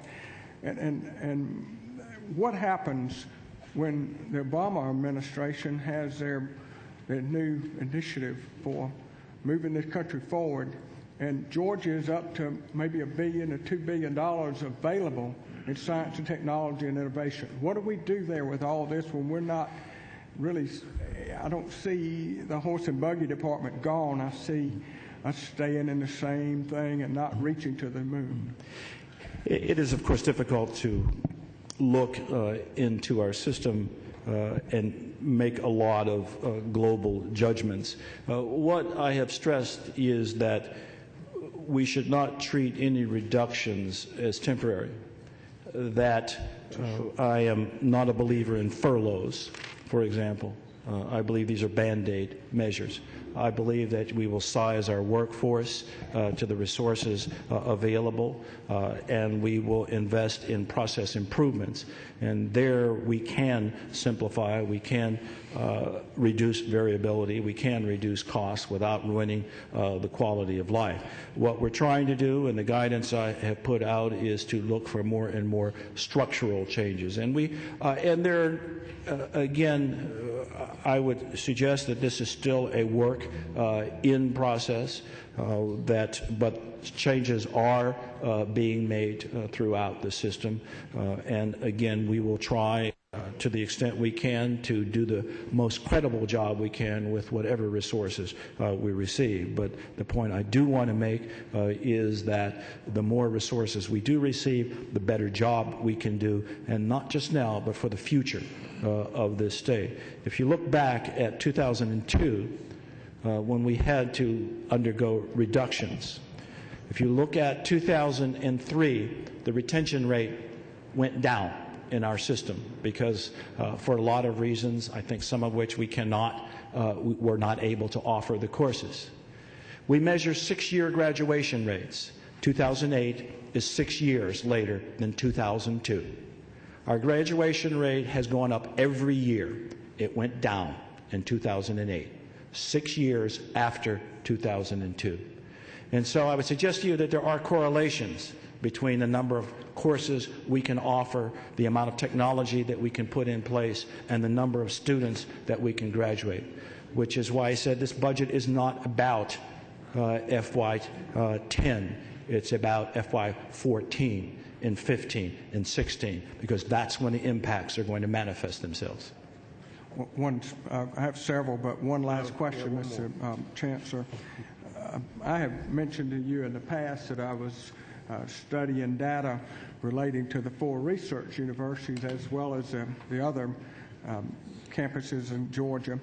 And the University of Georgia, the flagship, the land-grant university, received over the last 6 years 17% cumulative appreciation in funding from the Board of Regents, while the other 3 research universities have received 52 to 54% cumulative over a 6-year period of time. And I'm still trying to ponder that question as to how the University of Georgia, with its extension services, outreach, and the like, and having some of the oldest buildings and all the campuses, how they get 17% increase and the others a 52 to 54, 57% increase. Maybe you can clear those with me, sir. I'll be happy to do that because, again, I'm not going to dispute your statistics, but what I would suggest to you, for example, that the amount of money that we're putting in the University of Georgia per FTE is about $12,000 per FTE. That is only exceeded by 2 other institutions, the medical college, where you, of course, would expect to see that kind of intensity, and it's slightly higher than Georgia Tech is slightly higher than that. And again, I think it costs quite a bit more to produce an education at Georgia Tech than in many of the areas at UGA. I also want to point out that our new funding is driven by, as I said on the graphic, by enrollment and by credit hour increases. The number of credit hour increases at UGA was 11.9% from 2001 to 2009. The number of credit hours increases at Georgia Tech was 33.2%. At Georgia State, it was 26%. At MCG, it was 32%. So there are a lot more credit hours being generated. And if you look at the ratio of increased funding to increased credit hours, it turns out that at UGA, it's 2.25, which is higher than all of the other research institutions. And so for the growth that it did have, it got a higher percentage of funding, not a lower percentage of funding than the other research universities. Thank you. Thank you, Mr. Chairman. Thank you, Mr. Chairman. Next we have Senator Seth Harp. Can I get the doorkeeper to turn the lights up, please, in here? Where are they? Go ahead, Senator. Yes, sir. I can hear you. I don't think it is. Button's on. Yes. No, okay. You hear me now? Fine. Yes, sir. Okay, sir. Throughout your budget document, you have recognized savings by eliminating the funding for vacant positions. Thank you. My question is, how many other vacant positions do we have that we have not eliminated funding for? I believe we have, I think it's the number's about 1,100 vacant positions at the moment. It's somewhere here in the data. We'll get you a specific number on that, but it is in excess of 1,000 positions that we're holding vacant. And we're also doing some substitution in terms of adjunct professors versus full-time professors. But these are stopgap measures. These are not sustainable long-term. While we're certainly comfortable with the quality of adjunct professors, they are not as engaged on our campuses, and campus engagement and advising is really what gets students through the system more quickly and in a timely manner. And so that's a non-sustainable situation for us to have that many adjuncts and that many actual vacancies as well. So if there are 1,100 positions, what does that represent in dollars that we are funding you for that you're not spending for these vacant positions? Do you have an idea of that? If you don't have it, I certainly would appreciate it. Yeah, again, I think I'm not sure that the concept of not spending is correct. We are, as I suggested to you, we are supporting, given the levels we are at now, 33,000 additional students than are provided in the funding formula. And so, again, we are supporting those students. And so when we talk about productivity and efficiency, that money is plowed instantly back into the teaching mission, and it is the only way that we can support 33,000 additional students. Chancellor, have you considered the utilization of furloughs, and what would be the savings of a 4-day per year furlough process? I have not considered, well, I shouldn't say I haven't considered, I am philosophically against furloughs. I believe that they postpone problems. I believe that they are Band-Aids, and I believe we get paid to solve the problems. And so we need to understand how to best operate with the resources at our disposal and not continue to postpone. You can't postpone training forever. You can't postpone travel forever. You have to solve these problems. And we can solve those problems through process improvement and getting structural efficiencies. We recently had an incident at Albany State where Albany State defaulted on the stadium bonding that they had with SunTrust Bank. Do you have any idea how much bonded indebtedness exists for the Regents system? And I'm talking about debt that they have created for things like stadiums or dormitories or things of that sort. I know we gave them bonding authority several years ago where they could go and do that, particularly the foundations. But what is our exposure potentially? Yeah, on that particular stadium, it was a $7.2 million stadium. $5 million of that was put forward by the state. They borrowed $2.2 million from SunTrust Bank, and as you suggested, they had difficulty repaying that. We have adjusted that. We have solved that problem. Again, that $1.2 million of that was taken from auxiliary fund balances that are restricted for such things as athletics, and about $1 million of one-time fund were redirected from other institutional priorities. And so that problem has been resolved. In terms of total indebtedness of the system, I will have to get you that number. Would you please? Yes, sir. Most certainly. Thank you, Chancellor. Thank you, Senator. Next is Representative Chuck Martin. Thank you, Mr. Chairman. Chancellor, over here. Yes, sir. Can you tell me sort of a series of questions getting down to dollars and cents, and philosophically or otherwise, it relates to furloughing or not. How much do you project the $100 tuition increase per semester to raise for the university system? $100 was applied at the for research universities and some of our special purpose universities such as Georgia College and Southern Poly. At the other comprehensives, it was a $75 fee. It was a $50 fee at our access institution. The combination of those fees are estimated to raise about $20 million. Now, if you were to go back and ask me $100 everywhere, I'd have to recompute that. That's fine. I was just using that as the top. So $20 million a semester. In that breakup of fees, Sure. 175 and 50. Okay, and this begs the question, and I appreciate the philosophical reasons you may have against furloughs, but we've sat in here for the best part of 2 days and listened to departments, the public safety, the Department of Corrections. We didn't hear from the GBI today, but the GBI agents that are being asked to defer the raise that this legislature approved and was signed off by the government last year because of a lack of funds. My question to you is, before we go to the students of Georgia for this $175 and $50 fee, what has the academic world done to share in the economic downturn? What have we done? If you're philosophically opposed to furloughs, are the professors or the staff, are they philosophically opposed to enjoying the same downturn that the rest of the Georgia citizens are? They're not philosophically opposed, and I think they're certainly being subjected to that.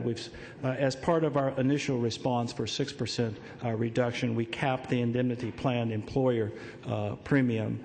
As we move from 6 to 8% to 10%, we reduce the employer premium match from 75% to 70%. And so, again, if they wish to keep their insurance, that meant they would have to make an additional contribution, and those contributions depend upon what program you were in, ranged anywhere from $18 a month to $68 a month. And so, again, they have made adjustments. We certainly can't furlough teaching faculty. They have to teach, and they're also under contract. There's a lot of Georgians that are under contract, and 34,000 people across the United States that work for Circuit City that are without a job today. So, I mean, I understand what you're saying. Can you tell me, how does that health care system compare to the one that all the other Georgia employees, what is the match that goes on there? Do we know? I don't know this state match. Does that from 75 to 70, does that bring them in line? Do you? I'm not an expert in the other Georgia system. I believe that ours, if I remember correctly, is more aggressive in terms of we're requiring more. But I have to check on that. Okay. Last question, if I may. Advertisement versus enrollment. I remember Dr. McBee had a tour down a few years ago to some of the institutions along the coast. And in one part of the presentation, we were asked to fund additional advertisement for them to recruit people to campus. Then we went on a bus tour of the campus and were shown facilities that weren't large enough to handle the students that were enrolled. I think we advertise. I know the University of Georgia spends substantial seven-figure sums on advertisement to recruit students there, and yet my information is the applications, they turn away about 80% of the people that apply. How does one in a budget time like this justify advertisement to recruit students to schools when 4 out of 5 that are currently applying don't get in? Why do we need to spend that money on advertising in a budget like this? Again, that's an excellent question. The system as a whole spends $7.69 million on advertising across the system. It has a lot of functions. Again, we want students to be aware of institutions. We want them to be aware of the program offerings at the institutions. And so we not only advertise on billboards, we create websites, we create Georgia on My Line for people, again, to put the information in their hands. We want to make sure they understand how education will help them. And we also want them to be aware of new locations and satellite offerings, which, again, are all focused on trying to accomplish our goal of educating more and more Georgians. Again, advertising is not meant to suggest that you can get in if you don't meet the standards or if we don't have the capacity. But, again, we do have the capacity probably or at one or more of our institutions within the system. Just a brief follow, if I could, Mr. Chairman. I don't want to belabor the point, but University of Georgia being a specific example, I mean, clearly more people are going to apply in 2009 from inside the state and certainly outside the state by a factor of 4 or 5 to 1 than the university can handle in the incoming freshman class. Why need they spend a single dollar to advertise the university? Are you fairly sure that most people know where it is? Yes and no. I don't know that most people know about the Tifton program. I don't know that most people know about the Griffin program or the opportunities for growth there, and we're trying to channel the growth into those campuses as well. And again, it's not so much the University of Georgia, it is what is offered there. What are the majors, and are you aware of that? And so I'm not sure we have a lot of information or advertising focused on defining where Athens is as opposed to what is available there for students. Again, I appreciate your question. I understand its focus, and obviously it's an area where we do look at and we ask for justification of that. We're reasonably convinced that monies should be spent in these areas. Whether all of the monies that are being spent should be spent is always a matter of debate and conjecture. And I would also suggest to you that these monies have not gone up over time as well, and that they are being tightened down. Representative Stevens. Thank you, Mr. Chairman.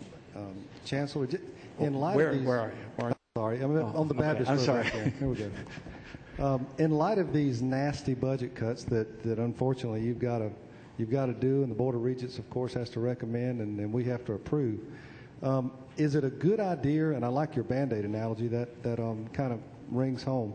Is it a good idea in these tough economic times that we have duplication of services for one of our state merit health system and one with the Board of Regents health system, and our additional cost for the administration duplicating those?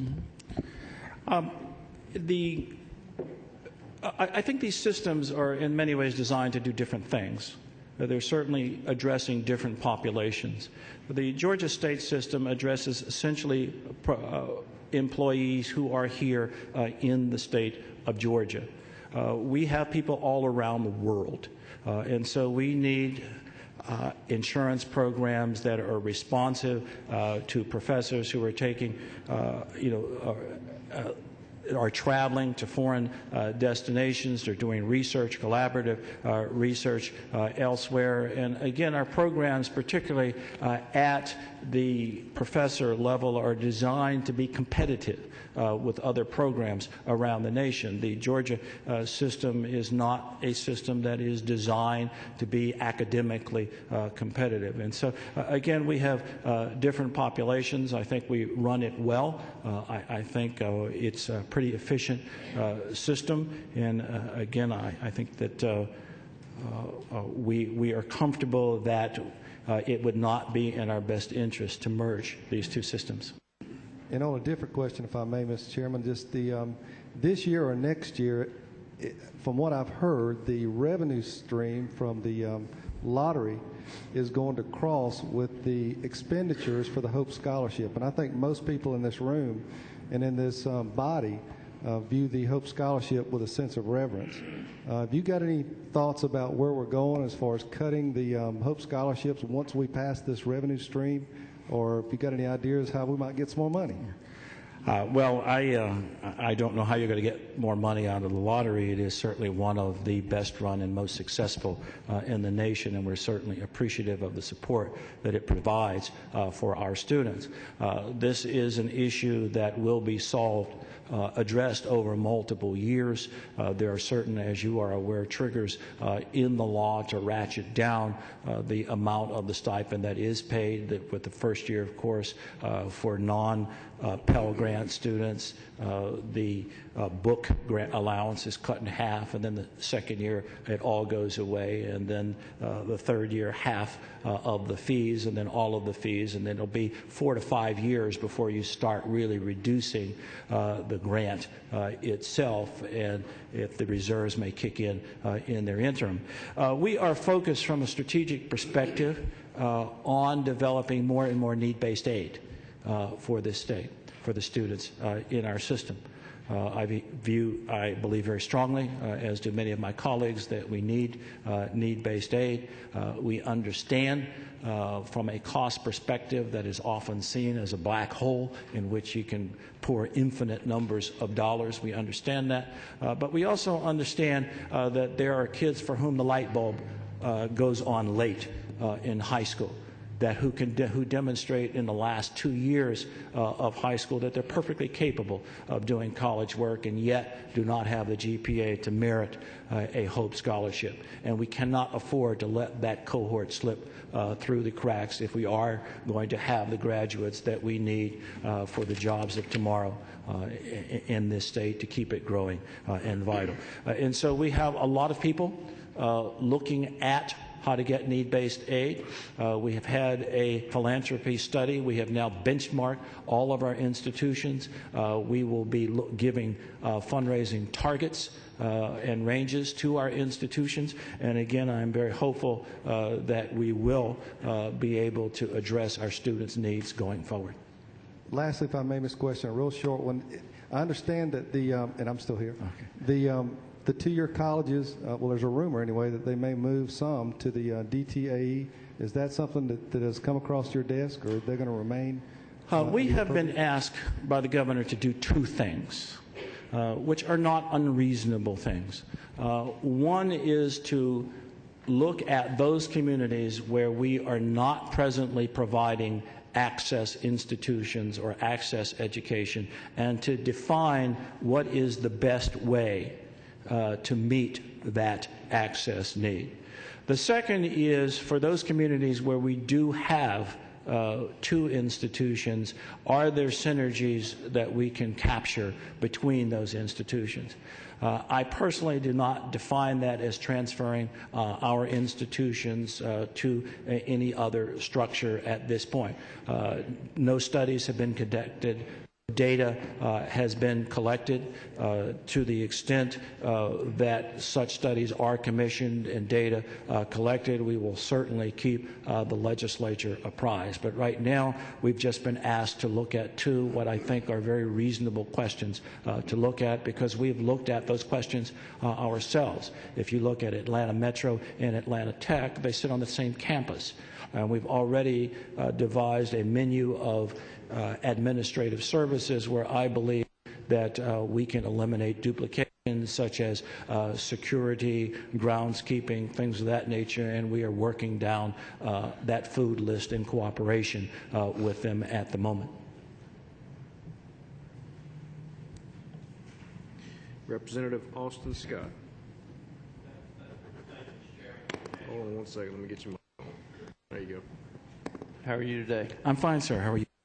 I'm good. As we've had other departments in here, and I look at Department of Public Safety in particular, as they've shown us approximately a 15% budget reduction. Mm-hmm. And I look at the university system, and yours equates to approximately 2%. Mm-hmm.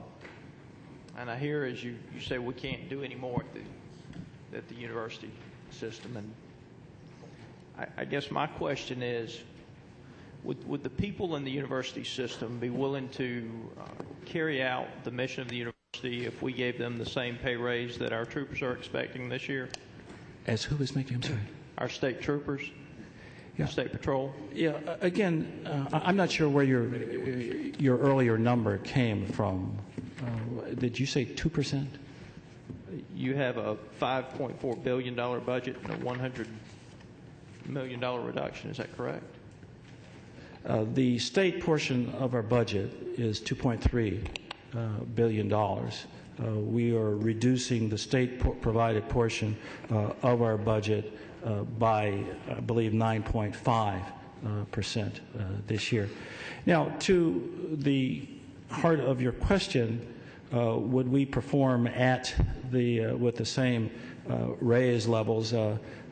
My office is performing and performing quite well at that raise levels. We're not giving any raises in my office. We have, however, written contracts with professors prior to the economic downturn, prior to any discussions about reducing costs. And so as we look to the next year and as we write those contracts, again, we will have to take the economic situation into account. But we will honor our commitments by fulfilling those contracts.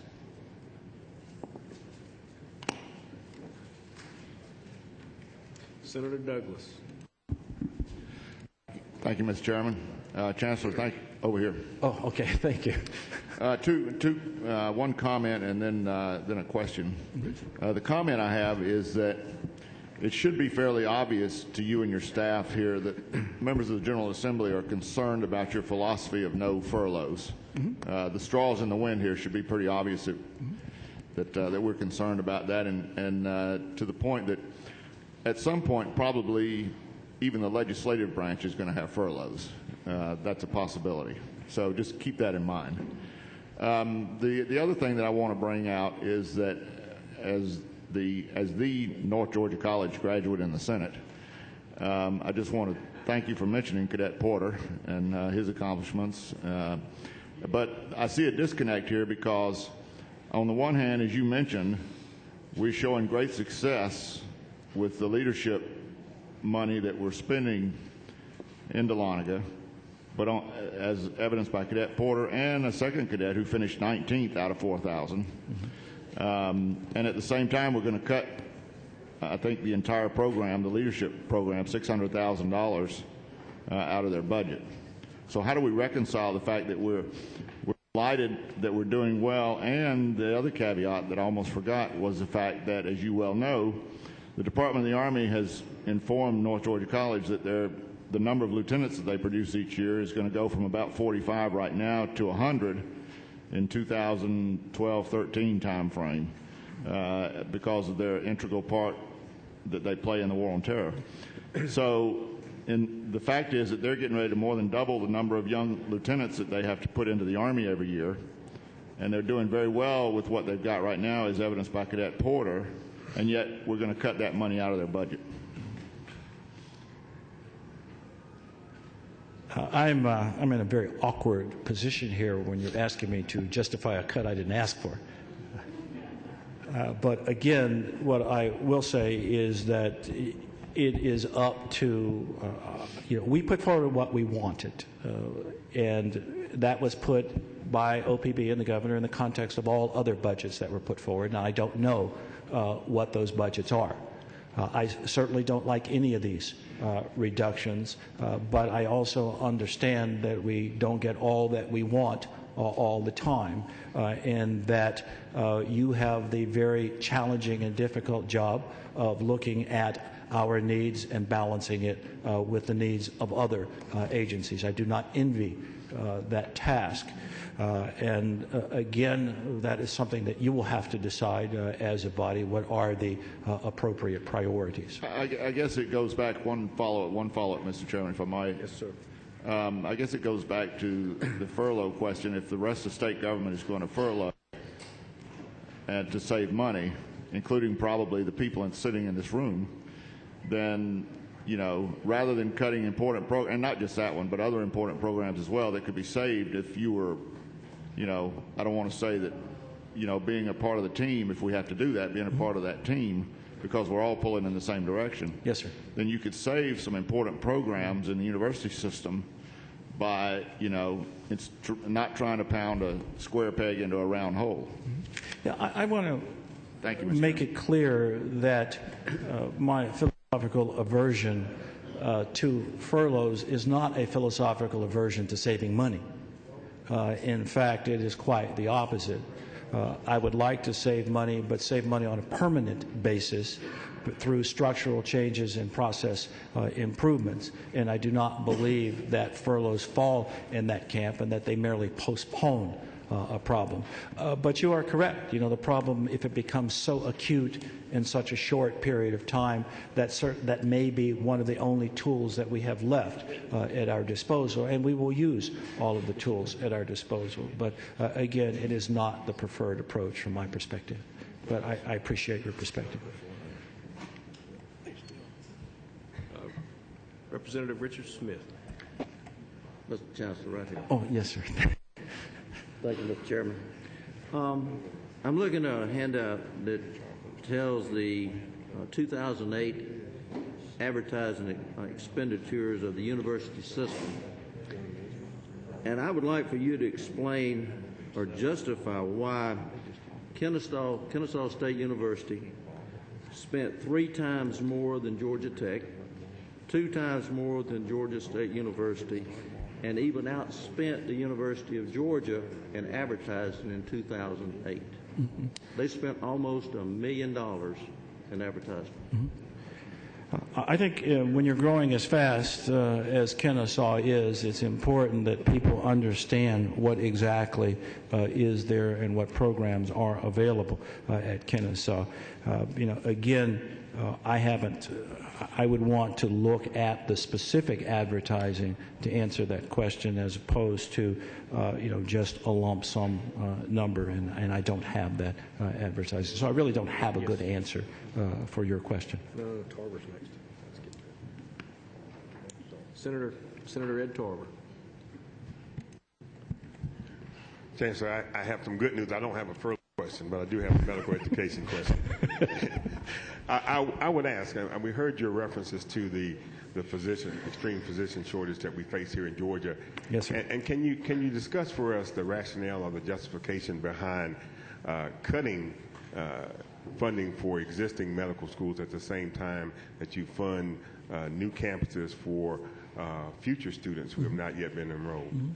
Yeah, I think on a global level, you can answer that question by suggesting that going through cyclical crises or tactical responses are required. And as I said, the urgent shouldn't get in the way of the important, and the important is strategic responses. And strategically, we need to put in infrastructure to, in fact, build to produce more doctors. Now, having said that, from a global level, when you get down to in a more granular level, you have to look at, are you going to lay off residents in one place and invest in them in another place? And that's difficult to justify. And so we have to make sure that we as we make reductions in existing operations, that they are tactical and non-strategic and don't affect our strategic mission. And when they do start to affect our strategic mission, we have to look very hard on whether it absolutely makes sense to do things such as lay off residents in one area and put money into new residents in another area. And so, again, what I'm hopeful for is that we get funding to maintain our medical programs at the way they are now in Augusta, as well as continuing to expand. And so, again, until we know what the actual numbers are, then, we cannot say what we're going to do with the monies. And I know we've had discussions with you, with colleagues and elsewhere about the concepts of laying off in one place and hiring in another place, and it's not a great solution. And it's something that we're desperately trying to avoid, but again, it'll take resources to get us to do that. Yeah. Yes, I'm assuming that when you use the phrase cyclical, that you mean temporary, and it was my understanding that earlier you said it was your philosophy that you approach these cuts as they were permanent, that they wouldn't be temporary. And so, on that basis, can you further elaborate what you mean when you refer to the cyclical nature of this budget situation? Yeah, again, when I talk about cyclicality in the business cycles, again, we're talking about cumulative cuts on an ongoing basis. Our 2010 cuts are greater than our 2009 cuts. And again, at some point, you expect this to turn around. You expect some part to be permanent and not come back in terms of base funding. You expect some other revenues to appear. And so, again, it's a very delicate and a very difficult balancing act that we have to do. What we will try to do, of course, is when challenged, try to make structural changes to the extent that we can. And structural changes don't necessarily mean eliminate something. It means can we take processes that do exist? Can we drive out variability? Can we reduce costs? Can we simplify and still do the things that we want to do without such things as deferring training, deferring travel, and things of that nature? And so, again, you are correct. We will seek to make structural changes as our first response. But the problem with making structural changes is that it often takes a while to implement them. And so in the short term, in order to meet the demands that you have, budgetary demands, we may have to take temporary type changes and changes that we don't want to put in place for the long term. As it relates to the Board of Regents' efforts to address the future physician shortage, are you able to articulate now what your commitment is or what the Board of Regents' commitment is to the existing medical schools?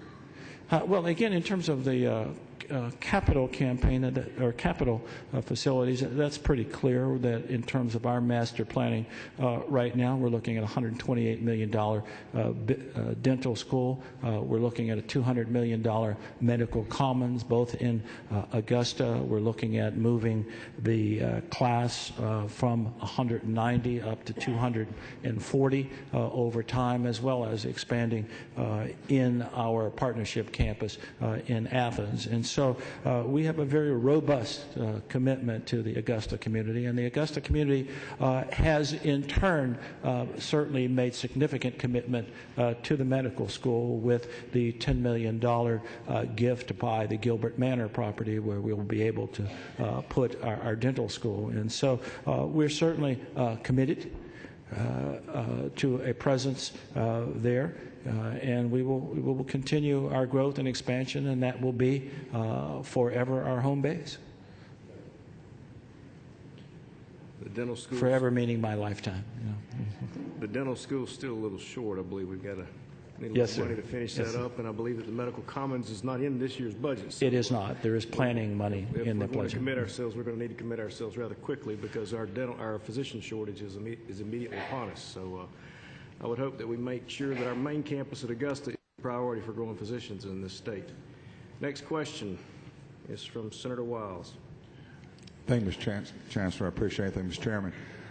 We've had some discussions over the last couple of years, and one of my concerns has always been that the out-of-state tuition that the system charges those people that are not taxpayers of Georgia doesn't reflect the $1 billion that we're borrowing or have borrowed over the last 4 years for capital improvements to your system.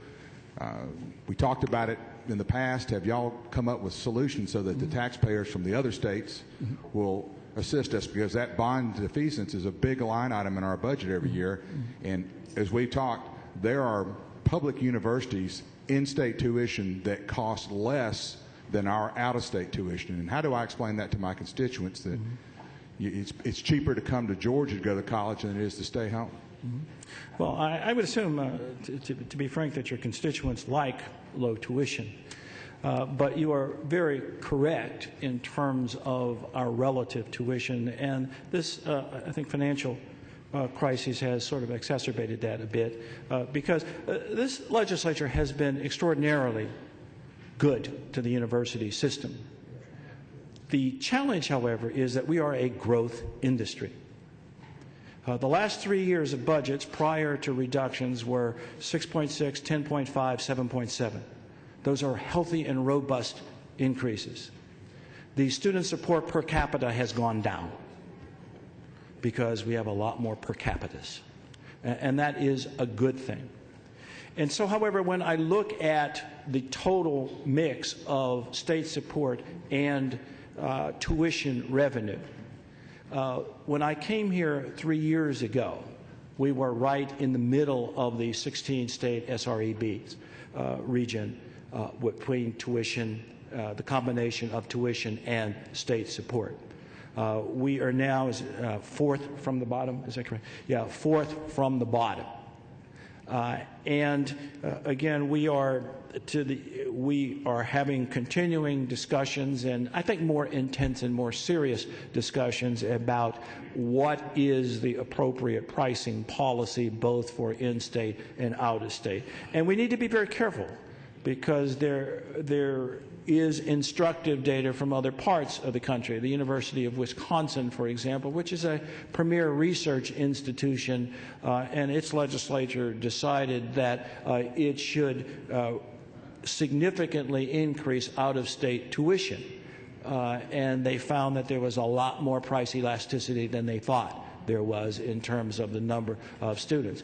But you are correct in pointing out that our relative tuition levels give us more headroom and more opportunity to start to design, I think, some more value-based pricing strategies than we have in the past. Mr. Chairman, if I can follow up.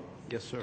Well, I understand your concern about in-state tuition, but in my feeling, if we've got 2 or 3 institutions that has a substantial amount of out-of-state students, and all I've been asking you to do for the last 2 years is to actually charge the out-of-state students the cost of the education that the state of Georgia is providing, i.e. the capital costs are not recovered in out-of-state tuition. So basically the taxpayers of Georgia are funding students from outside of Georgia, in fact outside of the United States, and all I'm saying is I've asked for you to do this, and we've had this conversation. It's not the first time I've talked to you about it. Certainly. Maybe in the most public setting I've talked to you about it.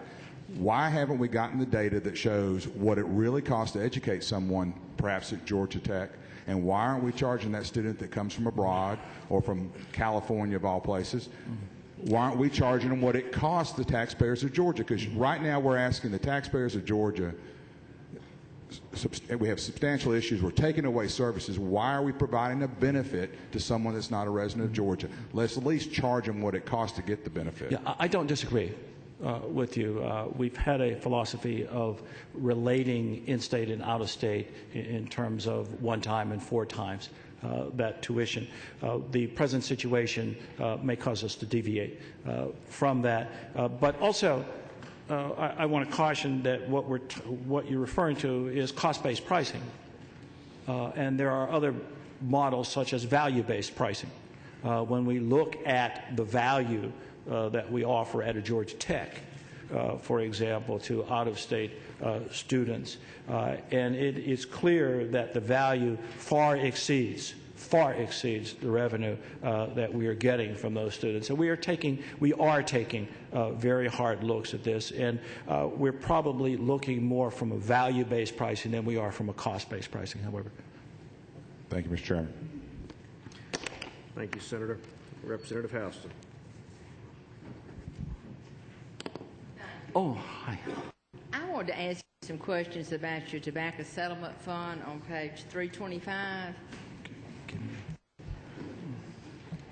I served on the Tobacco Settlement Overview Committee, and it's sort of been my impression that that these funds were brought down from the tobacco settlement every year, and if you didn't use them, then they wouldn't be brought down. How can you consider that a cut? Yeah, I think that this is Bill Todd's question and not mine, and so when he appears, that I would suggest that you ask him that. I don't. How could you consider it a cut? These are pass-through funds. They're pass-through funds.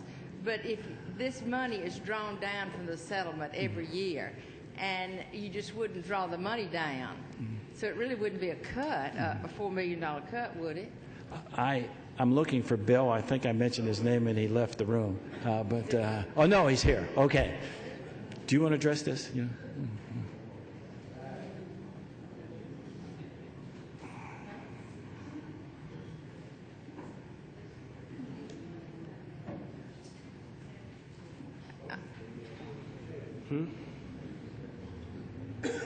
And if you don't use the money, it should go back to the Tobacco Settlement Fund. Mr. Todd. I'm Bill Todd. I'm director of the Georgia Cancer Coalition. We're one of the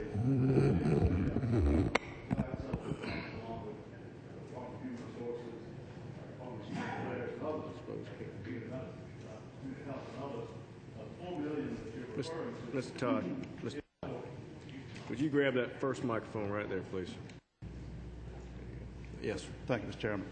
The $4 million that you refer to is in the Georgia Cancer Coalition. It's a reallocation to other purposes, other funded purposes, and I can't really tell you what they are. I can only tell you what happened with us. It's a $4 million reduction to the Cancer Quality Information Exchange, and we will try to substitute that with federal funds that we can hopefully garner from the National Cancer Institute.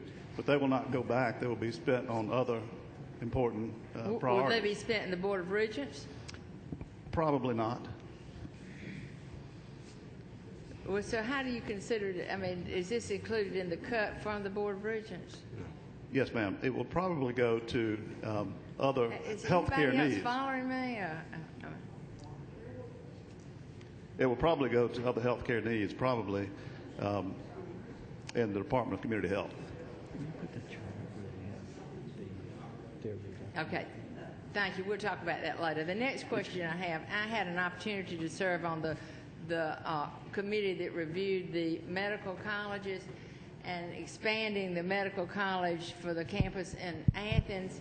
And one of my concerns then and one of my concerns now when we visited the campus was the reception we got from the other hospitals.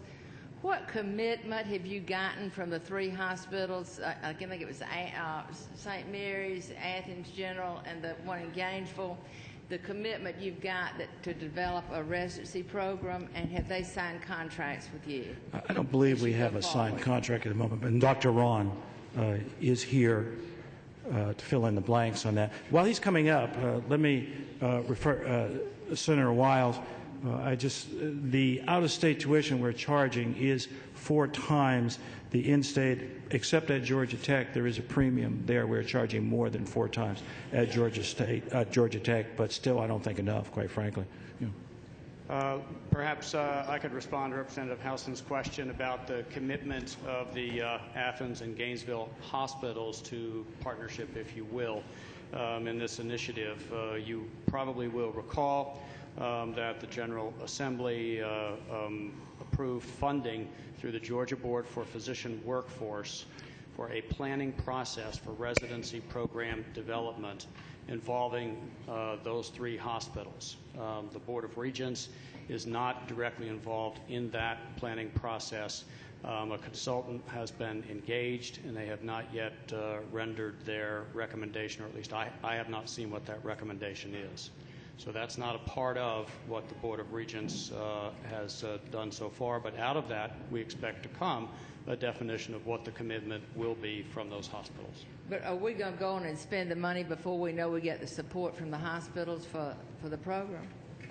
What we have done is made the recommendation in this budget to begin the planning process for residency programs to be aligned with the approved plan of the Board of Regents to expand medical student education, which would be Athens, Gainesville, Southeast Georgia, Southwest Georgia.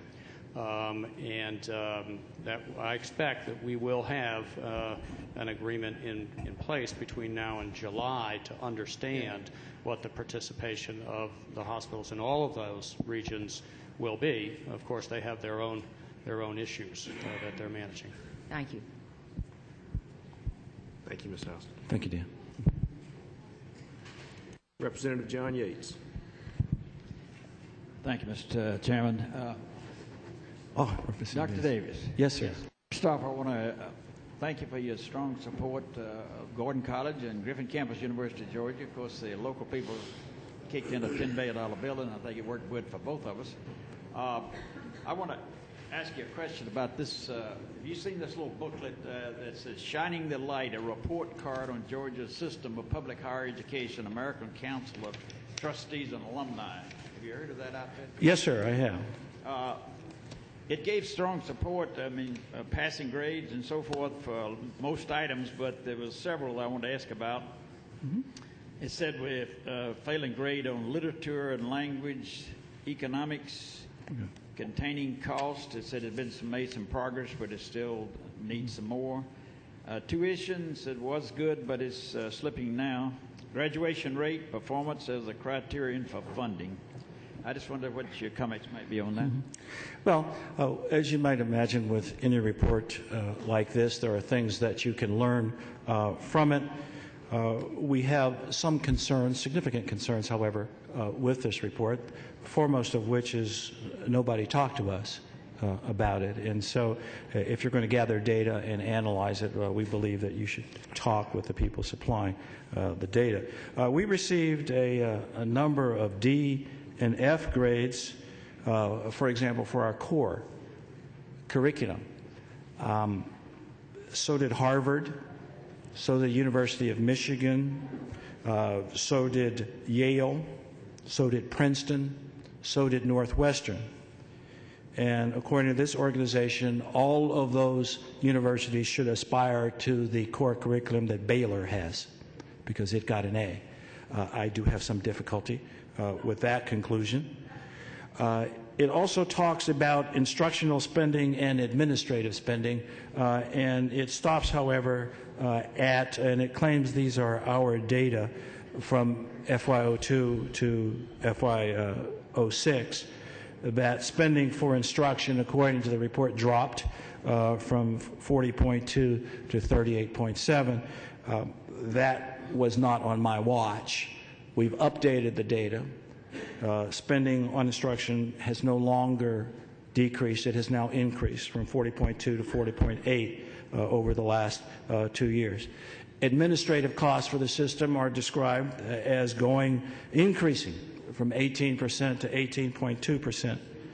The administrative spending within the university system has now dropped from 18% to 16.3%. It is going down. It's headed in the right direction. The number of employees we have per 100 student is going down. And so this fails to capture, and I can't fault it, they cut it off at some point. But again, what we have done over the last several years is not reflected in here, and if you do incorporate that data, I think you get a lot better picture. And so, as I said, there's things that one can glean from any report, and we will try, and we certainly have read it, and we'll try and take away what we think are the appropriate things. But as I said, there's a lot in there that either is incorrect or that we disagree with, or when you're evaluating cores, it may be evaluated from a perspective that we don't necessarily share. But I would suggest to you that we are revisiting our core. One of our first of our 10 strategic projects is to look at the core and make sure that it is the core we need in place to turn out productive citizens for the 21st century. And so I'm not too much worried about the grade. We're in pretty good company, but I also would suggest to you that that doesn't mean we're complacent. We are looking at our core as well. Well, thank you. There's a lot of them that was very good in there. Say again? There's a lot of points that were very good in there for you. Well, we accept the good ones, of course. Representative Ed Reinders. Thank you, Mr. Chairman. Thank you, Chancellor. Does the University of Georgia College of Education's fourth year I've asked this, do they still limit the number of students who can enroll in the early childhood education program by slots? The University of Georgia School of Education is the largest school we have. They have over 500 graduates. We are, however, in the context of our 20,000 teachers by 2020, we're asking all of our education schools to expand their capacity, and we're also adding new institutions. We've gone from 15 institutions with teacher missions just a few years ago that we're now, by the end of this year, we'll have 22 with teacher missions. And so, again, at UGA, they will be expanding their mission as well. And they have been over the last several years, but they are already our largest institution. Please understand my perspective.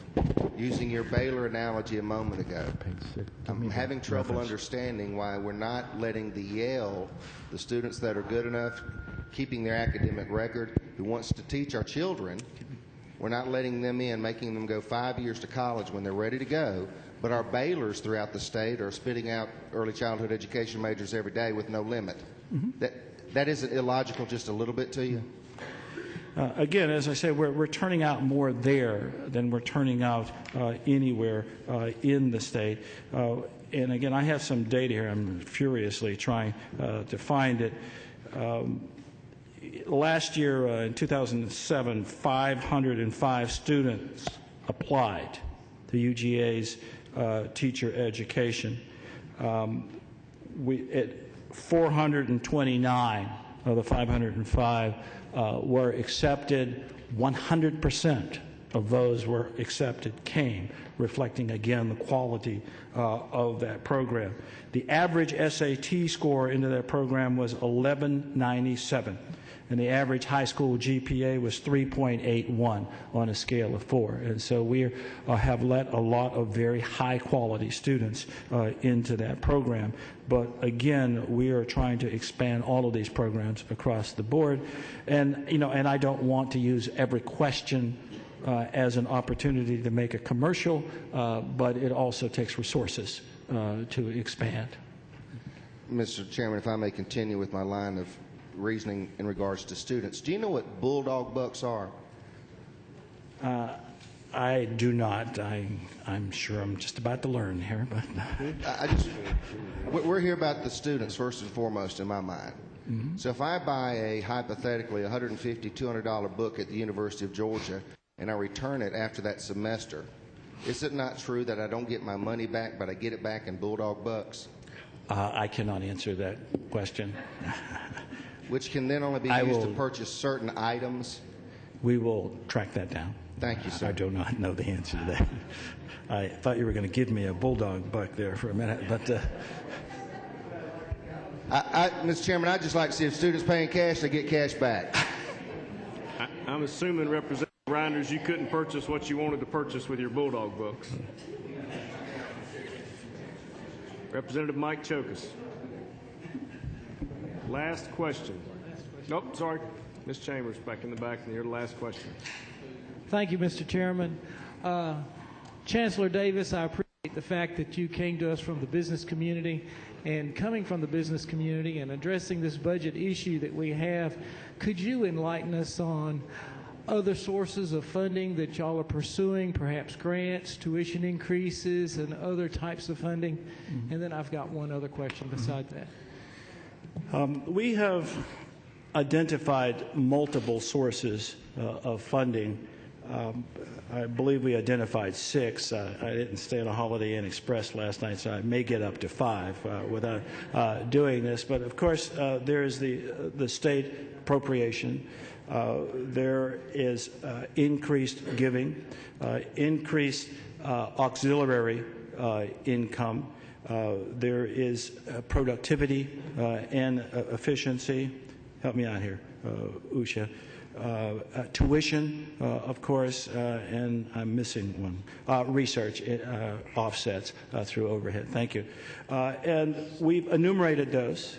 And as I indicated earlier, we're going down the path to try and maximize the revenue from all of those. Consistent with our discussion with Senator Wiles, we are looking at a lot of different tuition options going forward. As far as philanthropy is concerned, we have, again, already completed a year's study of capabilities of our institutions, who are the peer institutions, how much should they be raising, who's doing a good job, who isn't doing a good job. We're going down that path with respect to research. We believe that, again, we can get some research done in our comprehensive institutions. We also have now formed a committee of our 4 research vice presidents from our research institutions to try and again make sure each knows what the other is doing, and so they can do some interdisciplinary and collaborative research to try and uptick our research profile. Our prediction, for example, for our Athens partnership campus between MCG and UGA is that we will be able to increase the joint research from between 10 and 15%, and we already have the scientists there working together. And so we're trying to go down the food chain here to maximize income streams, all of the income streams. We're trying not to neglect any. Thank you. Thank you, sir. One additional question, and this may be addressed probably to Dr. Ron. I was hoping he could talk about the residency program with the medical school and Phoebe Putney Hospital down in Albany.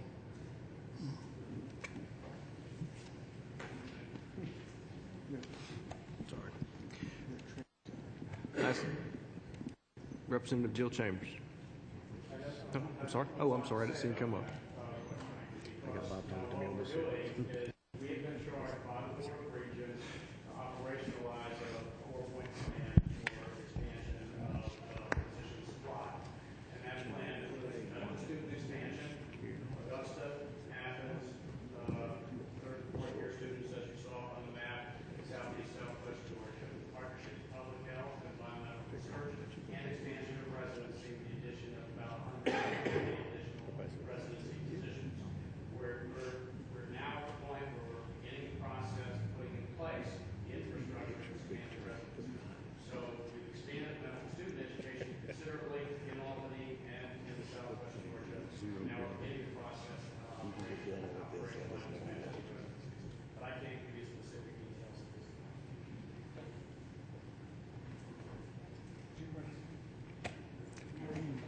Thank you, Mr. Chairman. I didn't hear it either. Yes, ma'am. Thank you, Chancellor. I was wondering if you would be so kind as to provide us with a continuation-style budget with greater detail on the Regent's central office spending, most specifically travel expenses and breakdowns on that of the Regents. Of the Regents themselves? Yes, sir. The $7 million in the central office budget, there are several of us who are curious about more of a continuations breakdown of actually where those expenditures are going. Yeah, I just want to clarify your question. We'll certainly try and answer it to the level of your satisfaction. But when you said travel of the Regents, you don't mean our board of directors. The central office okay. budget. All the people in it. Okay. And all this spending under the $7 million budget. Would you be so kind certainly. as to provide the legislature a detailed copy of where that $7 million goes for central office? Yes, absolutely. We can do that. Thank you.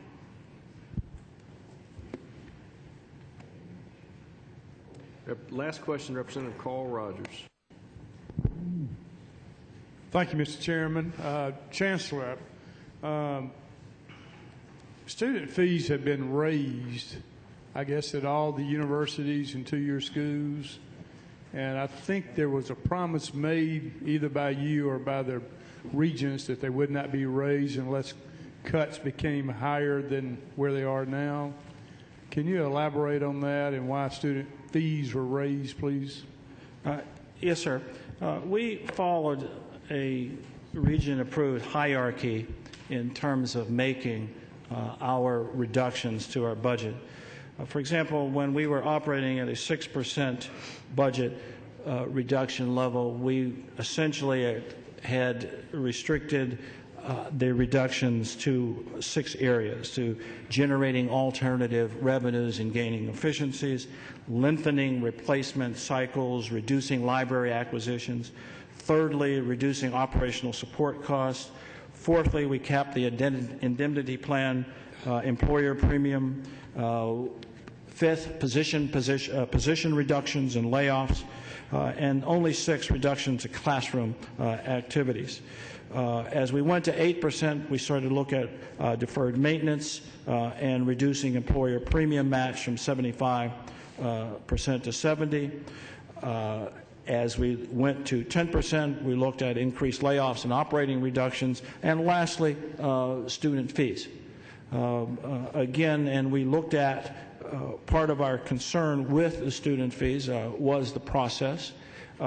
It is very difficult in many institutions where, again, we're a labor-intensive institution, and over 90% of the budgets at some institutions are for labor to make quick operational reductions. And so, again, we felt that if we are going to preserve quality for the students should participate in that process. And again, I think the shortfall in that was not in the thinking or in the logic, but that we did not have enough time to make sure the students participated in this process. We have, since that fee was imposed, met with student groups at the system office, and we have pledged to them as we move forward, as we start to consider or address fees going forward, that they will be, in fact, included in that dialogue. That answer your questions, Mr. Rogers? Thank you, sir. Chancellor, that's all the questions we have. And we appreciate you coming and spending your time with us. Look forward to working with you through the subcommittee process and over the next couple of months. Thank you very much, Mr. Chairman, for the opportunity. And again, I will get the information that we promised, and I appreciate the opportunity here today. Thank you. Thank you. Next up is DTAE, Commissioner Ron Jackson. If we could all move quickly, allow the commissioner to come in. He's promised to be done in 10 minutes.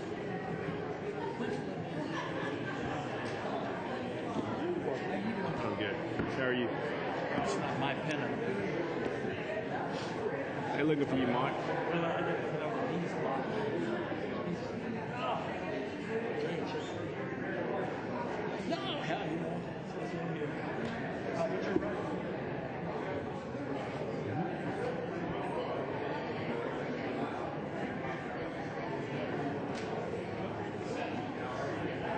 Hey there. How are you? Hey, Shane. Good to see you.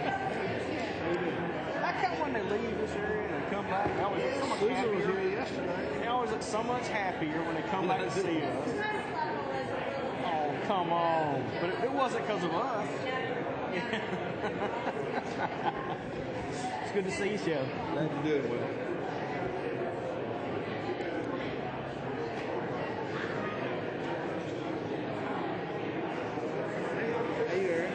Hey there.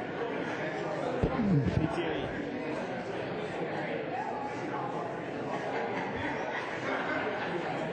Huh? 10. What, did you talk to Joy?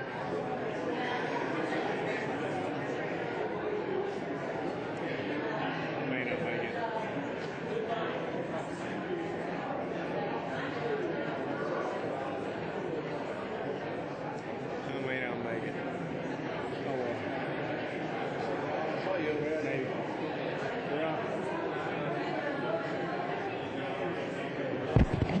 Commissioner, we're ready when you are.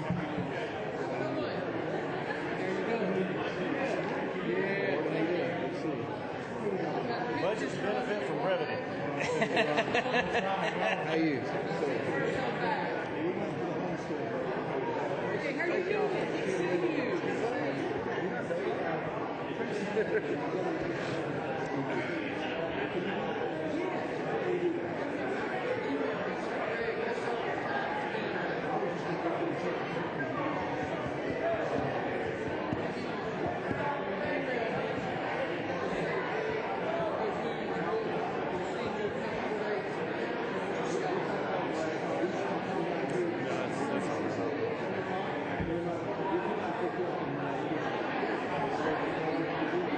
It's okay, I'll do it.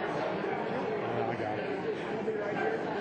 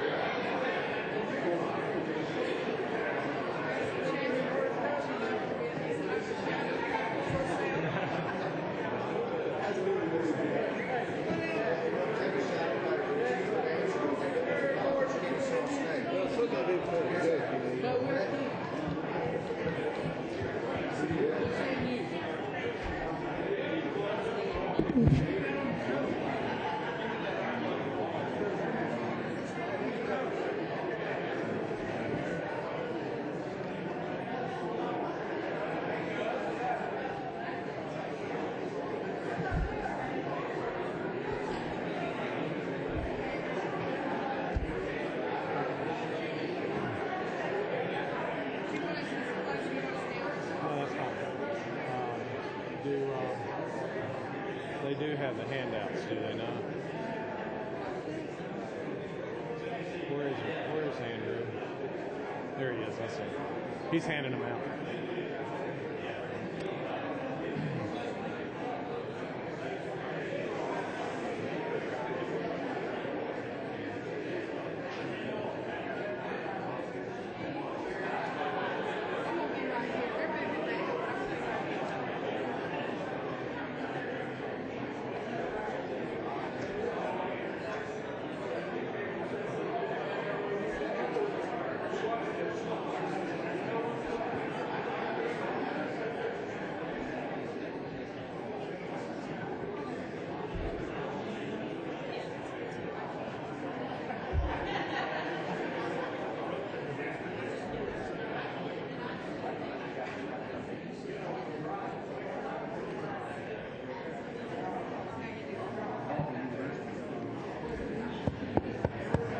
All right, let's see if we can get started here.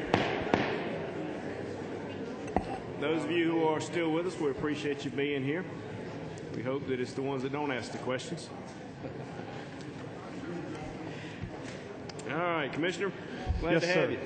Thank you, Chairman Hill and Chairman Harbin and distinguished members of the Joint Appropriations Committee. It's great to be with you this afternoon to talk about the technical college system and our budget recommendation that is before you, and to give you some information and update on the college. We have several of our state board members who are here with us, Chairman Swearingen and several of our board members. If they would stand, I'd like for them, Earl Smith and yes, Shaw Blackman. And our presidents, we have a number of our presidents who are here. If they would raise their hands, we have a great showing of our presidents. I can't tell you what a great team of professionals, educators, and economic developers that they represent for the state. And it's a privilege for me to work with them every day, and they do incredible work in their communities. I want to talk to you today about these four issues, a little bit of our numbers, the program updates on where we are in each one of our four programs, discussion about the mergers that we are undergoing that have been discussed widely around the state, and some information regarding those and an update on how they are going, and then the budget recommendation and where we are. And I will go through this quickly because of the late hour of the day.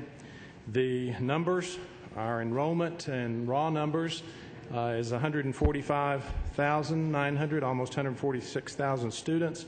And our strategic industries, 58,900.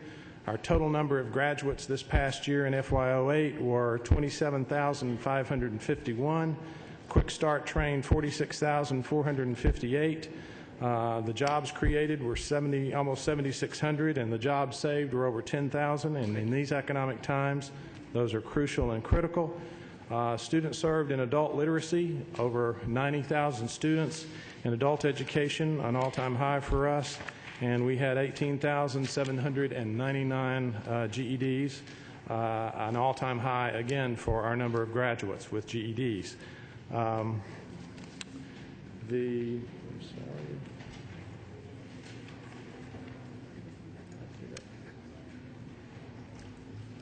The next item, and you do have this handout before you, we always like to give you our return on investment, what you get for the state dollars that you invest in our technical colleges.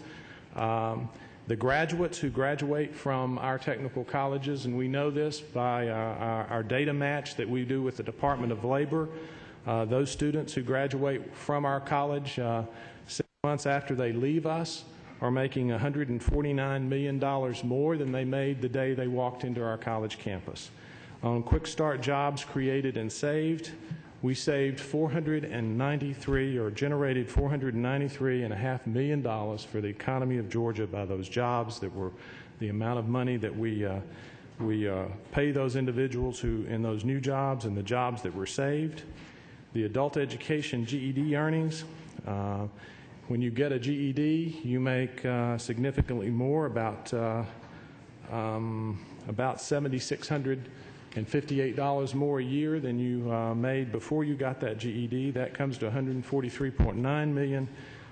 We get about $250 million in federal and other funds that we pump into the system and go out into our local communities. Our total economic impact is over $1 billion for the $373 million investment that you made last year that's shrinking a little bit this year, but nevertheless, that's over $1 billion real dollar economic impact. That's not an economic multiplier.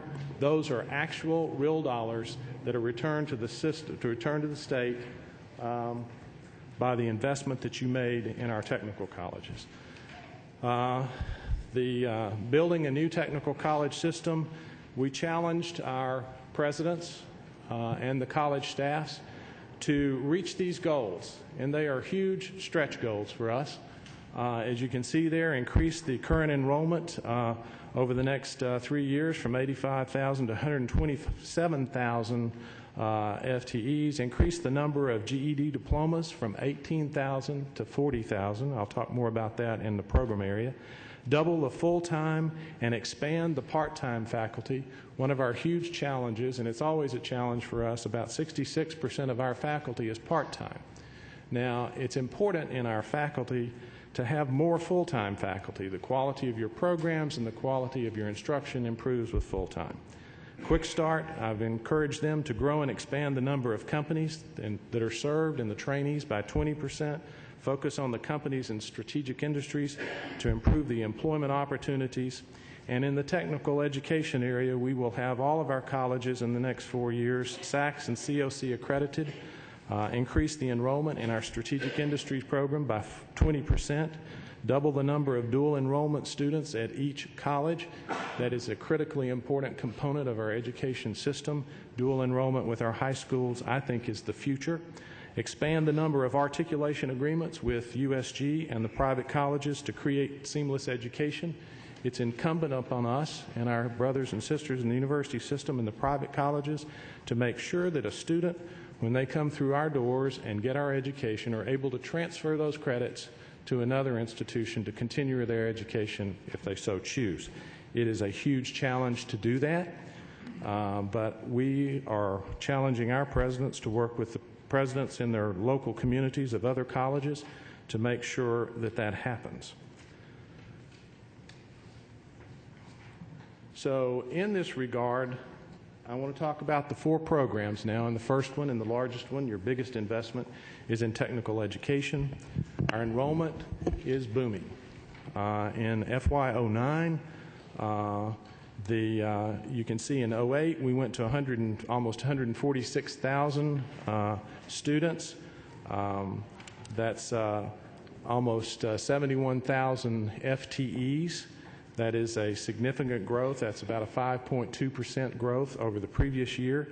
We had a declining enrollment for a period of time. That is reversed. Our projections for this year, based upon a 5% increase in enrollment, would be 153,290 in total and 76,000 in FTE. We believe we will go beyond that. That is our projection. I would not be surprised to see us at 160,000 students. Some of our colleges are up by 25% in their first 2 quarters. It is a remarkable growth, but it is not unexpected because of the downturn in the economy. When the economy goes down, our enrollment goes up with people retooling for another job or another job area.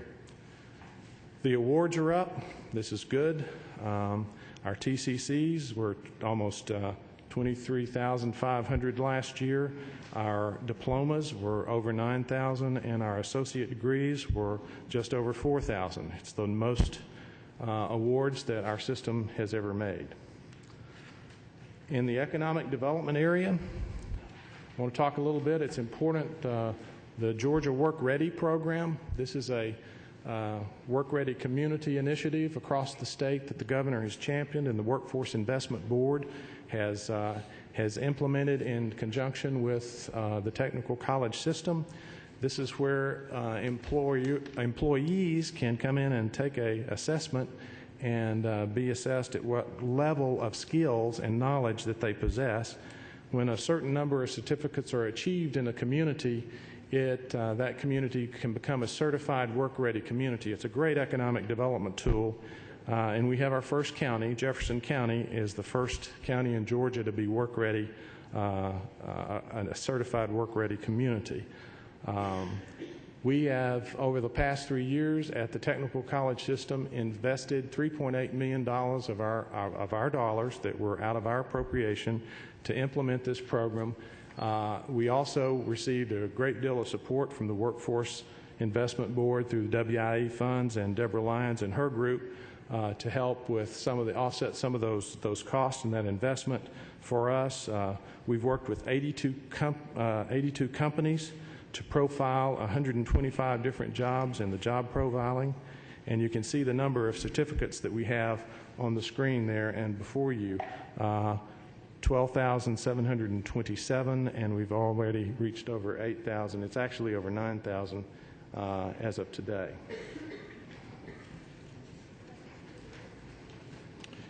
The jobs that are created and expanded and existing companies, 260 projects by Quick Start this year. We've trained 46,458 trainees. We saved that total of 17,600. 66% of those jobs were outside of Atlanta. There was $16.36 million appropriated for this. That's where you see the $493 million return on that investment for that $16.36 million. Quick Start has worked internationally now. 29% of Quick Start projects involved 18 international companies. Of course, the biggest one that you hear about most often is Kia. We have branded Quick Start not only across the country, but across the globe. You can know from businesses all across this country, when you speak of Georgia and coming to Georgia, the first thing they will tell you if they've heard anything about Georgia is Quick Start and training is available for free for companies moving here. This is the update on the impact of Kia. Kia will actually generate 2,500 jobs, but in addition to that, already the supplier companies that have announced and are moving to Georgia and generating 4,255 additional jobs. The challenge for Quick Start will be, in these economic times and with budget cuts, to make sure that the commitments that we've made to these companies, all of these supplier companies, to train all of their workforce, like we are doing for Kia, will be a major challenge for us, but one that we will not shrink from and we will accomplish. But it will be a remarkable challenge. I want to talk to you about adult education and creating literacy in Georgia. These are difficult statistics to look at. They're painful. We are ranked 40th in the nation in our population, ages 18 to 64, that do not have a high school diploma. 15.1% of our population in that category do not. That's over 1 million Georgians. Over the age of 18, the exact number for beyond 64, but the total number for all ages over 18 is 1.3 million Georgians that do not have a high school diploma. Graduating 18,000 or even 40,000 GED graduates annually is just not enough to catch up. But we believe it's incumbent upon us and our colleges and our adult education programs to work diligently to improve that statistic. GED diplomas awarded. You can see here that we had Slightly fewer people taking the test this past year, but more GED graduates, over 18,000 graduates. You see a spike that occurred in 2005.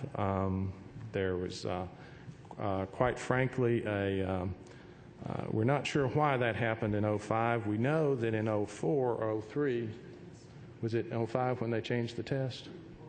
2002 they changed the test. We had a big spike in 2002. But nevertheless, we have reversed that. Although we went down in assessments, our graduates went up. To hit 40,000, I must tell you, with the workforce that we have in adult education instructors, will be a major challenge. The cuts that we're having to endure, and we understand them because of the economy, and there's nothing that any of us in this room can do about it, but we will have to go to more part-time instructors and fewer full-time instructors. We will have to stretch our day. We will have to do everything we can to meet the requirement. We also will do that in the environment where we have the largest enrollment increases in our technical education program, but I can assure you our campuses are going to be busy. So this brings us to the piece on mergers and administrative restructuring that has created a great deal of conversation. And I want to say to the members of the General Assembly, the good stewards that you have been and the good supporters that you have been of the technical college system, I personally owe the members of the General Assembly an apology for the way this was communicated or not communicated. Number one, the events of the budget simply overtook us. What we were planning on doing, and we had thoughts of restructuring with mergers and had some planning, preliminary planning that had been done, but we wanted to do this at the community level the way we did with Chattahoochee and North Metro, where we appointed a task force of local community, business people, representatives, leaders, school system administrators, and went through a 6-month process of reviewing whether this would be a reasonable thing to do for the community. It worked out incredibly well. And that community and that task force came together and said, yes, this merger makes sense for us. We decided to expedite and move up the schedule of the other potential mergers, and were not able to do that process simply because we were using this as a technique to meet our budget cuts in the 2010 budget. I'll talk a little more specifically about that, but I also want to tell you and show you some very specific numbers on the business case for making this very difficult decision and putting so many communities in stress over the potential of what was viewed by many of them and the way we communicated it as being a loss, a potential loss of their college. So there were several criteria that we used of whether these colleges would even be in the pool of colleges to be merged. College size and enrollment was one. The economic development synergies between the service delivery areas of the respective colleges was another. Financial equity and viability of the college and the colleges involved. And we have a traditional difficulty with our system in that some colleges, based upon the time they came into the system and the system from which they came into our system, some came in at a much higher level of funding than others. So the equity between the colleges is disparate. It is not something we can fix easily, and I've talked to you about this before, but if we took $3 million of our appropriation and applied it to making all of the colleges at the same level per FTE, it would take us 27 years to bring equity to our colleges. That's committing $3 million a year of our appropriation. Then program combinations. Did it make sense for these mergers to combine programs that existed on the two separate campuses or two separate colleges? And then were there presidents or vice presidents vacancies? That was not the main reason, but it did help, and it does help in making a merger of whether there are employment issues around leadership in the various colleges. And of these 7 mergers that were proposed, there were 5 vacancies of presidencies in those areas. The very specific numbers in the business case. We put together a task force after I came to the technical college system some 4 years ago to try to figure out a new funding formula. You've heard me say before many times that our funding formula just doesn't quite keep up, that it's inadequate, and that we need to figure out a better way to fund us. It may not be a formula, but we need another way, a better way. In that task force that we built to try to figure out not only the cost of each one of our individual colleges, but what are the bottom line costs of operating an individual college.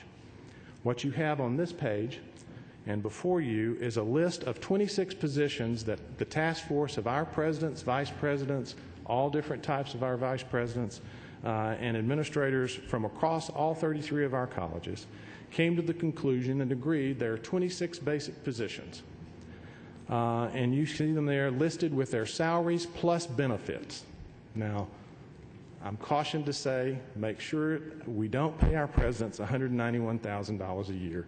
That is the salary plus benefits.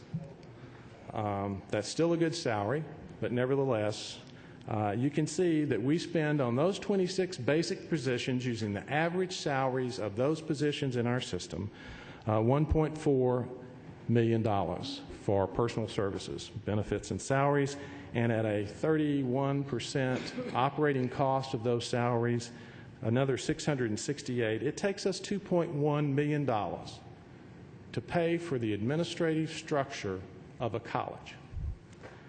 With our funding formula, earning $4,452 per FTE, it takes 484 FTEs to pay for that administration. 484. Now, I commend to you to look at some of our enrollment data on the next sheet.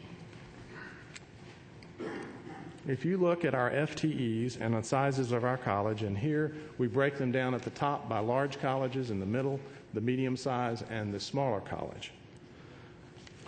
You can see that a number of our colleges in that smaller area are below 1,000, and one of our criteria was the size of the college.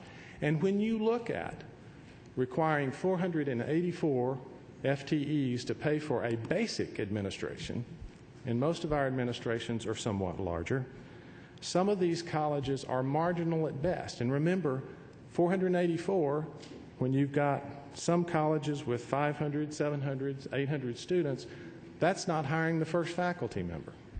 And what we are about is instruction and students.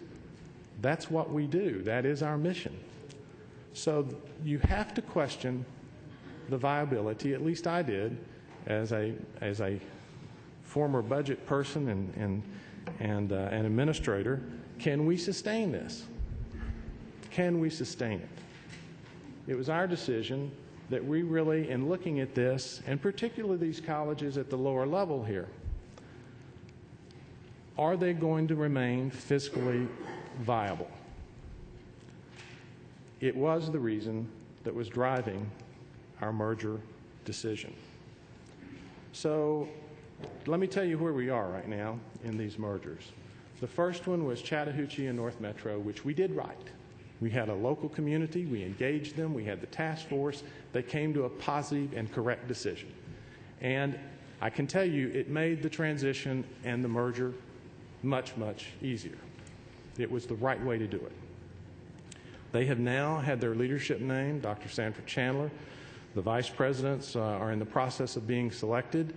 The name of the college has been chosen by the 3 boards because after we went through this merger process, Appalachian Tech, which was originally proposed to go in with North Georgia, their board unanimously asked to be included with the Chattahoochee-North Metro merger.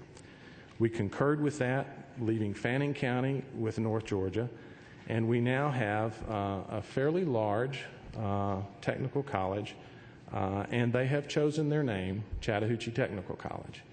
It will be the North Metro campus of Chattahoochee. It will be the Appalachian campus, the Marietta campus, the Paulding County campus of Chattahoochee Technical College. The boards voted, I believe unanimously, to adopt that new name. And I can tell you, in these mergers, the name and the identity is one of the hardest things you do, one of the most difficult things you do. The next one I want to talk about is Northwestern and Coosa Valley. Some significant challenges, but the community came together. We did not have the time that we had at Chattahoochee North Metro. We did not do a task force. This is one that was, and the rest of these are ones that we will talk about that were because of the budget. But we met with the local boards and the community with some concern expressed and some issues that came forward. But the boards have now come back together. They have agreed upon a name. The president has been appointed. The leadership of the college is being selected, and we're moving forward with the COC and SACS accreditation prospectus to move that college and get approval of that college. The president is Craig McDaniel, and the name of the college will be Georgia Northwestern Technical College. The next is West Central and West Georgia Technical Colleges. There was great concern, and this was one place where the lack of communication was very difficult, both on the community and the members of the General Assembly here. It was resisted, particularly in the LaGrange area. They feel strongly about their college, as does West Central. But the two boards have met and come together. They have, in fact, agreed upon a name. They have decided on West Georgia Technical College.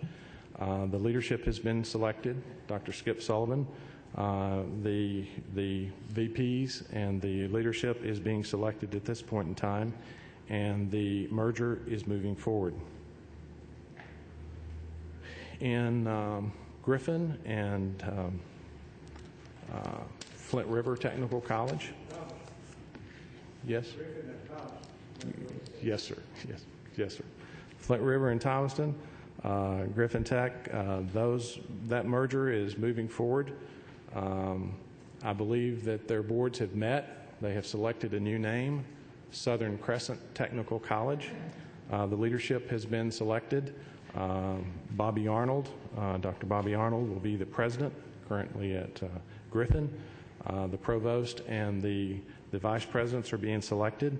And the president, who was president of Flint River Tech, has graciously agreed and graciously, I think, enthusiastically accepted the appointment of president to Savannah Technical College. Dr. Kathy Love, who has led Flint River extremely well and is one of our stronger presidents, will take on the duties, has taken on the duties of Savannah Technical College now. Swainsboro and Southeastern Tech.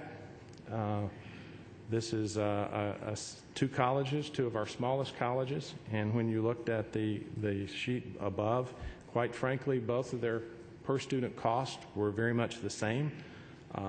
This is a very energetic two colleges who had a great distress about this proposed merger. And I spent some time with the chairman and Representative Parrish specifically on this merger, and it is very difficult for both communities because they are smaller colleges with great identities and great histories. Swainsboro was one of the larger technical colleges, basically covered that whole region at one point in time with a number of counties that have slowly gone to other colleges as we built and opened new colleges. So this one was a significant challenge. I am told that we selected the leadership, and we had two presidents there, and Dr. Kathy Mitchell, who has been at East Central for a number of years, is the president, and our newest president, Larry Calhoun, will be the provost, who is at Swainsboro.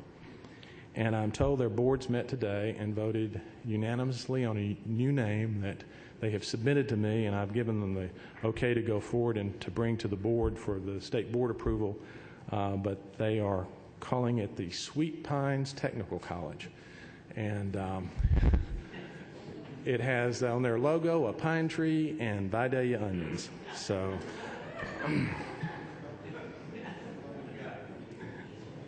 did you know that, Representative Parrish? And then the final merger in this group is the East Central and Valdosta. It will be the latest of the mergers to come together. It is one of our larger areas, and it has received some concern on the part of East Central. They, again, are one of our most historical colleges, came in early, built their own facility there, turned it over to the state a number of years ago. And as recently as 2 o'clock this afternoon, we met with a delegation there.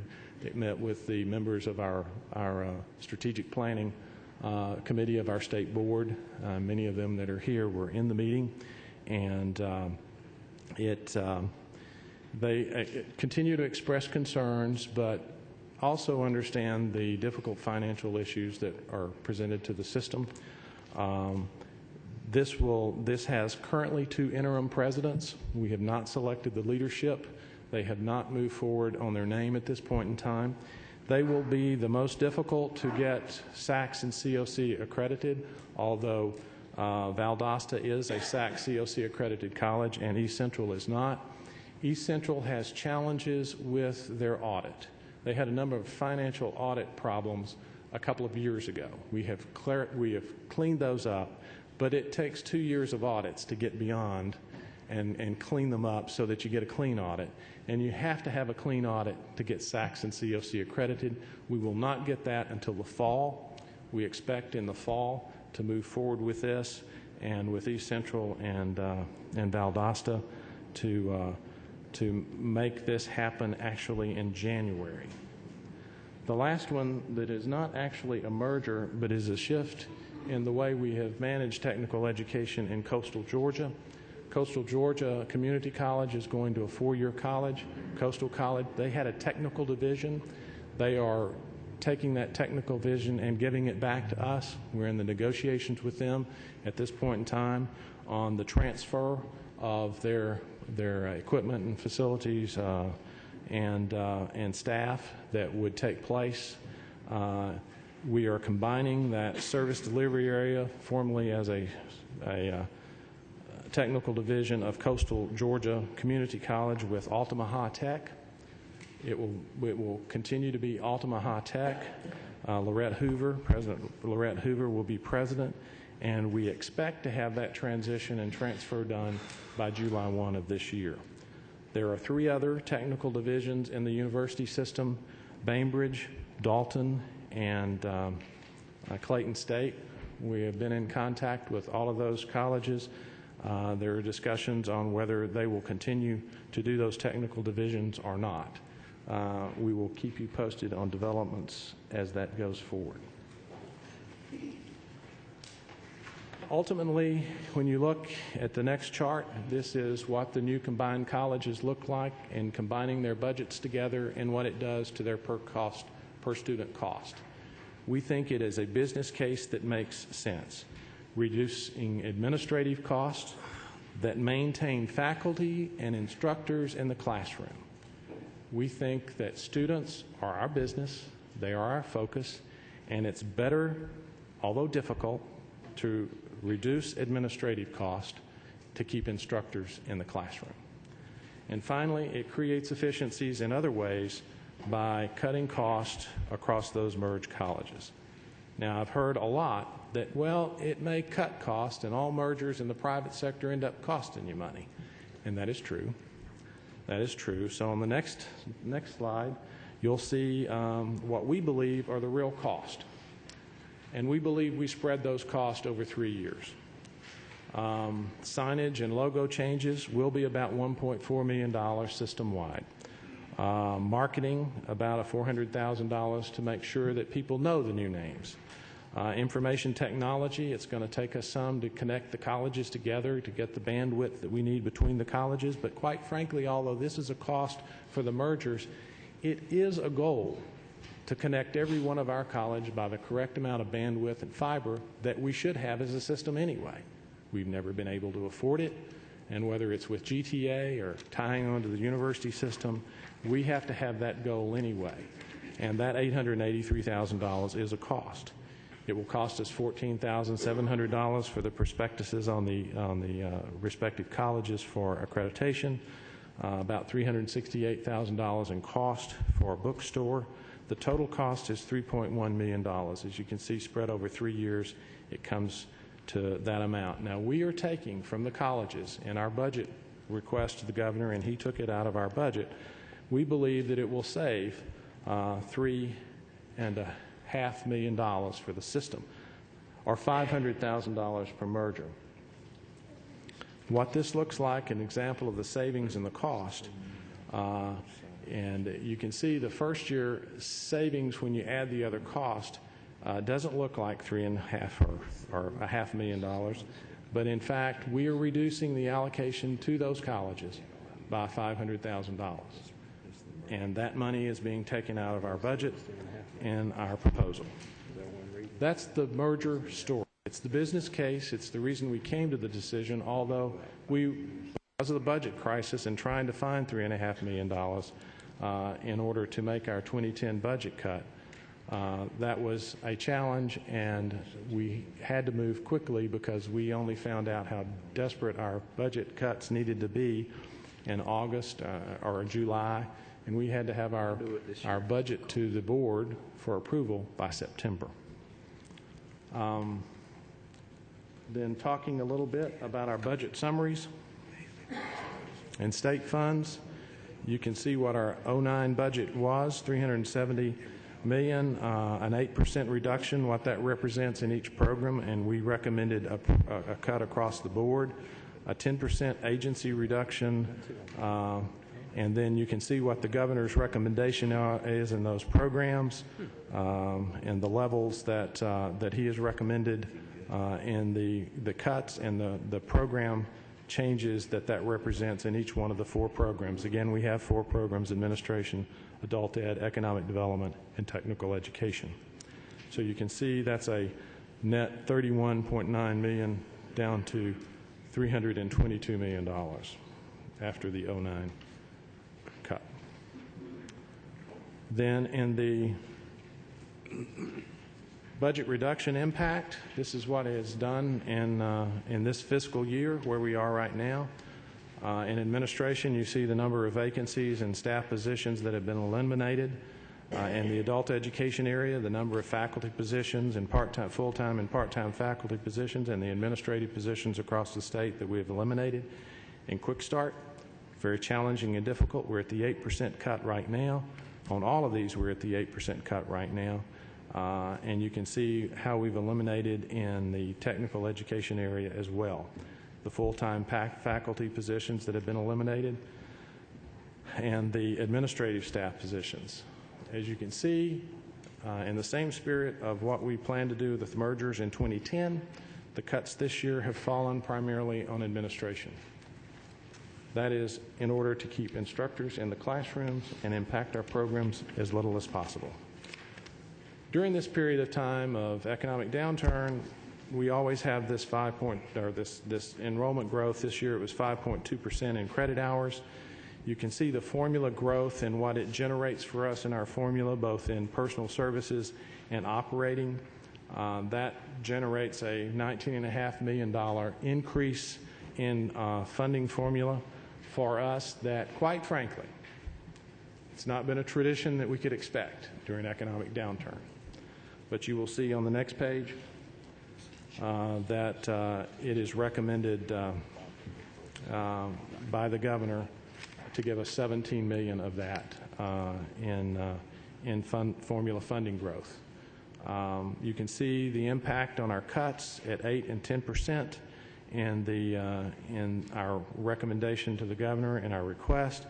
You can see what the governor's statewide, his impact on statewide changes and the program changes. That gives us a total of $343,061. That is actually for next year, when you add in the enrollment growth, puts us at about a 6% cut agency-wide. But at the program level, and most of that money will go back into technical education, at the program level, administration will be cut by another 12%, adult ed by 9%, and economic development by 12%. Those are tough cuts, but it is real for us. And finally, capital outlay. The governor, in his recommendation, has been very generous in recommending all but 2 projects we had on our list in our request. Those 2 are at the bottom, West Central, Coweta County, and Career Academies. All of our other projects that we had requested and submitted to the governor in this year's round, that comes to a package of $134.5 million. Most importantly, I think here, the recommendation that I would commend to you as strongly as I can, the obsolete equipment at $14 million and the minor repairs and renovation at $20 million. That's the highest this system has ever been recommended. If we can fund at that level, we can fix more buildings that so desperately need buildings.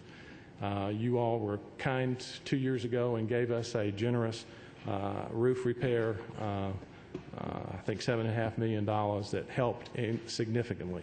But we have on the table right now in minor repair and renovations somewhere in the neighborhood of $120 million in possible projects. This $20 million will help us immensely. And the $14 million on obsolete equipment, a portion of that will have to go to the merged colleges, a higher level. In order to do this, the merged colleges will share programs across campuses. We must install and have available distance learning capabilities on those campuses so that while the program may exist in Valdosta, they can give that program in Douglas or in Fitzgerald on those campuses with an instructor staying in Valdosta but giving the coursework at the other 2 campuses at the same time. The interactive distance learning capabilities is remarkable. That is the technology that's out there now. We use it in a number of our colleges already. It's not cheap equipment, but we will commit a significant amount of that $14 million to the merged colleges to increase their capacity to share those programs across campuses and increase efficiencies. We will try to do that across our system. The bottom line is, like all agencies that you hear from, these are tough cuts, but there's one thing about the resiliency of the staff and faculty and the presidents and leadership in the technical college system. We will do it. We will make it happen. We will deliver the workforce the state needs at the time the state needs it the most. Economic downturns are where I think we will excel. These are tough, but we're there to do the job. And Mr. Chairman, I'm ready to take questions from the committee. Representative Smith, Chairman Smith. What you call me? Thank you, Mr. Chairman. Many times, thank you, Commissioner, for your comments. Many times over the last few years, I've said that the technical and adult education is the best kept secret in most communities. And I appreciate the kind comments that you made to them relating to the mishap and the mergers. But the last thing legislators want to do is to be walking down the street and be told about something that should have been told to them one-on-one. Enough said on that, because there's some very serious conversation going on both at the community level and at the legislative level. Enough said on that. And I applaud you for looking at ways to save dollars in the back office and consolidation and so forth. And maybe the Board of Regents will do the same thing. Speaking of that, you didn't mention about the Board of Regents and their consolidation with the 2-year colleges and the technical colleges and calling them community colleges. That would be the first comment, a question that I'd like to ask you. Where is that going? And the second thing is, if we're doing all these cuts and we're on a 2-year lag time, and as you said earlier, that in a down economy, you have higher student enrollment. Are tuitions too low? Something's got to give. Yes. So my first question is, where are we with the university system consolidation with the technical and adult education? And two, is tuition too low? And can there be something else to be done regarding that? Yes, sir. Thank you for the question. And on the first issue, where are we on the two-year and technical college combination issue? This proposal or recommendation came out of the Tough Choices or Tough Times Task Force that the governor appointed, and there were representatives from the General Assembly that were on that, Senator Weber, Representative Coleman, Representative Jones. I'm probably missing someone. But nevertheless, that task force has done a sweeping number of education reform recommendations. The one that has gotten a lot of attention has been creating a community and academic college system of Georgia, or a community and technical college system, however you want to phrase it, and give two-year access, the two-year access mission to that new system. That recommendation was discussed by the governor with the chancellor and I, and he asked us to discuss it and come back with a proposal on how it might look to implement such a thing, and how would we strategize on moving toward that if it were a decision to actually develop such a program. We've had that meeting, the chancellor and I, and we actually have some ideas on giving the technical college system, several of the colleges in the state, the opportunity to provide AA and AS degrees. That's been distributed fairly widely, that memo within our system and the university system. Those 4 colleges that were discussed were Savannah Tech, Augusta Tech, Columbus Tech, and West Georgia, the new West Georgia Merged College. There could perhaps be others at this point in time, but it's really too early to tell specifically where this might go. I think it would have to involve a very broad discussion with the General Assembly and probably some special committee that might want to take a look at it. The governor has to weigh in, I think, on whether he really thinks it's something that he wants to pursue, and he has not given us that direction at this point in time. It is at this point, I would say, a recommendation and a task force that was appointed to the governor that was, in fact, still a draft recommendation, not voted on by that full task force, but released publicly. And the governor has an interest in it. I think the members of the General Assembly might have a strong interest in that as well. It would be a difficult and long process, I suspect. We are in a position at this point in time, as the technical college system, we'd have several challenges. We're on a quarter system. The two-year colleges and the university system are on a semester system. Quarter to semester is a challenge at the best of times. But I will say this, not because of any potential combination, more because of the technical college system's relationship with high schools and dual enrollment. We believe we're going to have to become a semester system in the future. We are reviewing now to bring to the General Assembly and the governor what the potential cost of that transition might be, because we all know what happened when the university system transitioned several years ago. It was costly, disruptive, enrollment went down. So we want to be careful how we approach it, and we will bring to the General Assembly and to the governor a proposal on how we would plan to implement such a thing. And the staff in our system right now, across our colleges and at the system office, are looking at how that system could be implemented and what the real cost and impacts would be. I can tell you we will not implement a semester conversion that would have hundreds of millions of dollars of cost. If it looks like it will have hundreds of millions of dollars of cost, and I think you can see we do fairly good cost analysis by what we've presented you on the mergers, we will come up with a different plan. I believe we can do it within the confines of our budget with perhaps some additional help, but it would be in the ones or tens of millions of dollars, not hundreds of millions of dollars. And the impact on enrollment cannot be denied. It would be challenging, but that is an impediment to having an immediate sort of takeover that has been suggested might happen. That is just not in the cards at this point in time, nor has the governor given us any instruction, myself or the chancellor. I'm not sure what the chancellor, how he responded if you ask him the question. I think it's an idea on the board. Quite frankly, I've been in Georgia 20 years, and it's been discussed for 20 years at some level. So I think it's a fascinating proposition, but one that I don't think is imminent. But as the governor looks at what he would like to propose to move forward on it, and as we work with the General Assembly, we'll just keep you posted on what we know and when we know it.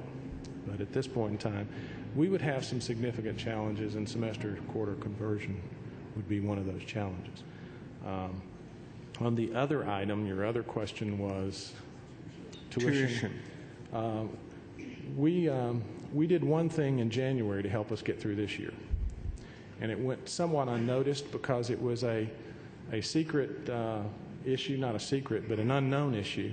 In fact, it was unknown to me for a year after I went to the technical college system that we were on a 12-hour cap for tuition. Anything over 12 hours that a student took, we gave it to them for free. This is a practice apparently in higher education that's not unknown, and it's true at the university system. But because we are on a quarter system, our cap should have always been 15 hours.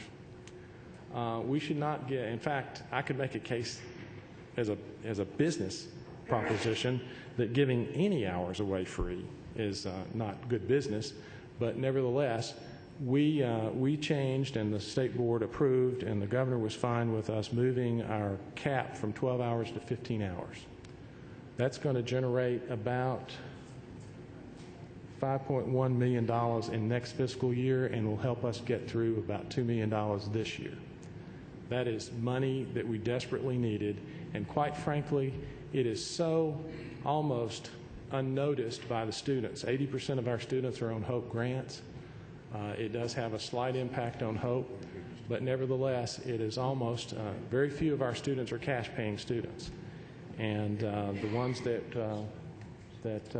we did have to pay some additional money this year over what they would have had to pay for 15 hours. Only about, what's the percentage of students that take over 12 hours? It was like 9%, I believe. I think it was 8 or 9%. So it had very small impact. Now, going forward, it's our intention to implement with the governor's support at some level a tuition increase this summer to help us get through next year. We are currently at $36 a credit hour. We have done numbers on what $4, $5, or $6 would be. I have not looked at student finances budget to see what kind of tuition increase they may have budgeted for us for the coming year, but that kind of tuition increase is necessary. Not only necessary to get through the economic times we're in, but quite frankly, $36 a credit hour for the quality of instruction that our colleges provide, and having a 97% placement rate in work, in jobs, or going on to further education.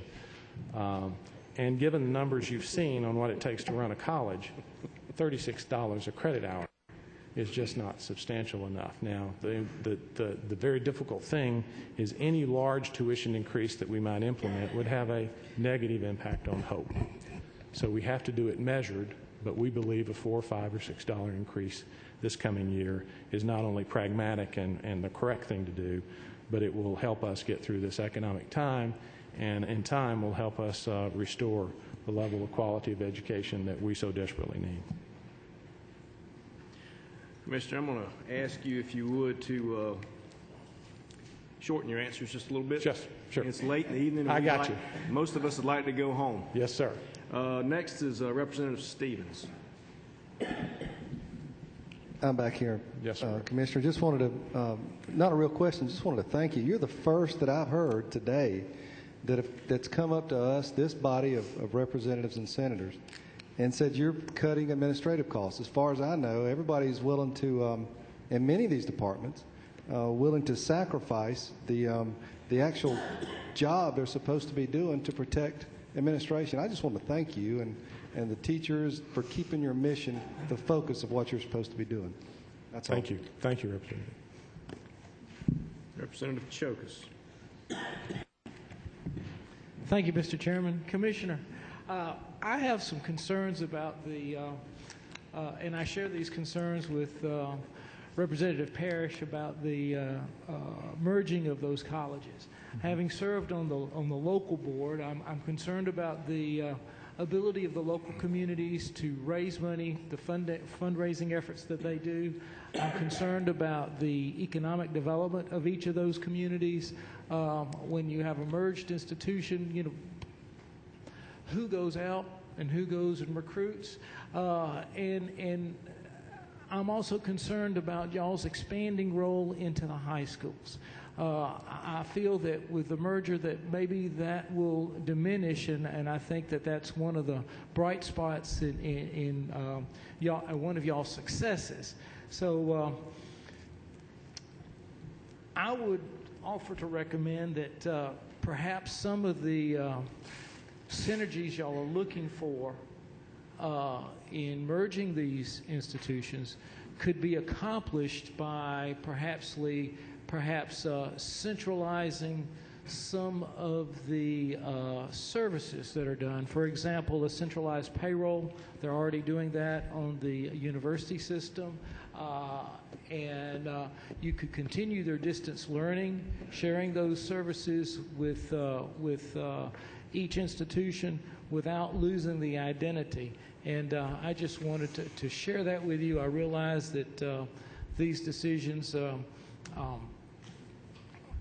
were made because of our economic times, but hopefully these economic times will pass, and I'm afraid that we are sacrificing the strategic for the tactical. I appreciate the question, and I will say this first on raising money. The foundations and the communities that raise money, and we have a number of colleges that have very large multiple campuses, and they segregate money that is donated for a specific campus within the foundation, and it can't be used for any other purpose except for what it was done.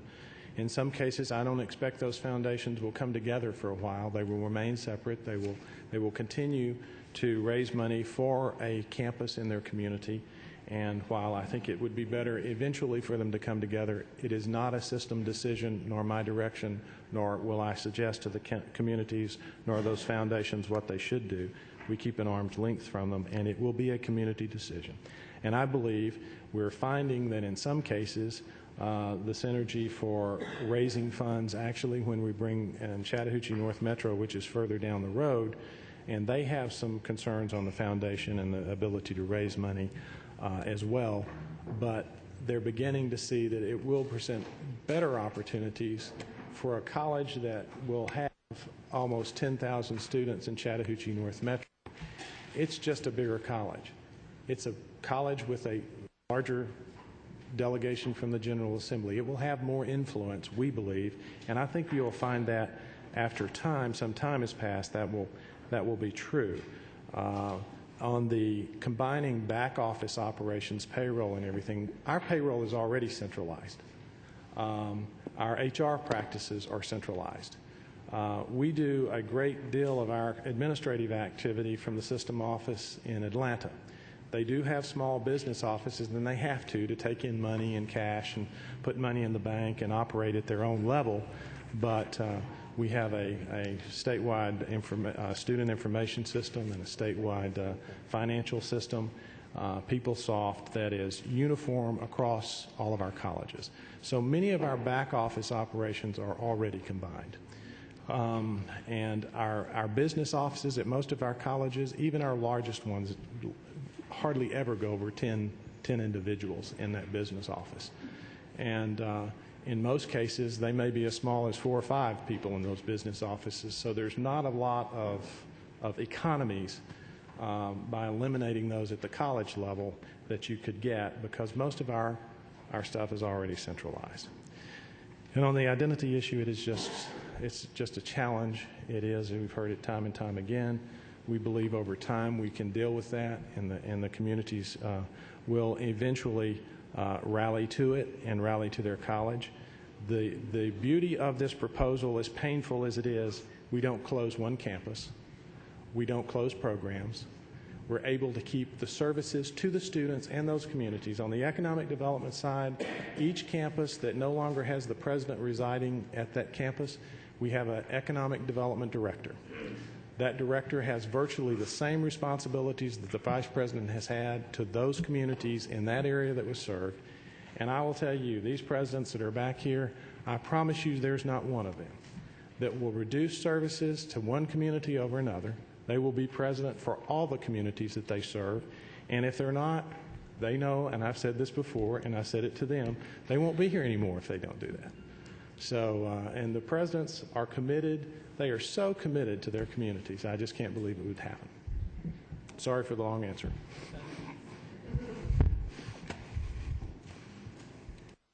Senator Douglas and then Senator Hooks with the final question. Senator Douglas. Thank you, Mr. Chairman. Commissioner, first of all, let me say that you're on a roll with the back row, because the back row is apparently the happy row tonight. Good. Let me just say that I have two of your institutions in my district, DeKalb Tech in Covington and Griffin Tech, the former Griffin Tech, Southern Crescent Technical College. I believe that's what the name was. Is that what it was? Yes. I like that, by the way. Good. But those two schools in particular, and I know the DeKalb Tech president is here tonight. I'm not sure about Griffin Tech, but he's here. He's here. Dr. Okay. Arnold, Well, yes. They're the greatest thing since sliced bread. Let me just tell you that. Great.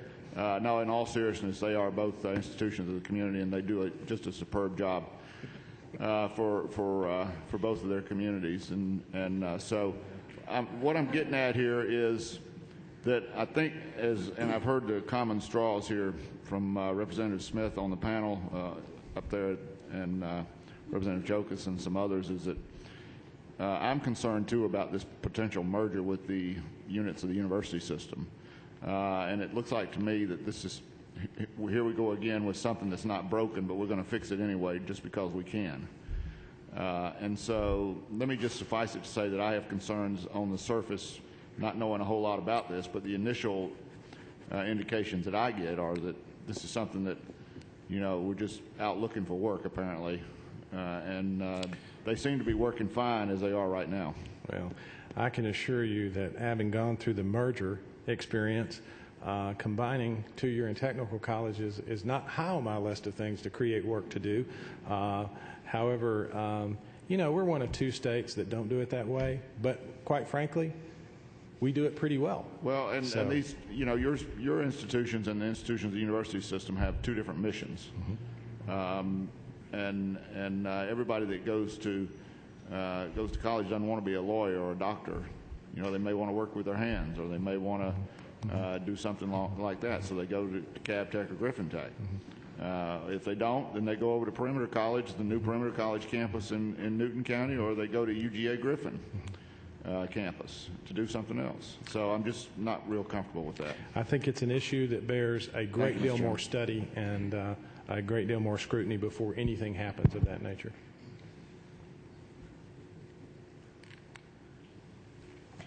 Last is Senator. Thank you very much. Thank you for being here at this late hour. Thank you. We've been here Thank you since for about being here. 8:30, and thank all these presidents for being here. I was delighted to and accept your apology about not being notified about these mergers. I've been here 29 years, and I was on the committee for 26, and that was not a well orchestrated plan. As members of the legislature should have been brought in and involved and explained the budget situations, because we know it backward and forward. With that said, you have one of the schools in my district, Flint River Tech at Thomaston, has in its service area Talbot County and Taylor County that I share with Representative Lenmore James back here. Mm-hmm. Those two counties are two of the most economically challenged, and that's about the most polite way I can put it, yes, sir. Areas of the state of Georgia.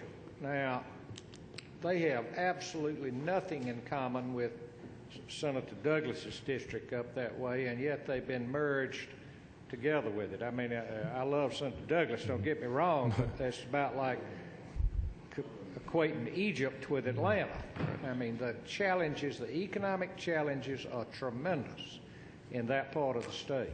And the economic benefits that you offer are great, or did offer in the school system. So whoever's going to be the economic development operator, actually those schools are in the Columbus Chattahoochee Valley Partnership, but yet they're now found up there in somewhere in metro Atlanta. So those two counties. I think it is going to be absolutely critical that we have a diverse economic indicator in those counties that I just described. Yes, sir, Senator. I couldn't agree with you more. First off, in the merged college, there will remain, and I believe the potential economic development vice president is likely the economic development vice president that came from Flint River. However, having said that, after these mergers are completed, these are even before the mergers, I could make a case to you that we don't have all of our economic development service delivery areas that really make good sense. Fannin County told us that loud and clear when Appalachian Tech wanted to go with North Georgia, or wanted to go with Chattahoochee and North Metro. And Fannin County said to us loud and clear, we want to stay up here with our brothers and sisters in North Georgia. It makes sense for us economically. And they unanimously requested that we keep them or move them to that service delivery area. And we have done so. I will entertain any request from any county that feels after these mergers are done that they need to be served by another college, and Talbot County has already raised that issue directly with me. We will certainly consider those realignments, and I think some of those realignments are overdue, regardless of whether the mergers occurred. So I would invite the reconsideration of what these service delivery areas are, either in existing colleges or merged colleges, because I think as time has gone by, those service delivery areas don't necessarily make sense anymore or as they were. So I'm open to any suggestions or recommendations that the members have to recommend to us or the counties want to bring forward. Well, why don't you, we can start by sending Kathy back to Thomaston away from Savannah. I need her real bad in Savannah, sir. Thank you. Representative Parrish, and that should be the last one. Anybody else turns the light on, I'm turning it off. Thank you, Mr. Chairman. Mr. Commissioner, thank you for your presentation. You know, your system, college system, does many, many good things, and I appreciate that. And I do have some reservations, though. You did say Sweet Pines, right? That's what your president emailed me before I came into the meeting, sir. Just wanted to check that out. That's correct. Make sure of that. And I want to commend you. You've really refined your presentation on the merger since the first one I saw. Yes, sir. You really got it where it sounds much, much better than it did. I have a problem, though, with several things. I'm not going to get into all of it. We'll do more of this in the subcommittee, but several of these things have been raised here with this group. And one of the real concerns I have is, to me, the technical colleges have a different mission than the university system. Absolutely. And it sounds like to me that we're trying to blend that together or blur that where you can't tell whether it's a technical college or it's a part of the university system like the two-year schools or whatever. And I just don't think, in my opinion, I don't think that's what this was created for. And I know we're going to talk a lot about this as we get into that, but I think that's something we need to keep at the forefront of our thinking. Is I think there's a different mission with what they're doing. And I won't go over all the things that you and I have talked about several different times. We can talk about that some more later. But I do want to ask you, you still stand by your fact that of the cost savings that you say that y'all will achieve through these mergers, you still stand by that and say those are good numbers, even considering the expenses it's going to cost you to consolidate these schools? Yes, sir, I do. I do. Thank you. Thank you, Representative Parrish. Commissioner, that is the last question. Thank you for your presentation. I think you're probably going to be busy as you go through the subcommittee process. Yes, sir. I know I will be, and I look forward to it. And I do have a few questions, but I'm not going to ask them here about a certain local project I still need to get some clarification on. Yes, sir. When you have the time, maybe next week. Yes, sir. Thank you. Thank you all. Ladies and gentlemen, remember we're starting the morning at 7:30, so I will see you all then.